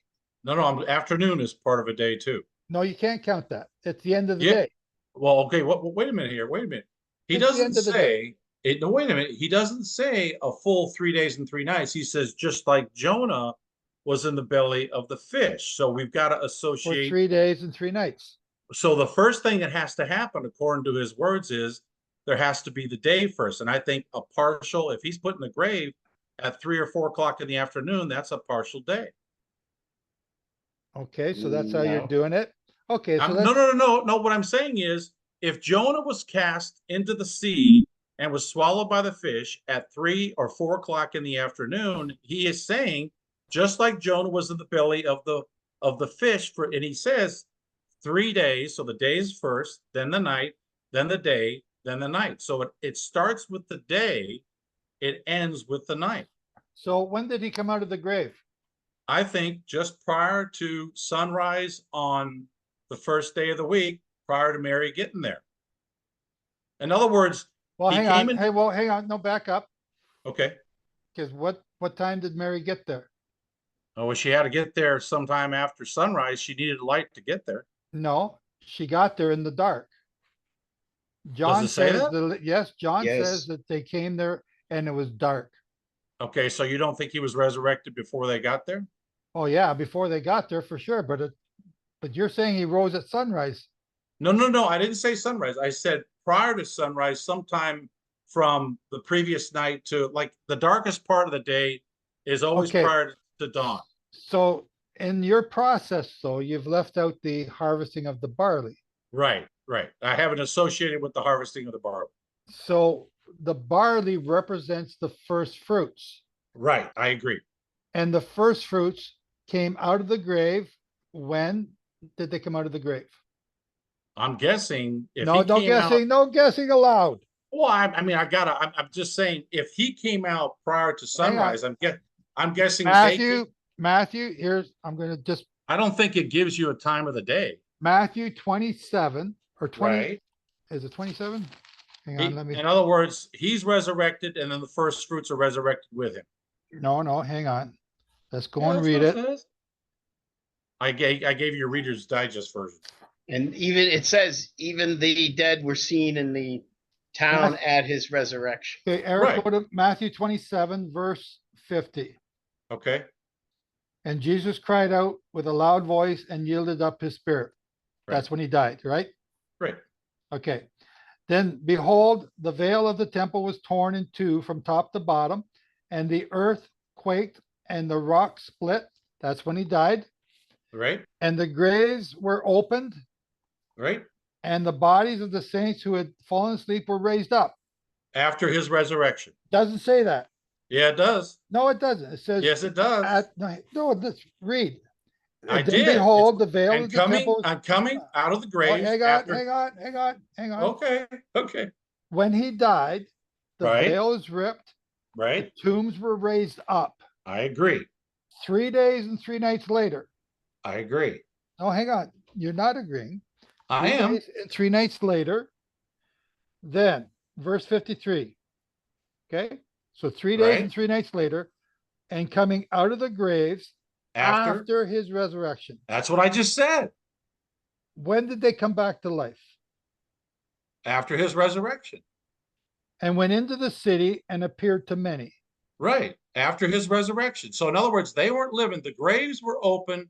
Everything was prepared for them to come out of the grave at his death. but When- they didn't come out until his resurrection. When is the barley harvested? You just said Saturday night, And what does the barley represent? the resurrection of the saints So when did the saints come out of the grave? at his resurrection, which I At think the was same just time when the barley is harvested. okay. And I'm saying they didn't come out of the graves until after his resurrection. Which is that they all came out of the grave at the same time, Right, which is just prior to sunrise, is what I'm saying. which is just after or just before sunset. The Okay. barley is harvested after sunset, which is what this barley represents. The barley represents the first fruits. The first fruits, Jehovah doesn't care about wheat or barley. He cares Right. about your soul. And Right, the right, barley represents the first souls. Abram, Isaac, Jacob, Moses. They came out of the grave at the same time that the barley is being harvested. And they walked through Jerusalem. Now, from the Mount of Olives into Jerusalem, Right. you've been there. I think you've been there, right? Yeah, I've been there 3 or 4 times. Okay, so it's about a 15, 20-minute walk. Right. Okay, they walk in, they're seen by everybody, and they're wondering who these people are.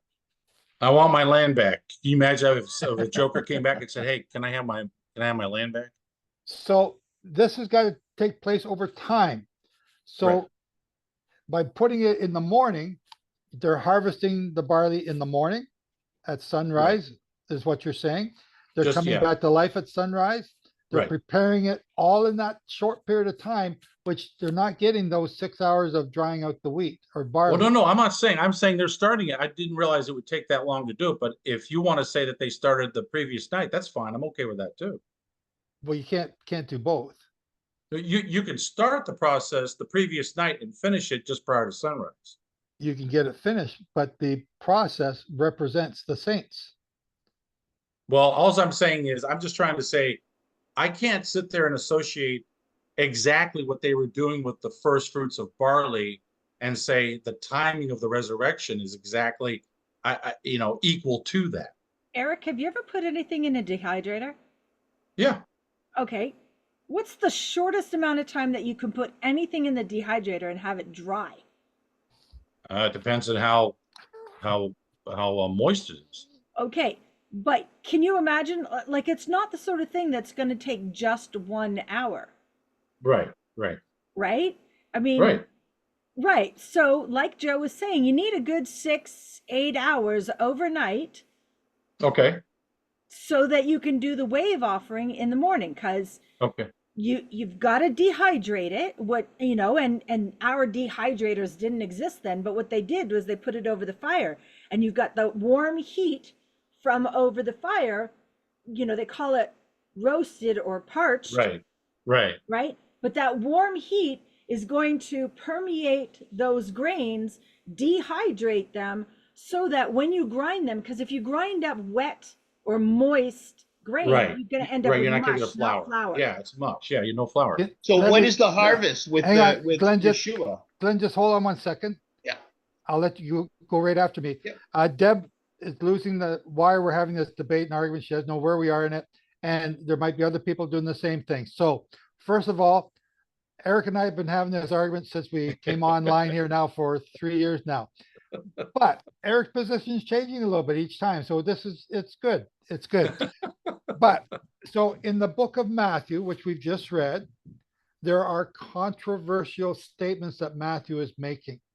Right. And if you take just Matthew by itself, you're going to get confused, and it throws everything else out of kilter. Leviticus 23, Leviticus 2, Mark, Luke, and John. He says things that aren't exactly right. And some people take them literally and say they hang on to just that one verse.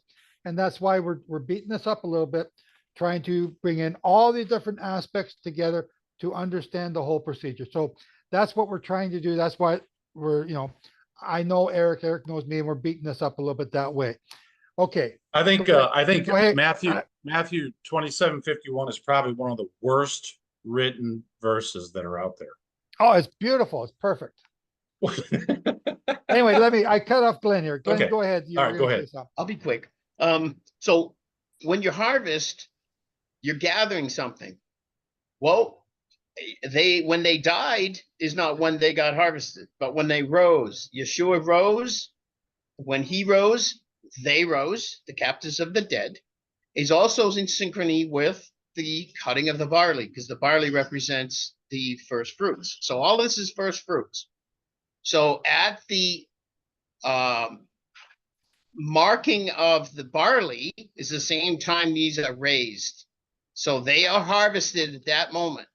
And then the next day, in the morning, early enough, 6 a.m., the barley is been winnowed, whatever you want to call it. Glenn, let me just interrupt you a little bit. Go ahead. Yeah. The barley is marked Friday afternoon. They put a ribbon around it so they can see it in the dusk after the sun has set Saturday night. Oh, so they do it. So the marking of the barley is symbolic or represents the graves being raised up at the crucifixion. Right. Okay. But the barley is not harvested, which is what Glenn is saying. It's not harvested until Saturday night at dusk. After Correct. sunset. Yeah. Yeah. Exactly. Yeah. And so Okay. it's not violating the Sabbath rule of not working and Right. harvesting. Right.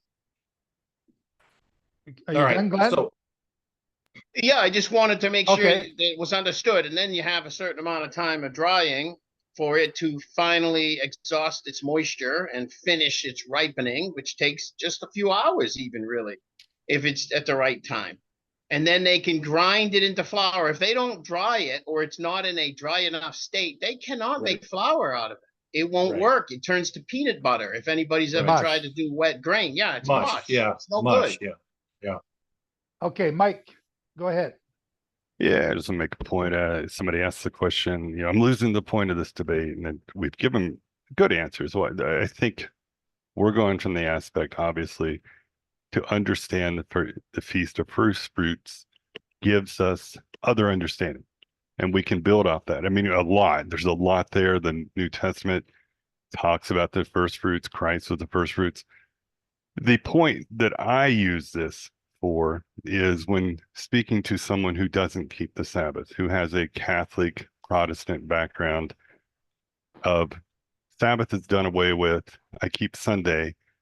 The only thing they'll come up with Sunday is Christ was risen on Sunday. Because you'll ask them, well, where's the Sabbath, change of Sunday in the New Testament? Eventually they'll come to terms and say it's not in the New Testament. And you can point out the several times in the New Testament where Paul taught on the Sabbath, Christ kept the Sabbath, and find the Sabbath in the New Testament, but they'll always go back to Christ arose Sunday morning on Easter morning. And that's one of the reasons I look at this and say, well, he says he's the first fruits. What is first fruits? When was first fruits? Hey, this shows us that it wasn't Sunday morning, Easter morning, like we're told. It wasn't a pagan holiday. It was a holiday that he planned out ahead of time to show us the shadow of things to come, to show us the pattern of his resurrections, and show them not only is Sunday not the Sabbath, but this is how it actually happened. So that's what I use this. That's the point of the debate for me, because that's what I use it to teach others, because people like are in this group, we're wanting to learn, tell me every detail about Christ, what he did first fruits, what it means with the barley, why they wrapped it. And that I eat that up. I love to do it. But the new Christian learning the Sabbath, their question is much more simple. If I was told it was Sunday morning, and this teaches us, the point of this discussion teaches us that it wasn't. So that's all I was going to toss out. Yep. No, we've got, I think we started this about 10 after 5, quarter after 5, Matthew 27. We've got 45 minutes to talk about this subject, and it's a huge subject. And, like Eric and I spar back and forth, and I really do appreciate Eric doing this with me. Whether, he agrees or disagrees is irrelevant. The fact that I have someone to jostle back and forth with, I really do appreciate, because it helps to bring out a lot of different details to people who are still learning. And that's what this is about.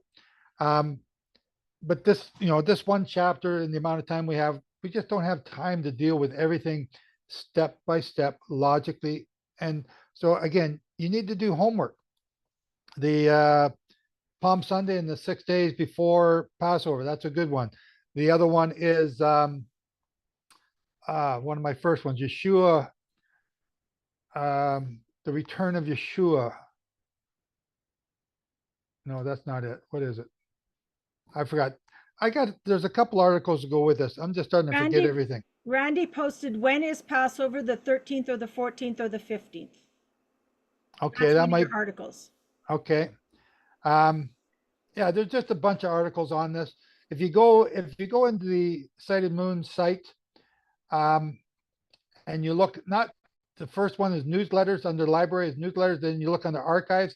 If you go into archives and look under Passover, there's just a ton of articles there, because we deal with this every year, and we'll deal with it again next year, and we're dealing with it again here today.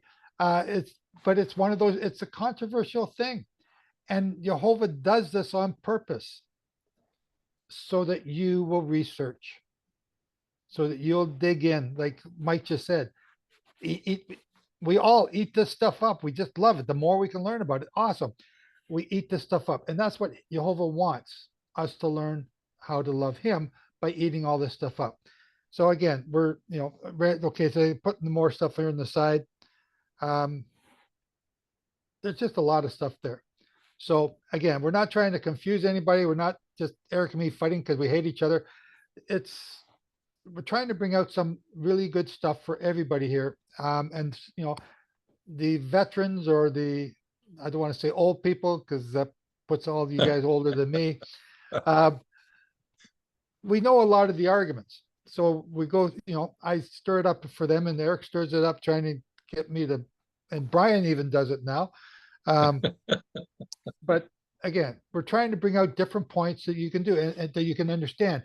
And those points are brought out through these discussions. I hope that's what we're trying to do. Eric, go ahead.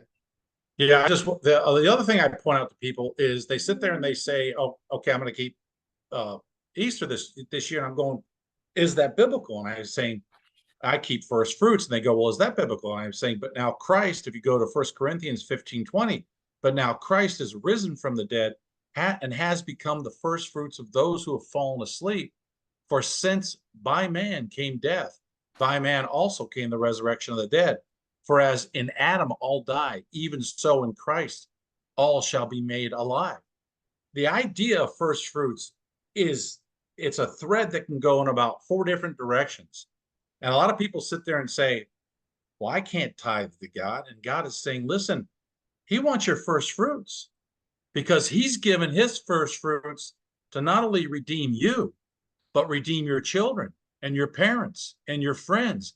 If God has given his first fruits to redeem you, then the least you can do is sacrifice your first fruits and give to him back. I'm not saying that you're in any way paying for your redemption. I'm just saying acknowledge the first fruits that God gave for your redemption by giving him your first fruits. That's why it's not how I should say, it's not unreasonable for God to expect for you to tithe your first fruits to him, because when you do that, it redeems all the rest of what you have and takes the curse off the mammon that you have in your household. But it's not so much the giving of the tithe back to God. Mm-hmm.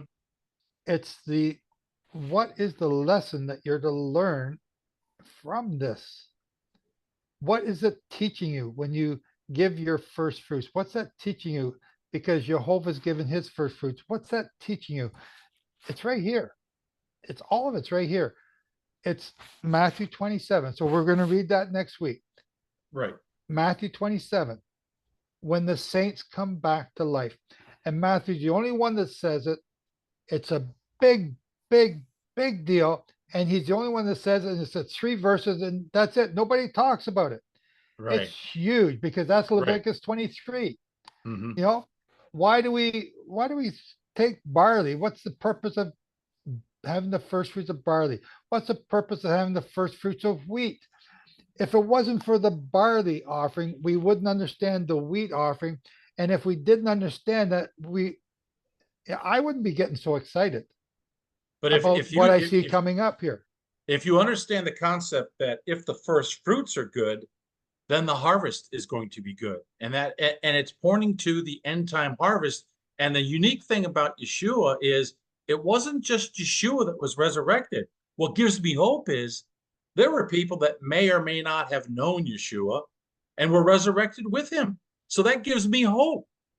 It says in Mark, there's a young man clothed in white robes or white robes sitting in the grave when they walk into the grave. Who's this young man? It's not a young angel. It's not an old angel. It's a young man. Is that the thief on the tree? It could be. We don't know. It's a young man. But it was a man. It's somebody who was physically a person before. Now they're wearing white robes. And now they're considered like an angel. So there's so much coming out of this. So like Eric, it gives me hope. Or Eric just said it gives me hope. The barley offering doesn't give you any hope until you understand the wheat offering. It points to the next one. It points to the wheat that's coming. There's only 2 wave offerings. And the next one is in our lifetime. That next one, I believe to be 2033. And that next one is one we all want to be in. You know, and another aspect of this that hang on before you go, Eric. Let me get Sarkis. He's been waiting for a bit. Go ahead, Sarkis.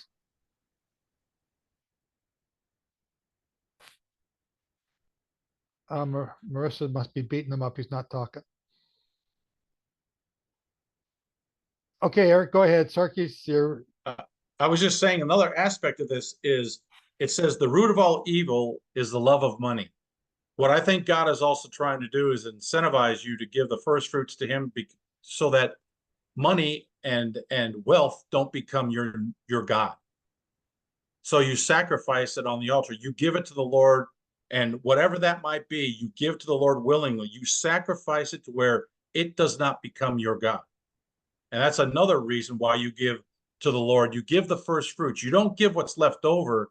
You tithe to the Lord to acknowledge him, what he's done in your life. It cleanses and purifies what you have left over, but it also sacrifices and keeps you from allowing the God of wealth and money to become your God in front of Yahweh. So you sacrifice and put that on the altar, and basically don't let it become your new God, your love towards money. Get rid of it. Give it to God. Sarkis, are you there now? Yes. I had a neighbor swing by, so I had to. Oh, I said Marissa was swinging on you. Okay. Couple questions. One is a lot of people would challenge me about the saints resurrecting, that it's a one. We don't have 2 witnesses, just a witness from Matthew. That hang on, no, we have. They were seen by many. It says they were seen by many. I understand. It's only it's in Matthew. Oh, so you're going to disqualify the many? Not me. No, okay. I'm in agreement. Okay. I'm just asking that question. Yeah. And the other question is, when it comes to Passover, I don't think the gospel disagree or conflict with each other about the timing of Passover. It's just that each one is given a different perspective, and we have to look at where they're coming from and respond to that. Because when we start picking up the then we're missing the point, because Leviticus 23 is very clear, and in Exodus is very clear when is Passover. So it's. And the problem is everybody adds a day or takes a day off or changes the timeline. So we just had Deb ask here, what are you guys talking about? What's the point of this discussion? I've lost my place. When we have people that are very familiar with the terminology to start bantering off stuff and they firing stuff back and forth. Yep. We get it when we're in that discussion, but those outside, huh? What? they miss it. Yeah. So the apostles, they're talking about stuff they're very familiar with, and they just throw it off. Oh, yeah, okay, so I misspoke a little bit there, but so you know what I mean. Yeah. So carry on.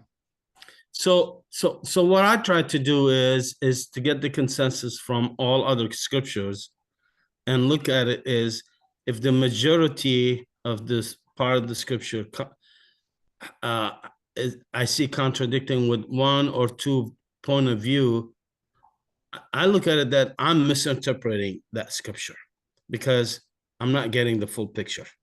Because scripture for me, they're in harmony. They are, if there's misunderstanding, it's on my part, not the scripture presentation. Well, no, because 2 Kings 18 and 17 got some stuff that's plainly, obviously wrong. Well, so like you can't. I'm talking about specifically about right now about the Passover. We're not going to go into the whole general idea. We'll just say let's stay with the Passover stuff. Okay, but there are like even there amongst are the Gospels. Yeah, there are some issues. Okay, but overall, it's the same thing. You know, some people would say, yeah, Yeshua was died. You got to count part of the day. I think part of the day wasn't a creation; it's a full day creation, and I think we need to look at that. And so it's a matter of semantic for me. But in terms of the saints resurrecting, my point that I would come is to say you need to look at the feast days, because the feast days are telling us when the first fruit will happen, and which is the barley. When is the wheat offering? It's going to happen, which is Shavuot, and then the rest, you know, in the fall feast. So the question becomes here: if we don't understand those feast days and how we're supposed to present ourselves 3 times a year, we're going to miss out on this understanding. I believe the answer for what Matthew writes about the saints, it's related to understanding the feast days. The minute you connect them together, you have that's the second testimony. It's not one, and that's how. Okay. And I was just trying to reaffirm what you're saying, and I agree with you on that 100%. Okay, Sombra. What I just heard Sarkis say. He agreed with me. That was time to shut up. He agreed with me, so leave it alone. What I just heard Sarkis say is that the Torah testifies about Messiah and the New Testament testifies about the feast days. That's right. That wow. That is wow, Sarkis. Well, since Joe's been teaching this, since I got to know him 2016, that's I've been doing it. Sarkis has been going wow ever since. Yes, sir. Okay, Eric, and Shane, I can't type you closing prayer. Are you doing it, or will I ask, or the closing of the readers, Brian or you? I got the closing of the Torah, and Glenn's got prayer. Okay, thank you. But hold on a second. Well, I know. We're just going to do the closing of the Torah part. Eric, go ahead.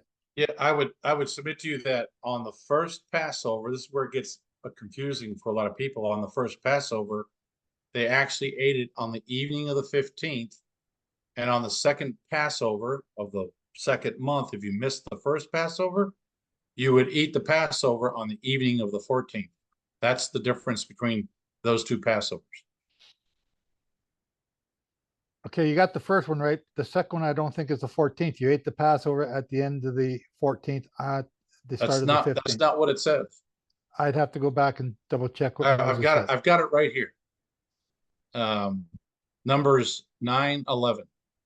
On the 14th day of the second month at evening, they may keep it. They shall eat it with unleavened bread and bitter herbs. Okay. So you just confirmed what I just said. Right. But the evening of the 14th is the previous night. Would you agree? No. The evening of the 14th is the Saturday, or is the 14th afternoon. So at the end of the 14th afternoon, as the sun's going down, that's when you would eat the Passover, which is the start of the 15th.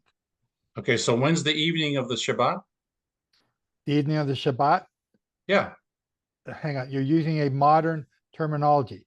But is it true? No, the modern evening is not the same as the evening that's in your Bible. Okay, where are you getting that from? The Bible. Okay, you got to show me that sometimes. It's called Erev Shabbat is what we call evening, which is Friday night. Right. The evening of the 14th that you're referring to in the Bible is the going down of the sun on the 14th. Okay, where are you getting that from? Where did it change? Where did it change? No, I'm trying to think of the word. It's the word it's in Leviticus. It's in Leviticus where it says. I'm sorry, Ben Abarim. Ben Abarim. It's a Hebrew word. Sorry, Paul. So go ahead. it's also in Leviticus where it says, when you go to do the Day of Atonement, it says at evening on the sunset of the 9th to the sunset of the 10th is the day that you will celebrate it. And that is your reaction to every feast day. At sunset on the 9th to the sunset on the 10th is the day. And it goes for every feast day. So when it says sunset, it's on the 14th. It's the 14th at sunset to the 15th at sunset. That's how the day works. Every feast day works the same way. Everybody wants to argue it, but there it's stipulated at sunset to sunset, the 9th day to the 10th day for atonement. It's the same for trumpets. It's the same for the start of Sukkot. It's the start of Shavuot. It does exactly the same timing. Doesn't change. What day is the Day of Atonement? The Day of Atonement, it says in Leviticus, it says from sunset on the 9th to sunset on the 10th. It actually says from evening until evening. Right, but what day is the Day of Atonement? Isn't it on the 10th day of the 7th month? It starts the evening That's what it is. That's what it says. Right, at sundown on the 9th, we begin the evening It's of on the 10th day. The 10th day starts at sunset on the 9th and goes to sunset on the 10th. It goes from evening of the 9th until evening of the 10th. Right. The evening of the 10th is the 10th afternoon. It says that sunset on the 9th is the beginning of the 10th day, right? The No, day it says, hang on, read it carefully. It says from even until even. So from the evening of the 9th, which is the going down of the sun on the 9th, until the evening of the 10th, which is the going down of the 10th day of the sun. So that's the afternoon. No, it's the sunset setting on the 10th. So the 10th day afternoon. That's the afternoon. It starts setting afternoon. But at 12 o'clock, the sun begins to set. But the 10th starts in the evening, right? It starts at the evening of the 9th. When the sun is set on the 9th. Once the sun sets on the 9th, it begins the evening of the 10th. So it starts in darkness. No. You got to look up Ben Harabarim. Yes. Okay, let's save some of this argument for next week or next month or next time, because we're running out of time, and I want to get a question in here that we've been asked. So Shane is going to do the closing of the Torah readers for us, and if he could do that now. Yes, sir. V'zod haTorah asher sam Moshe lifnei b'nei Yisrael al pi Yehovah biyad Moshe. And then we do the tree of life. It's haim hi lemakazim kiba vetol meka meusha derakeha darkei noam vekol nativoteka shalom Hashivenu Yahovah, ele kavana shuva, Hadesh, Hadesh Yameinu, Hadesh Yameinu Kekeden. And it's the tree of life to those who hold fast to it and all who cling to find happiness. Its ways are ways of pleasantness, and all its paths are peace. Help us and guide us, inspire us, and provide us with the wisdom of your Torah can show. Cause us to learn, renew, and return, just as in days of old. Thank you, Shane. And I think Brian's very proud of what you just done. Very good. And I thank Brian for bringing that up with Sighted Moon. That was he's teaching everybody here some prayers. Yeah. Well, we're all learning from each other. Okay, so Sombra, you got a question that you want to, or does Hope want to ask the question? Hope, do you want to ask your question?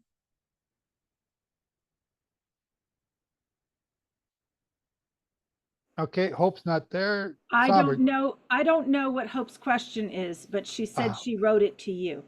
yes. Okay, so let me go and now I gotta go find it. Oh, Hope says she is here. Hope, do you want to read it? Oh, that's the wrong question. He's asking you to. Well, okay, I gotta find it in my emails.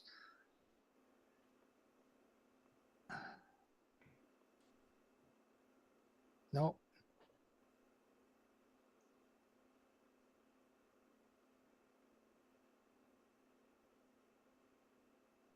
Okay, here it is. I found it. So Hope asked, how is the second trump coming? So, okay, so in this week's newsletter, I've written about the first and second trumpet. And so her question is, how is the second trumpet plague or second trump coming next year when we haven't had the first trump of hail and fire, mixed with blood and falling from the sky, and a third of the earth burned up? So what she's referring to, let me share my screen. We'll go back here to Revelation. And we're going to go to Revelation 8. So the seventh seal is the opening of the trumpets. And I opened the seventh seal. There was silence in heaven for about a half hour. We don't know what that is yet. We're looking and watching for it. And I saw the seven angels who stood before God, and seven trumpets were given to them. And another angel came and stood at the altar, having a golden censer, and many incenses were given to him, so that he should offer it with the prayers of all the saints on the golden altar before the throne. I still believe that golden altar, or that altar, is Golgotha, and I'm watching for some sort of angelic happening going on around that mountain. But that's what I'm looking for. There could be something else that I was going to just surprise us. And the smoke of the incense which came with the prayers of the saints ascended up before God from the angel's hand. And the angel took the censer and filled it with fire from the altar and cast it into the earth. And voices and thunderings and lightnings and an earthquake occurred. We're waiting for this to happen, and I'm not sure exactly what that is when you cast the censer on the earth. The big thing is there's an earthquake. Now, we have earthquakes every day. We got certain people, that's all they do is watch for earthquakes, and they speculate about when Yellowknife is about to blow up. Who cares? This earthquake will be so big that it will be on the nightly news for a while. The seven trumpets. And the seven angels which had the seven trumpets prepared themselves to sound. The first angel sounded, and there followed hail and fire mixed with blood, and they were cast on the earth. And a third part of the trees was burned up, and all the grass was burned up. Okay, so that's the one we believe is coming this year. So if you read the 10 Days of Awe book, in there, Mike and I were discussing whether or not the 7 trumpets went with these next 7 years, this next sabbatical cycle, or if they went and the Feast of Trumpets, which is 2024, would be a holy year, Shabbat Shuvah would be a holy year, and the Day of Atonement would be a holy year, 2033 and 2030 and 2024. And those years would not have trumpet plagues, and then the trumpets would go in between them. We didn't know. We don't know. So I've stated that they would go during the next 7 years. I took that position. I could be wrong. But so the first trumpet sounded and there followed hail. We've just had in Texas hail the size of footballs 2 weeks ago. It didn't make the news. It made a little news, not a big news. It wasn't a big story. And fire mixed with blood. So fire could be lightning and blood would be death. Or it could also be stagnant water. This trumpet plague, I've combined it with the 10 plagues of Egypt. The first plague of Egypt is against the river Nile and against the god of the river Nile. I forgot his name. It's Ham. And it turned all the water to blood. It turned the water to stagnant water. Now we started to have that growing each year, but this year, I don't know. We still got a lot of rain going on. We also had 1,000 people die from doing the Hajj, not the Hajj, the Hajj in Mecca. 1,000 people died from the heat. Is that part of it? I believe so. We have so far in 2024, it's growing to be the hottest year, hotter than 2023, which is the hottest year ever. Still, everything pointing to this year being super hot, and yet right here where I'm at, it's been a beautiful year. So what are the signs that we're looking for? A third part of the trees was burned up and all the grass was burned up. So let's go back to the seals in Revelation 6. And I saw the Lamb open the first seal, and I heard one of the 4 living creatures like a sound of thunder saying, "Come and see." And I saw and behold a white horse. So this white horse, this first seal, is then followed by the red horse, and then followed by the pale horse, and then the black horse. The 4 horses here, they're representing something. They don't come at one specific time and then that's it, they're gone. These are things that are coming and growing and continue to grow over time. And we've explained what these 4 horsemen are. We've explained that along with the mark of the beast. And go and watch the video. And I got to leave it there because I can't, otherwise I jeopardize AI shutting down our site here. But those 4 horsemen, their flag is flying everywhere right now and it's spreading throughout the world. It's spreading over time. And if we liken this spreading over time, we, the 5th seal, we have hundreds of thousands of Christians being killed in not Nigeria, Sudan, Nigeria, some more. They've been driven out of Iraq and Syria. A guy is being executed in Iran for converting to Christianity. We have these things going on now, but they're spread out over time. There's a number of different events over time. When is the culmination? I believe it's towards the end. But it's coming. It's already here and is growing. So when we look at Revelation 8 and the first trumpet, it's not going to happen on June 15th all at once. We have the abomination taking place October 7th. But after that, there's a whole bunch of other things that take place. The war with in Gaza, now the war in Lebanon, and the war with Hezbollah, and the war with Iraq, and the war with Syria, and the war with the Houthi, and now the Iranians have now taken over the oh, what's the country in the Sudan? Not Sudan. The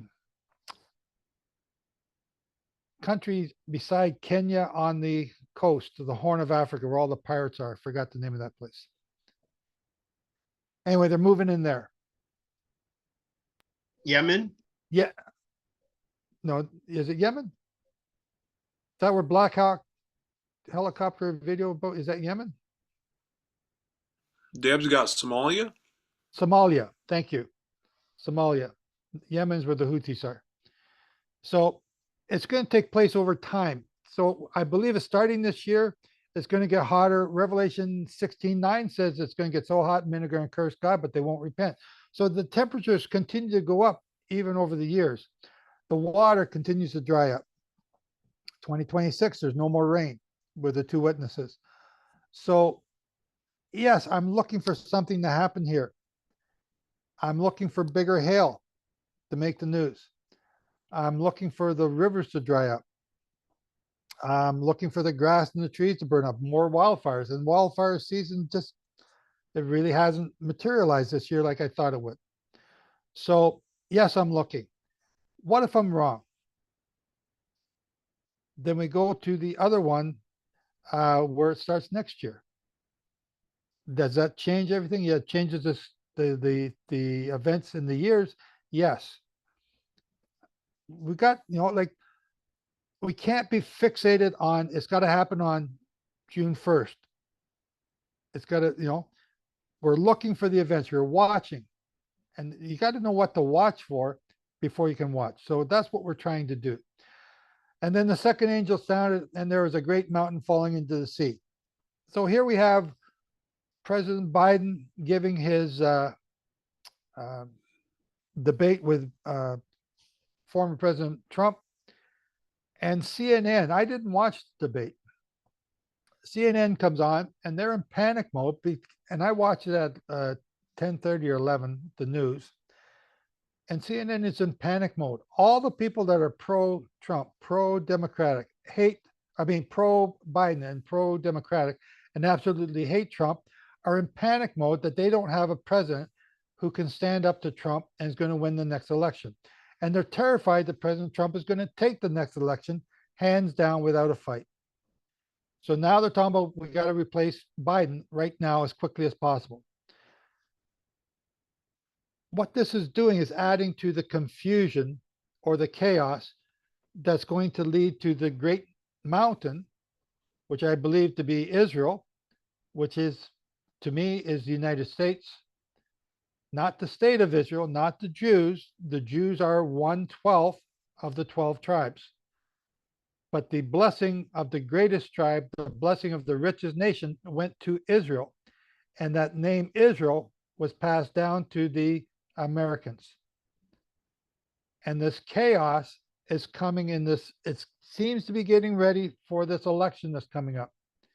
I don't care who you vote for. I really don't care. It doesn't matter. What I'm looking at is prophecy. And I'm seeing the confusion of the United States, the potential for another civil war.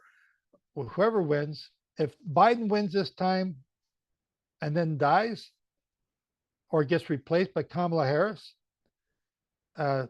month 2, like this will be just absolute chaos.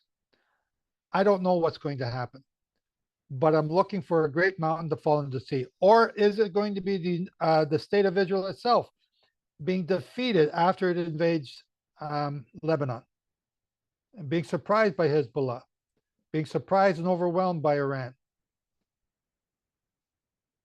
There's a number of different scenarios going on here. I just don't know, but I'm looking. If it wasn't for the Jubilee cycles, we'd be just like all the Christians out there playing, happy Sunday, let's go sing a few praise songs and go home feeling good about ourselves. So I'm not sure if that is exactly an answer to your question, Patty, but I'm looking for something to happen.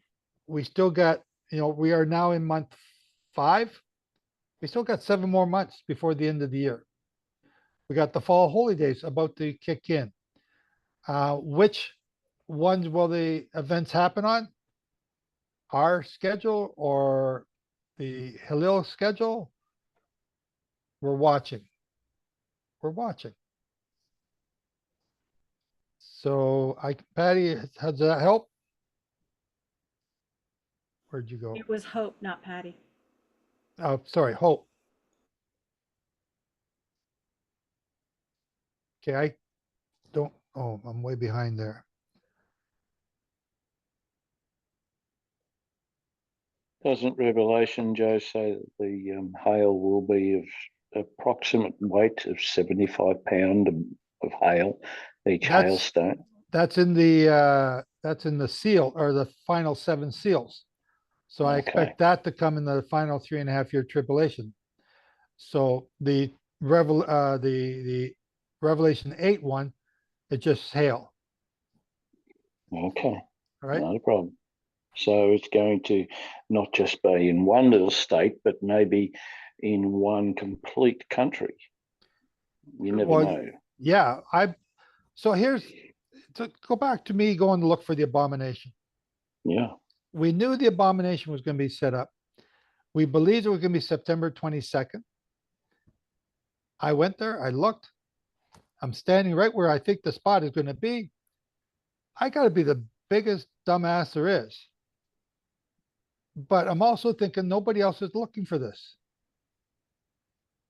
And Jehovah needs a witness. But also trusting he's going to get me out of here, because there is no way out of that place. There's one road. And you can barely walk out that road. But the shrine was built, and then Jehovah has it in a totally other place, an hour's drive away from me. Now that other place. What? So again, we're looking.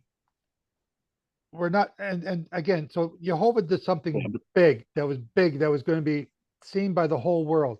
He didn't need Joe Dumond to be his witness. Jehovah's going to be his own witness. Look what I'm doing. It's not what Joe Dumond said. It's look what Jehovah's doing. This event was so big, it made every news for weeks and months on end, and it's still ongoing. That's how So big the actual site. What was the name of the site where that actually took place? It's just outside Bertie. Just a question. I was doing a thing of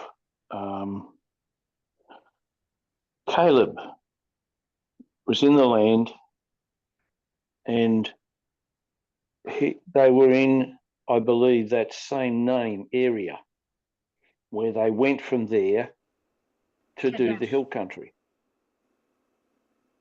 Kadesh. Where would Kadesh? Is that the same site that they left from to do? Yes. So Kadesh Barnea is in the same area as where Bertie is. Kadesh Barnea is where Israel was sojourned for a long time. I think 38 years. And then they went all the way around.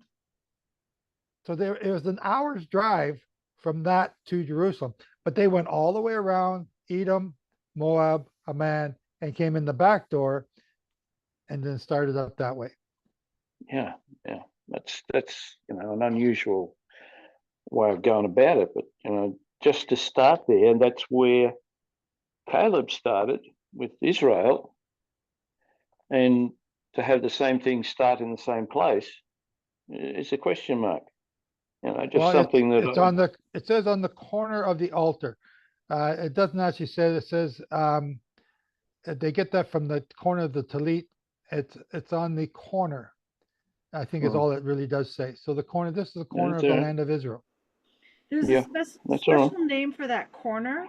Just a question. That was all that came up last night. I think in English, the one that goes across the top is called a crown, and then the 4 corners have a special name. Okay. Kurt, are you going to comment on what I just said or something else? I want to remind everybody about the new moon coming up. Okay, hang on a second. Sarkis, were you going to comment on what I said? Because your hand went up when I was talking. Yes, sir. Go ahead. I think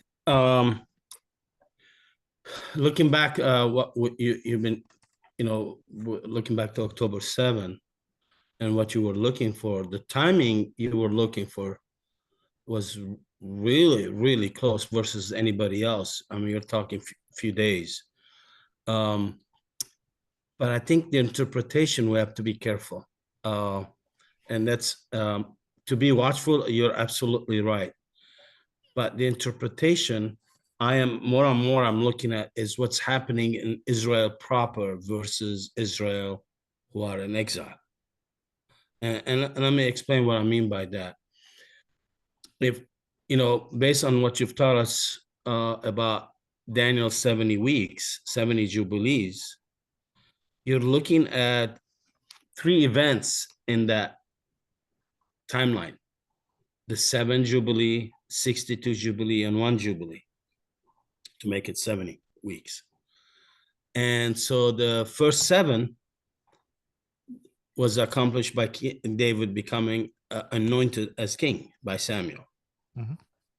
But then the second event, which is 62nd week or 62 jubilee after, at the beginning of the 69 jubilee, Israel becomes a nation. Now the whole focus is on Israel proper. Israel didn't become a nation after 69. They were a nation. No, at the beginning of 69. Oh, beginning. I'm sorry. Okay. Okay, the beginning of the 69. Okay, the second year.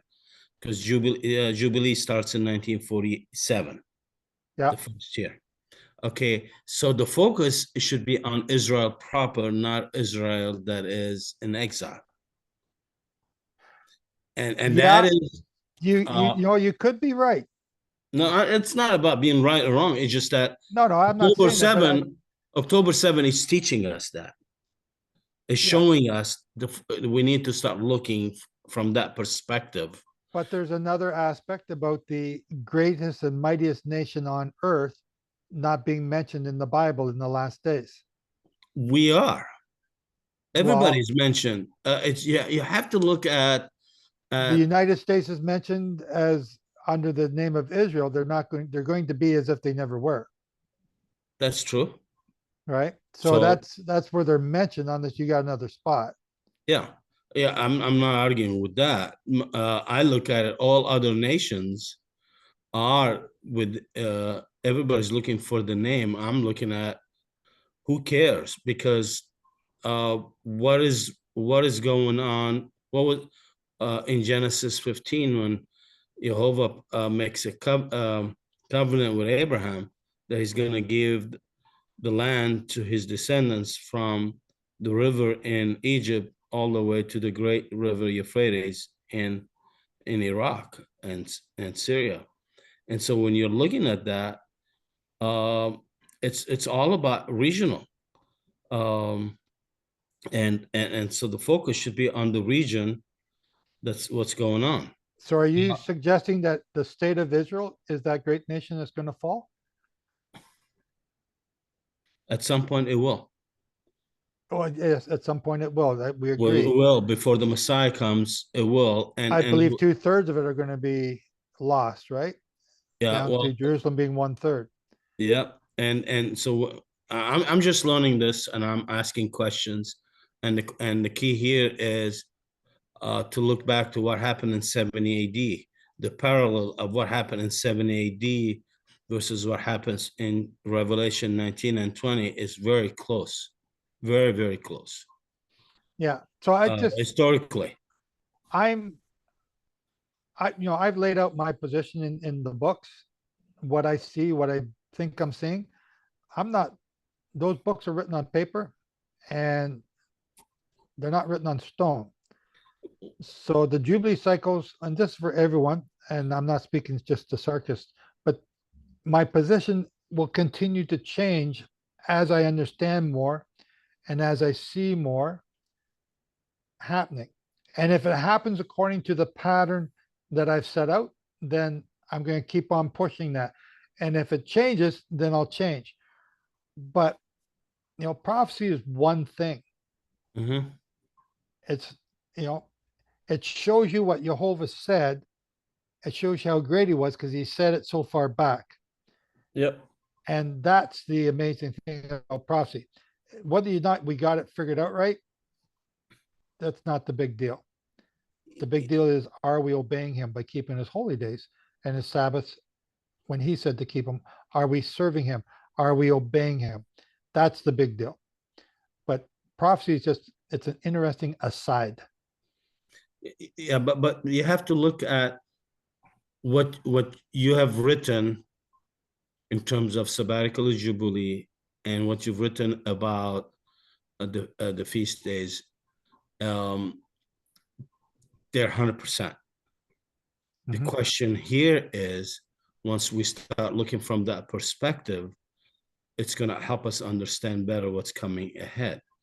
That's right. And that's what I wanted to confirm is that when you count 1,290 days from March 2020, we were looking based on United Nations telling us, or what's going on in the United States versus what you're looking at Israel proper. That's right. And so now the timeline, you're there on target. It's just it was a matter of location. Yep. But then, Sarkis, we found a shrine at the right location. Yeah, but it didn't hit the news. No. Okay, and it didn't make a big deal either, like October 7th. No. So what I'm trying to say is, I think we need to look from that perspective, and in terms of events of the trumpet or opening the seals, we are seeing these signs of the four horsemen. They've been going on. It's just that the question, everybody thinks the four horsemen happens just like that. No, it's we don't know how long it takes. It takes signs of the horseman. It could be for many years, but then each one, it will start showing up, and we don't know how many weeks, months, or years each one will be as we're learning. But here's the thing, and this is, I am so thankful for Jehovah for this. He showed me these things. I put them down and shared them with people, and a bunch of people couldn't understand nothing that I was saying, and forced me to rewrite it so that people could understand it. And eventually all of y'all came along. You checked it, you proved it. We got a lot of smart people here. And so either I've buffaloed all the smartest people, or you've all proven it to be true. And because you've proven it, you're now seeing a lot of the things that I'm seeing. That is a miracle for me that you has blessed me with. Because now I got people I can talk to about these things, and you know what I'm looking at, you understand what I'm saying. Like, I don't even have to say some things to Mike or Randy or Sarkis, and you already know what I'm thinking. And you jump in with, you're doing it over here. And so it helps a lot. I have no angel tap me on the shoulder, tell me what to say or do. I'm reading my Torah the same as you guys are. And I see these things, I see these patterns. And, Sarkis has seen other patterns that I didn't see. Mike has come up with other things that, okay, I didn't see that. So putting all this stuff together is a contribution from all of you. It's not just me. But in order to see these things, I also need you guys, to be the eyes and ears. You know what we're looking for, and you're going to say, what about, does that fit the pattern? Yes or no? Maybe. Yeah. Okay, maybe. Let's watch it some more.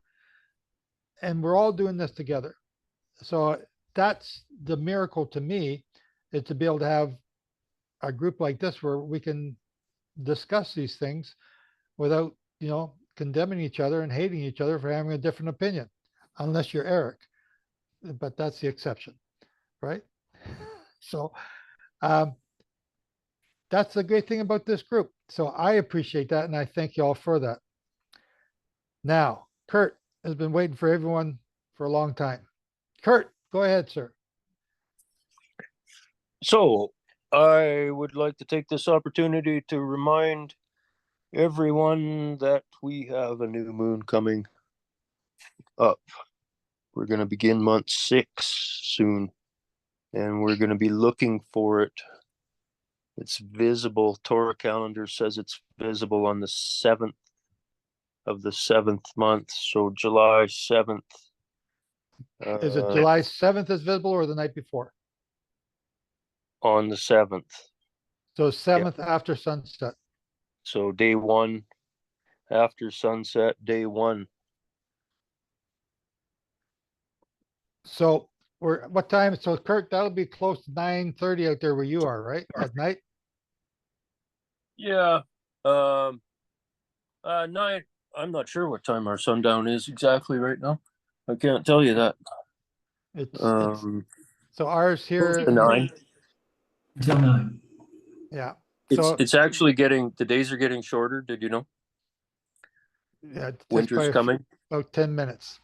Yep. Anyway, so the room will be open on July 7th, half hour before, Kurt. What time?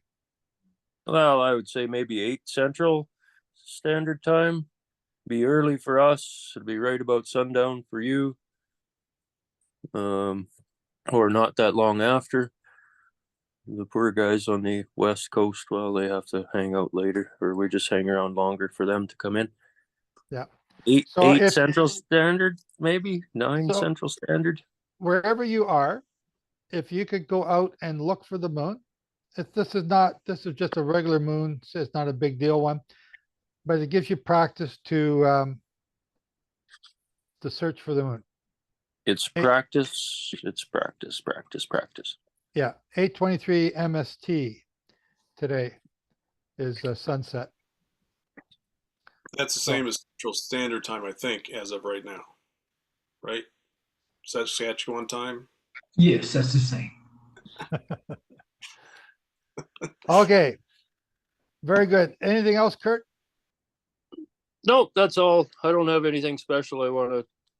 It's just a normal new moon, so. So come out to on out and- New Moon Day and say hello, and just another excuse to get together. Yep. Thank you. Thank you, Kurt, and thank you for reminding me again. Sarkis, can I get you to do the closing prayer? I don't know if Shane asked you yet. I didn't. You Glenn did. didn't. Sarkis, are you there?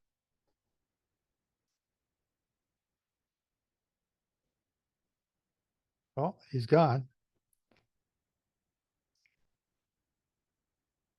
How about I jump in? I don't hardly ever do opening or closing prayers. And I let everyone else do stuff so everyone else can take part in it. And so again, I just want to thank you all for being here and appreciate it. So our Father, our King, our Creator, I thank you, Father, for this time to be together. I ask your blessing upon each and every person here, Father. Open their eyes to understand your truth. Help them to know what to look for and know where to look. It's like looking for the new moon, looking for the crescent moon. Where do you look? What part of the sky? What time do you look for it? These are teachings that you show us to learn how to look for your evidence in your prophecies. Where do we look? When do we look? What part of the world are we looking at? Help everyone here, Father, to understand these things, to learn these things, and to practice these things. Help them to draw closer to you. There are other prophetic events already taking place. Help us to understand our role in these last days. And help us, Father, to do your will. Not just talk about it, not just be, shiny doorposts. Help us, Father, to be out there doing this work, sharing it with other people, helping them to understand these truths. So bless us in our ability to speak and bless us in our ability to shine without speaking. And Father, in your anger, in your fury that's being unleashed, don't forget us. Keep us safe. Keep us hidden in your talit, in your cloud, and guide us through these times that are coming, so that your name, the name of Jehovah, will be known worldwide at how great you are for all that you're doing for us and the world and judging them at this time. So thank you, Father, for calling us. We pray that you continue to watch over us through this week. In the glory of your great name, Jehovah. Amen.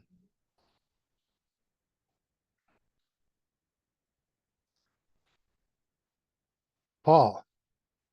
And just, I'm being summoned here, so I might not be around very much You want me to longer. turn off the recording? Paul, what do you got to, what do I you want was to say? going to ask a really ridiculous question. Do you want to On the record it?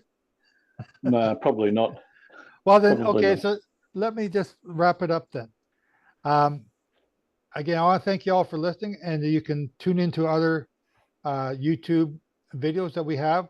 Like and share, help us to get the message out. But you can also join us here, and as you've heard, we let almost everybody speak. I say that tongue in cheek. Everyone gets a chance to say something here. So you can ask questions and we try and answer them. So with that, anything else, Shane, Sombra? We're good? Good to go. Shabbat shalom, everyone. Bye-bye.